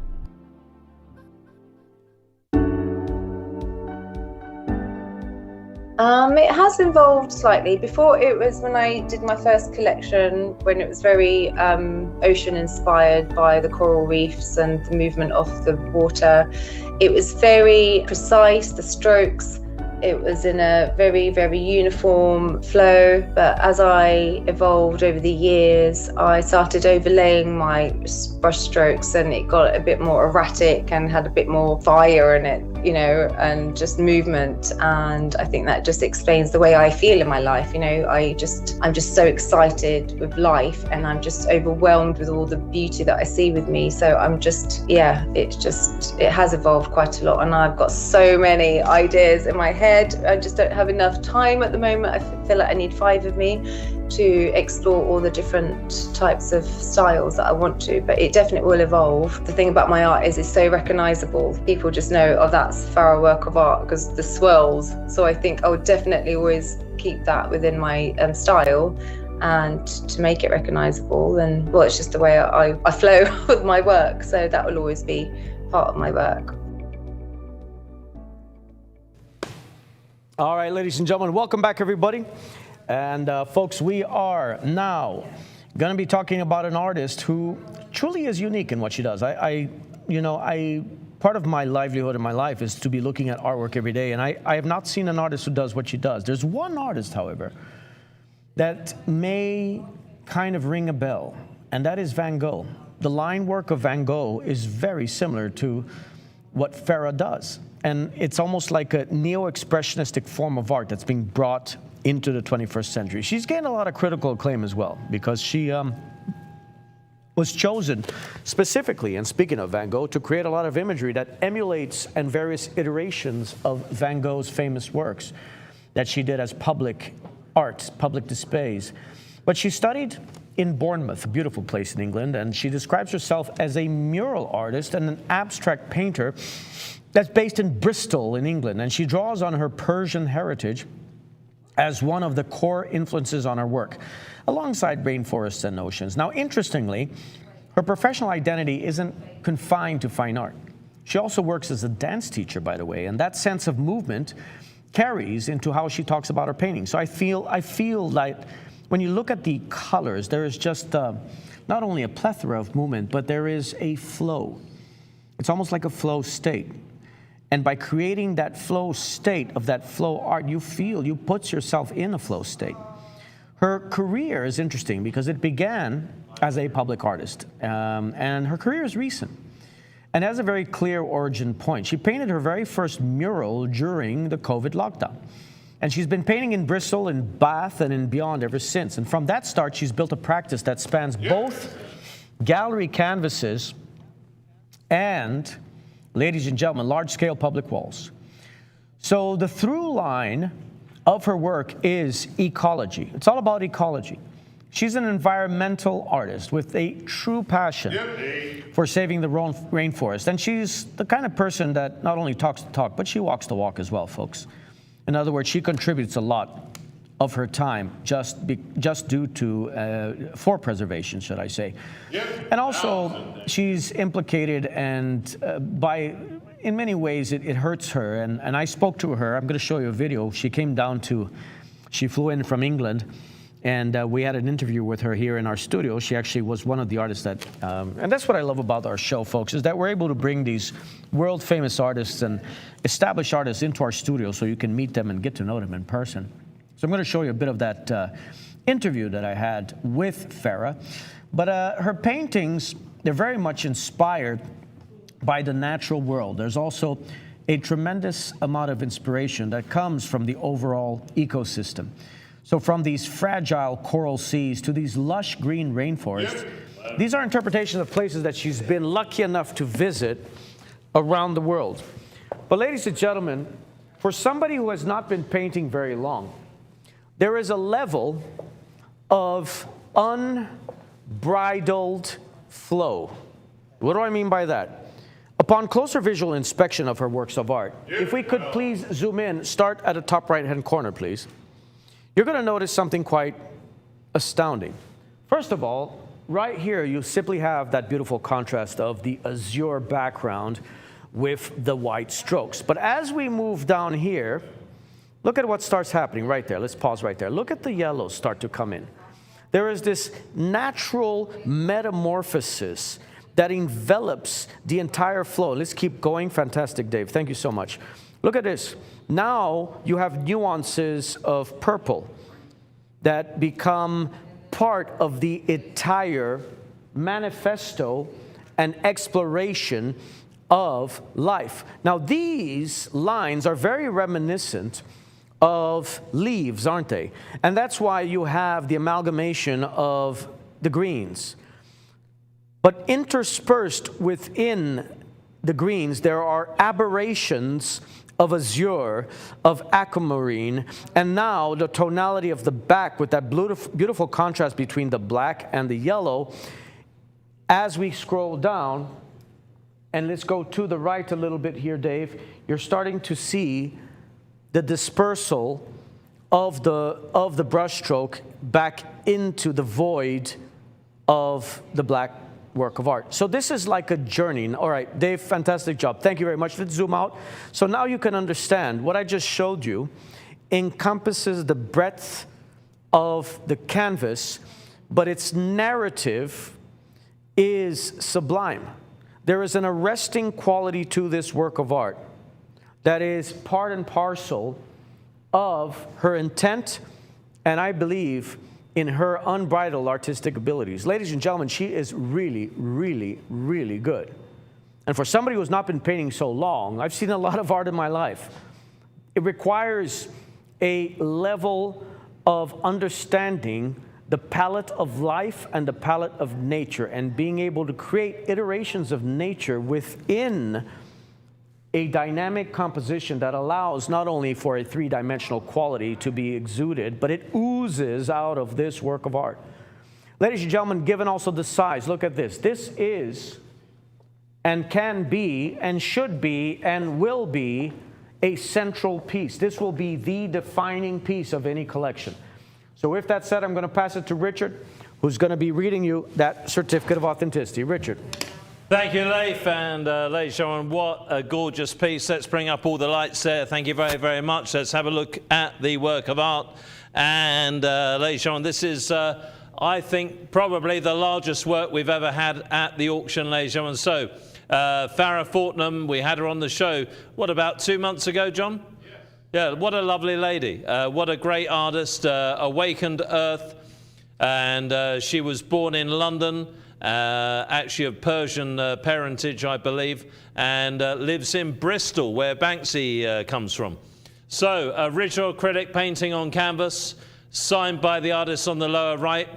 And actually, I have to say, John, I remember seeing her work for the first time, what was it, about 1.5 years ago? She was in a major exhibition in the UK, in Bristol. And this is where our chief art expert flew over to England to sign her for the show. Ladies and gentlemen, wonderful job. Signed by the artist on the lower right and titled on the verso. So I'm glad they really took the initiative, flew to England and signed her before anyone else could, because I think she's going on to big things in the UK now, ladies and gentlemen, and around the world. In Australia, she's very popular, and I think in America, she's going to get a great following as well. A unique work executed by Fortnum in 2026. They're very, very easy to live with, these works, Leif. Very easy to live, very calming. And a beautiful piece. I'm going to have to bring over the 4-foot ruler because this is such a large work of art. Let's just double check the measurements of it for you. That is the 4-foot ruler, not the 3-foot. So I'm going to put that in at exactly 41 across, and then we must get ourselves a bigger ruler, John, one day when we can afford it. This one is 48, 49, got to be over 53, I think. 53, the height there, ladies and gentlemen. So 41 by 53, large piece, and it is signed on the verso, Awakened Earth by Farrah on virgin canvas, direct from her studio in the United Kingdom. Ladies and gentlemen, let's get bidding on this one. I'll dim the lights a little bit, but beautiful light effects in her work. Really, really picks up the light beautifully. Leif, let's give it 2 minutes, and over to you, sir. All right, so ladies and gentlemen, when it comes to Farrah Fortnum, I want to go ahead and show you a video of the interview that I did with her when she came to our studio. Because oftentimes, you know, to hear from the artists themselves is much more fluid and important than to hear it from me or Richard. So let's go to my screen, please, and let's hear what she has to say. Action we need, you know, to protect Mother Earth, but it has suddenly softened. My whole take on my art is just don't panic. Let's just cherish. Let's observe. Let's just be still and appreciate what we have, rather than, I think there's so much fear in the world as it is. So it's like, I don't want to instill any more fear because it doesn't help me personally. So I think it's less urgent. It's about being more present and aware. I love it. I think that's what we need, more and more presence and awareness. What would you say your artwork is really about? What is it trying to do? Oh, that's a really, really interesting question, because I've evolved tremendously over the past just 2 years. Before, my art was about the urgent climate action we need, you know, to protect Mother Earth. But let me skip to the next video, folks. Really within tune to who we really are. Yeah, it's panic and chaos, and it's like that's the and opposite. it feeds itself, doesn't it? Yeah, so we just need to all just calm down and just observe. Yeah. I love that you say that, because when I saw your artwork for the first time, that's what really drew me into it, was that it just brought about a stillness, it brought about a presence. Yeah. Because it allows you just to be with it. It doesn't have an intimidation, it doesn't have an agenda, it just is what is, right? And within that, there's a beautiful expression of its beauty and also color. You're really good with color. That's another thing that I admire tremendously. Thank you. And I think as a result opens up to the next question. Like, I know that during lockdown, that was the first time you ever did a mural, right? Yes. So that was your first transition from canvas to mural. How? So we need more and more presence and awareness. And the answer to that question I asked, hopefully, we have here. You for the first time, it's really, and it's not been that long ago, but it's just been, people have raged over your artwork. They love it. There's just, because you are so innovative, you're so different. You're an innovator, not an imitator. You obviously paint from your heart and not from your head, just like Marc Chagall did in that way. And you have that proclivity for color, I feel very much that resonates with Chagall's palette, which I think is even more interesting, because if you kind of bring that together with the expressiveness of Van Gogh's palette, your style is really very innovative. It's almost avant-garde for today's world, and I love that. Thank you. So with that in mind, Farrah, what is collecting to you? Like, people right now are going to end up collecting some of your artwork, if not all of them, probably all of it, right? What is collecting to you? How would you put a price on labor, on your mission, right? On intent? All right, folks, we're going to bring it back to Richard. Richard. Thank you very much, Leif. And 1900, who is our top bidder? This is incredibly low. North Carolina. You're doing very, very well. And I've just got one important question to ask you, North Carolina. At $1,900, which half would you like? Come on, ladies and gentlemen, that is not a $1,900 painting. If it was $19,000 in a gallery, that would be low. That is a great, thank you for your bid anyway, but ladies and gentlemen, let's get serious. I'll just double check. Had I done the certificate of authenticity, Johnny? You have. Oh, let's just have another look at it very, very quickly. This is Farrah Fortnum then, and it is Awakened Earth, original acrylic painting. Any further bids now, ladies and gentlemen? And I will be selling it once this is over. I'm giving you a minute clock in a second. Signed by the artist on the lower right, titled on the verso, a unique work. It was executed by Fortnum in 2026. Let's give a 1 minute clock, and it is the final call for bids. It's selling now, ladies and gentlemen, on sale with you at 1900. 1900 is bid. I can't bid for you. You've got to pick up the phone, and you've only got 45 seconds to do it. Fair warning. Fair warning, about to sell at 1900 bid. At 1900 it's going now. At 1900. At 1900. If it was 19,000 in England, it would be cheap. At 1900. 1900 bid. 1900 represented in some great galleries now. Ladies and gentlemen, you're not going to get an opportunity on a large painting like this by her ever again at this level. 19 bid. 2, thank you, 2,000, nice to see you. At 2,000, thank you, Beverly. At 2,000 bid. At 2,000 bid, is there anyone else now? At 2,000 bid. On sale and with you all the way then at 2,000. 22, I'll take it, thank you, Karen. At 22. At 22 bid. At 22, last chance, last call. At 22, 23 back with Beverly. At 23. At 23, is there anyone else now? At 23, got a bit of 2-3. 2-3 bid. 24 with Karen, thank you. At 24 bid. At 24 bid. At 24, got a bit of 2-4. At 24. At 24, Michael, are you bidding? At 25. 25, I got Cassie now. At 25, I'm bid. At 25, and it's on sale all the way. At 25. 25, Karen, yes or no? At 25. 26 with Karen. 26 bid. 26 with Karen. 26, I'm bid. 26. I've got to move on. We're selling now the largest painting we've ever had by her at 26. 27. 27 bid. 27 got a bit of 27. 27 bid. At 27. At 27. At 27 bid. At 27 with Cassie. At 27 and I'm selling. 27. 27 bid. 27 bid. Selling and going, Karen, Beverly, yes or no? 27 it goes then. Cassie in the lead. Going once. At 27. At 27 bid. 27. 27 bid. 27 and it's going. At 27 got a bit of 27 bid. Going once. Last chance. Karen and Beverly, yes or no? 27. 27 going twice. At 27. 20.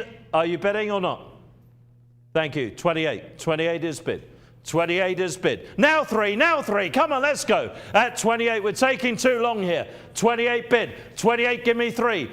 3,000, I'll take it. 3,000 it goes. At 3, got a bit of 3, at 3, at 3, at 3, at 3 bid. At 3,000 bid it goes once. Are you done this time? You're not going to come in when I say going twice, third time, are you? You sure? 3,000. Gavels high then. Sold and gone. It goes with Cassie. Thank you for bidding anyway. 3,000. Cassie, your bidder gets it. And later on we move on with the penultimate piece of the night.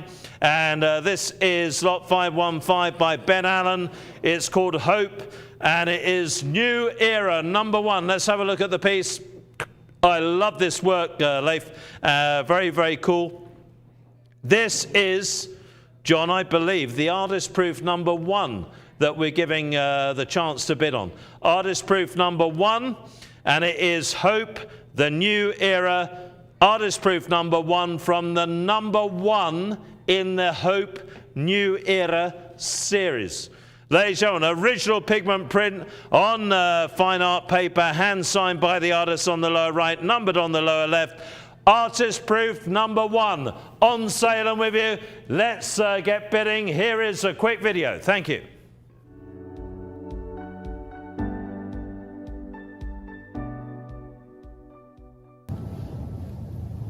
My style of art, how would I describe it? I would say that it is colourful, bold, full of pop, inspired by graffiti and comic books and manga art and skateboard graphics, surfboard graphics and culture, music, bit of a mix of everything. I got my start as an artist at a theatre bar in England when I painted a 3-metre bar front for them. The word legacy is a big one, but if I'm lucky enough to leave one behind, then it would be that my work in some way has helped to make the world a better, brighter place. I didn't have any formal training, but I think I was born an artist. It's something I always loved to do and have done ever since. Some of the most exciting places that I've created work and taken my work to would be Los Angeles and Bangalore in India. A lot of people ask me if there's symbolism and meaning behind the canvases that I make. I believe there is, but I'm going to let the viewer think about that for themselves. Some of my greatest influences on my style and my career have been my own father, whose sketchbook I found at a young age. He was a very talented illustrator, and one of my favorite things that he ever sketched was Bugs Bunny. I also like Andy Warhol. Something that collectors may not know about my work is that it is my way of communicating and sharing with the world and finding my place within it. Some of my contemporary art heroes would have to be people like Futura, who is probably one of the most well-known graffiti artists. Other contemporaries like Fail from New York, Anna Bay, Shepard Fairey. There's too many to name. There's so many people, artists, influencers, creators that I get inspired by on a daily basis. So I've put a name to a few there, but it's a multitude. Too many to put into this video.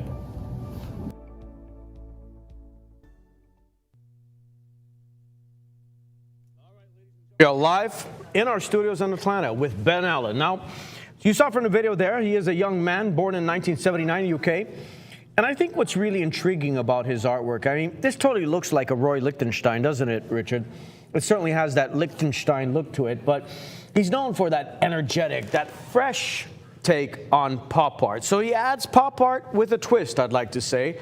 And as a result of that, he has become a very significant voice in the world of contemporary British pop. Now, there is that profile that has grown steadily through the 2010s and the 2020s. Now, his works through complex, he basically works through complex collage techniques, folks. Now, he builds eclectic compositions that, in his gallery's words, they drip with both paint and energy, which I find very fascinating because he draws on some of the most ubiquitous images in the modern art world. Let's face it, right? When I talked about Lichtenstein. So you got that classic cartoon characters, the dollar signs, the comic strips, the graffiti, the pop iconography, and recombines them into dynamic, often provocative mashups of popular culture. Now, his urban-themed paintings and sculptures, they fuse graphic design, pop culture, graffiti, and comic strip imagery to basically create intuitively subversive work that's characterized by vivid colors, by bold brushstrokes, and indeed abstract form as well. The pictures critique the dull and the mundane, very much like what Roy Lichtenstein used to do. And they challenge the media's framing of the world and aim to inspire a sense of freedom for the viewer. That means a sense of freedom for you, ladies and gentlemen. Now, his followings include a striking roster of high-profile names. In fact, ladies and gentlemen, designs by Ben Allen, they've graced the walls of figures such as Jade Jagger, such as Stephen Dorff, Sophie Ellis-Bextor, Horace Panter of The Specials, and Sir Richard Branson, the man behind Virgin Airlines and Virgin Cruise Lines and Virgin Records.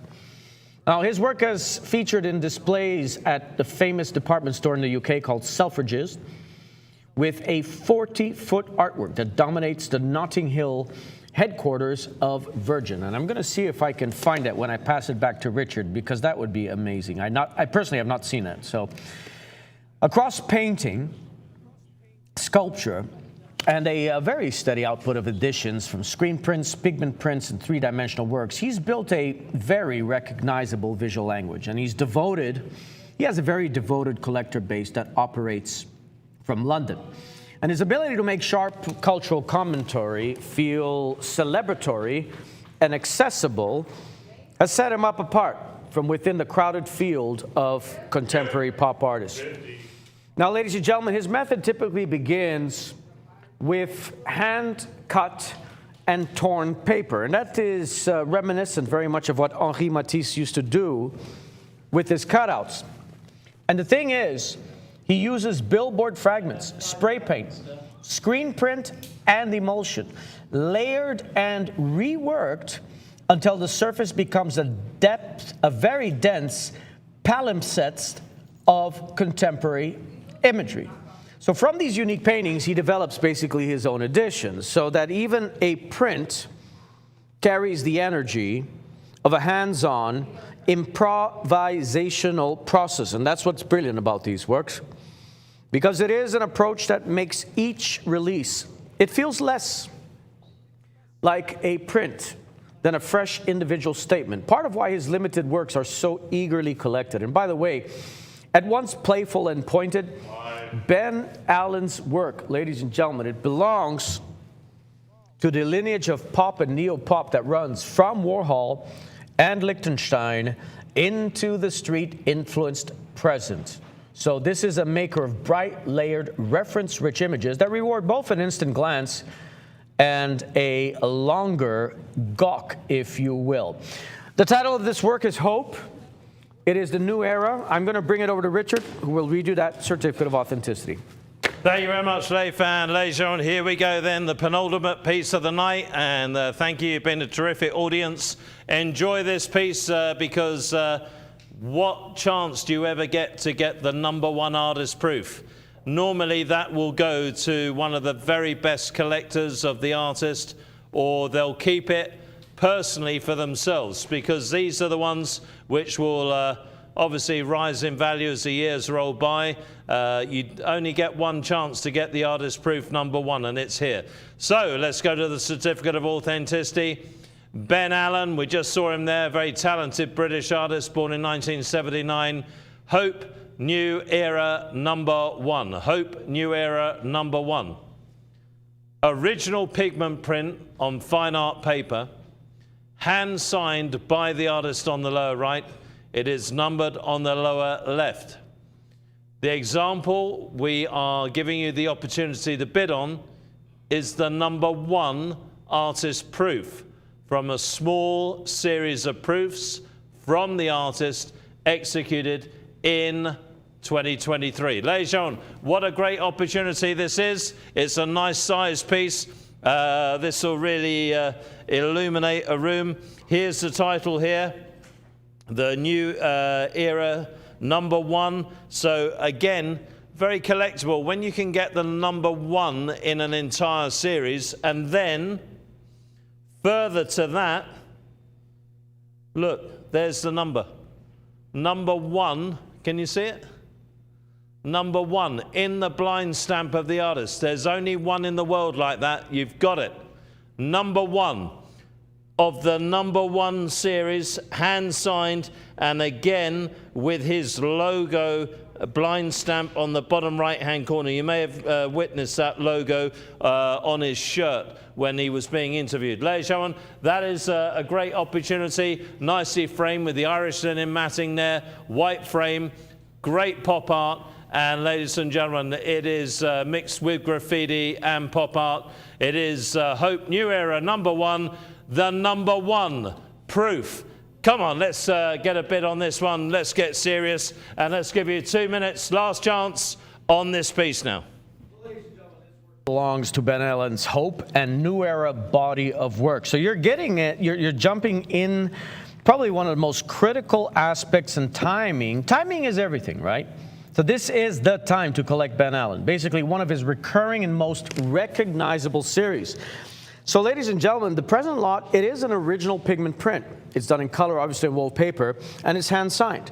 The fact you're getting an artist proof, my goodness, what an opportunity that gives you, ladies and gentlemen. Now the series exists in more than one form, because Alan has produced it as a hand-finished print edition, typically a very small edition, by the way. And ladies and gentlemen, this imagery, when you look at his entire body of work and how ubiquitous his use of color and neopop imagery has infused the market, I find that when it comes to the theme of hope, it is reworking one of the era's most loaded words into a celebrity-layered composition. And I think that is of utmost importance because, ladies and gentlemen, when you think about all the other motifs, when you think about the cartoon motifs, when you think about the graphic marks, the bursts of colors, they all combine into an image that is at once optimistic and knowing as well. That's it's pretty much a contemporary meditation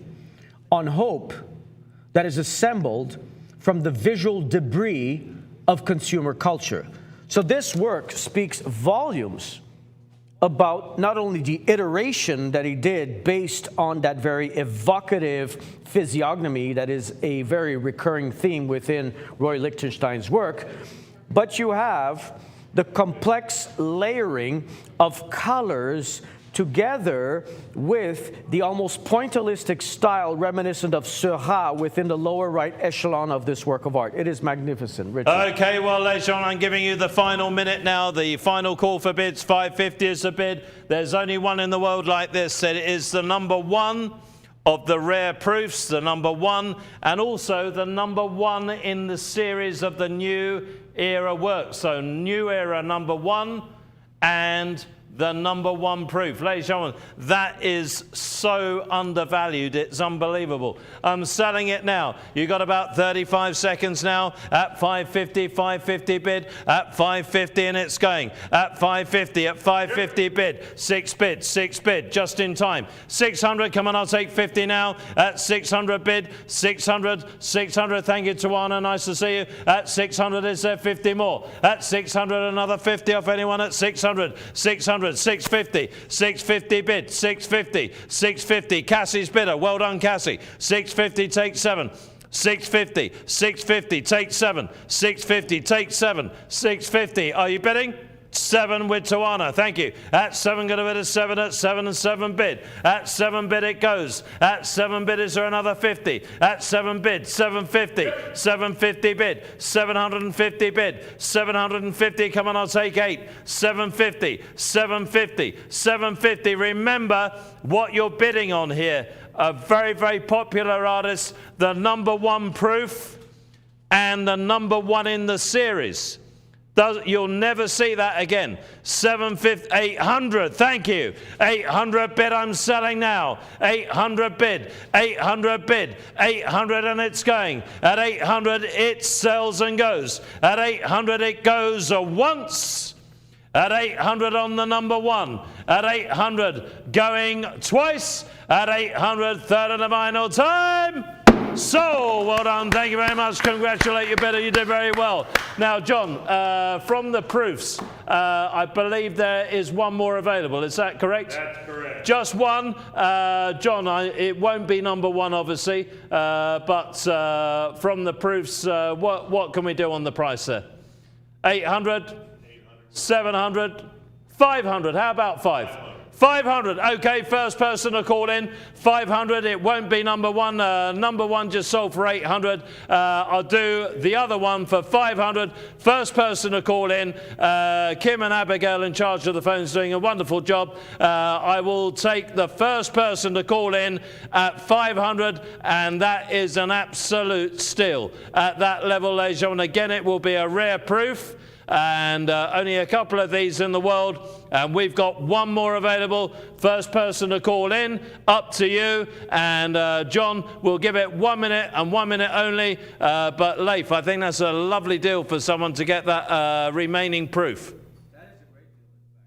And I mean, ladies and gentlemen, next time you go to London, go past the headquarters of Virgin, Richard Branson's Virgin. You're going to see that monumental work that was done by Ben Allen. So you are really genuinely dealing with not only a name that has been catapulted to the forefront of the neo-pop expressionist world, But ladies and gentlemen, there is nobody who does exactly what Ben Allen does, in my mind, in today's market. Richard? Thank you very much, Leif. Well, ladies and gentlemen, we've got 20 seconds. That's all I can give you. John, get ready with the next work. Come to me, please. So if you want that one, you've got to be quick. And ladies and gentlemen, it will go. It will go. Number one went for 800. We've got one more available. It won't be number one, but you can have it. 500. And all you've got to do is get on the phone. John, was that with no buyer's premium? No buyer's premium on that. 500, no buyer's premium. Okay, let's have a look at our final work of art, ladies and gentlemen. We've got about 15 minutes left of the show. So it is our pleasure to bring up our star piece of the weekend. And talking of pop art, they don't come much bigger than this man, Robert Rauschenberg.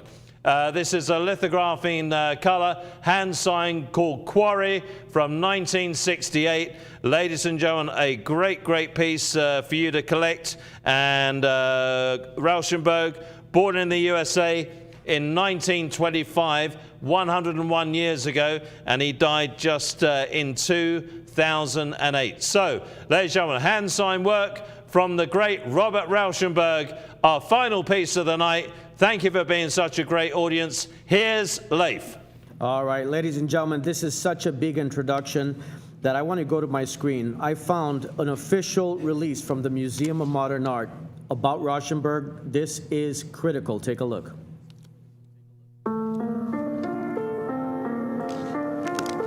Who's Robert Rauschenberg? Robert Rauschenberg is my personal hero.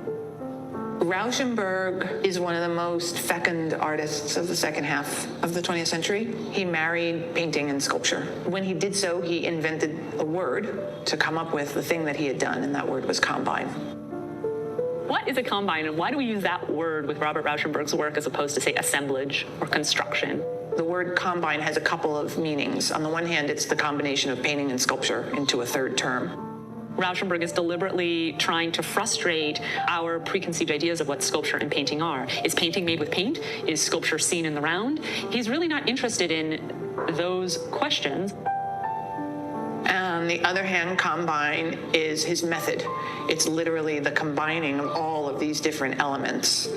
Whether it's paint squeezed directly out of the tube, his shirt, a stuffed chicken, a tire, a stuffed goat, newspaper clippings, photographs of a lover, whole pages of the newspaper, combined into one compositional form. Rauschenberg was really interested in taking things out of the real world and putting them in an artwork. And he wanted to do that because he was interested in the world. He's interested in non sequitur. He's interested in these collisions, the way that these things are going to collide and make sense or not make sense or make a weird kind of sense together. We're made to be aware that we look at works of art from someplace, from within the world. We're not in some kind of outside zone, voyeuristically looking upon a scene, right? That the works of art and our own relationship to them are happening in a kind of shared space. Rauschenberg is often quoted as saying he wanted to work in the gap between art and life. It's not so much that art and life are polar opposites. It's suggesting that they're two poles of a continuum and that the gap is not mere empty space. That's where everything is happening. That's the texture of our lives. It's the things that happen in the background, so to speak, that we're not focused on because we don't think of it as special. Art is something we pay attention to. Life is something that happens on in the background. A lot of people, when they look at a Rauschenberg, they see mostly the life stuff. They see the stuffed goat. And it's hard not to. It's a stuffed goat. But on the face of that stuffed goat is pain. And so I think that tension between those materials that come from everyday life and the materials that come from the sphere of art is the way he's able to get at that space. I'm not so sure there is a gap, or there was a gap for him. I feel like the way he was making art was the way non-artists are also living life, which is to say, we're social, we're human, we're interacting, and that was just his way of doing it. Rauschenberg gave artists an enormous sense of permission.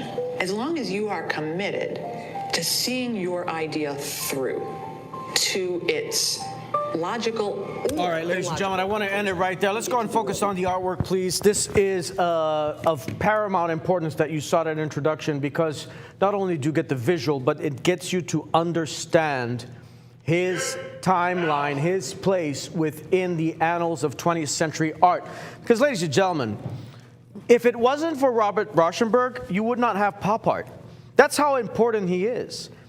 At the culmination of the era of abstract expressionism, when you had the likes of William de Kooning, of Jackson Pollock, who were giving these outlandish aesthetic representations at major gallery opens in New York City in 1945, 1948, they were spellbinding, creating an awestruck public that couldn't quite grasp the deep level of abstract expressionism. And of course, when we're thinking about abstract expressionism and Jackson Pollock, he would often go to the dripping technique. That's why he would drip, he would hover over a canvas and let the drips be the narrative of the work of art. That's why Time magazine actually called him Jack the Dripper. But ladies and gentlemen, prior to pop art, Robert Rauschenberg comes into the scene, and he understands that the discerning public didn't quite understand the nature and the level of the extreme level of abstract expressionism, so documented by the likes of de Kooning and Pollock. So what he did is he started to make what's called a combine, where he put pieces of art together that was an aspect of Dadaism. Dadaism was a movement in 1910 that spoke about the atrocities of war. So he's in many ways a neo-Dadaist, ladies and gentlemen. He was able to bring the absurdities of Dadaism through his combines into the world of art towards the mid-century. And what's interesting is that he is one of those few artists, ladies and gentlemen, that actually took advantage of the GI Bill. Meaning, he studied at the Kansas City Art Institute and then at the Académie Julian in Paris. So he also studied in Paris, where he got the breadth and the scope of that artistic inspiration, being the capital of art until 1950s. And by the way, because of abstract expressionism, the capital of art moved from Paris to New York in 1950. And he settled in New York in 1949. He began to question the very nature of painting. That's why he is an artist of tremendous consequence, ladies and gentlemen. The title of this work is Quarry. It's also known as Quarry Local 1. And this is from 1968. The work has a very unusual origin.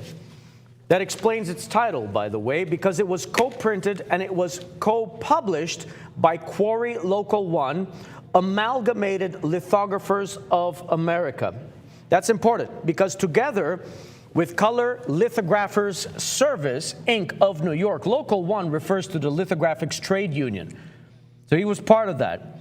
And Rauschenberg, who really revered the craft of printing and worked closely with master printers throughout his entire career, he created the image in collaboration with the very union of lithographers who would print it. So this is so important, folks, because visually, this is quintessential Rauschenberg.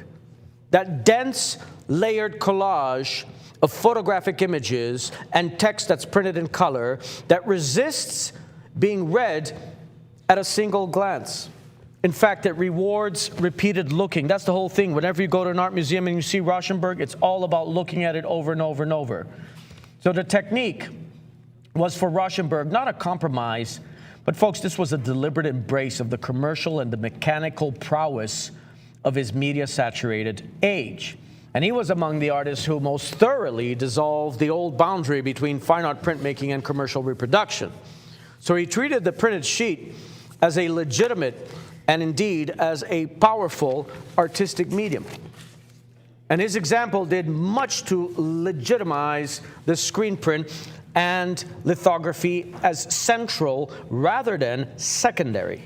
So these were vehicles for ambitious post-war art, and they helped fuel the great American print renaissance of the 1960s. So ladies and gentlemen, this work of art is so deeply interwoven, dovetailed, and ingrained within the evolution of American art. It doesn't get much bigger than Rauschenberg when it comes to the pivotal influence that he administered, carried throughout his entire course and career. So ladies and gentlemen, when you're looking at works of art like this, allow me to give you an idea of what we should be looking at. Because I want you to truly understand the opportunity that you have at hand right here. I'm going to pass it to Richard very, very shortly. I'm trying to pull up a price comparison before we read that certificate so you can understand the gravity of the moment. Let's go to my screen, please. Okay, ladies and gentlemen, well, for all collectors of fine art, you need to pay attention to this because we really are looking at something superb here, ladies and gentlemen. This is a great, great opportunity to acquire something, and this is hand-signed by Rauschenberg. It is the 1968 work, Quarry, hand-signed by the master, a lithograph printed in colour on woven paper, hand-signed by the artist along the lower edge, executed by Rauschenberg in 1968. These are getting harder and harder to find, ladies and gentlemen. That's all I can say. It's extremely rare and an important work by an incredibly important artist. There's his famous signature down there. That is hand signed. That is not a printed signature. That's the hand signature of the master. Let's have a look. Let's put that one in at 31 across there. 31 across and then 39 high. 31 by 39. Ladies and gentlemen, the great Rauschenberg. It's our final lot of the night.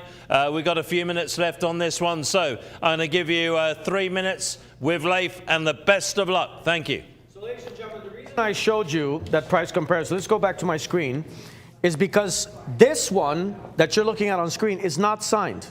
And it's sold for $7,500. What you are bidding on is signed. Ladies and gentlemen, what you're bidding on is hand signed. What you see on your screen is not. So right now, you're at $2,700. You know as well as I do that that is extremely underbid. Let's go back to the work of art. So ladies and gentlemen, once again, this is hand signed. And it is recorded, by the way, and that's another thing you need to know about, is in Rauschenberg's prints. It is in Foster 63. That is Catalogue Raisonné. That's the definitive scholarly inventory of the artist's graphic work. And what's important about this is that the composition is layered collage of photographic fragments and text. That's historical. You're basically looking at the evolution of American art history by the means and through the interpretation of this work of art.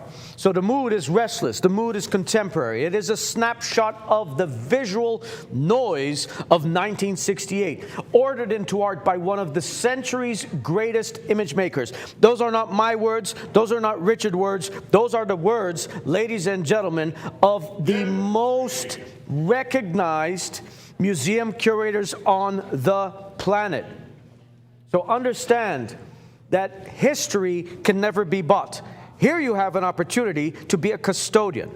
In other words, we can't really own history. That's the importance and significance of this work of art. So we are custodians, and we want to hold on to these for the future, for the posterity of future generations, because this is humanity at its most creative. And this is a titan. He's not just an artist. He was a titan of American art. He reshaped, and I'm going to say this very slowly, ladies and gentlemen, Rauschenberg reshaped the course of art, of post-war art.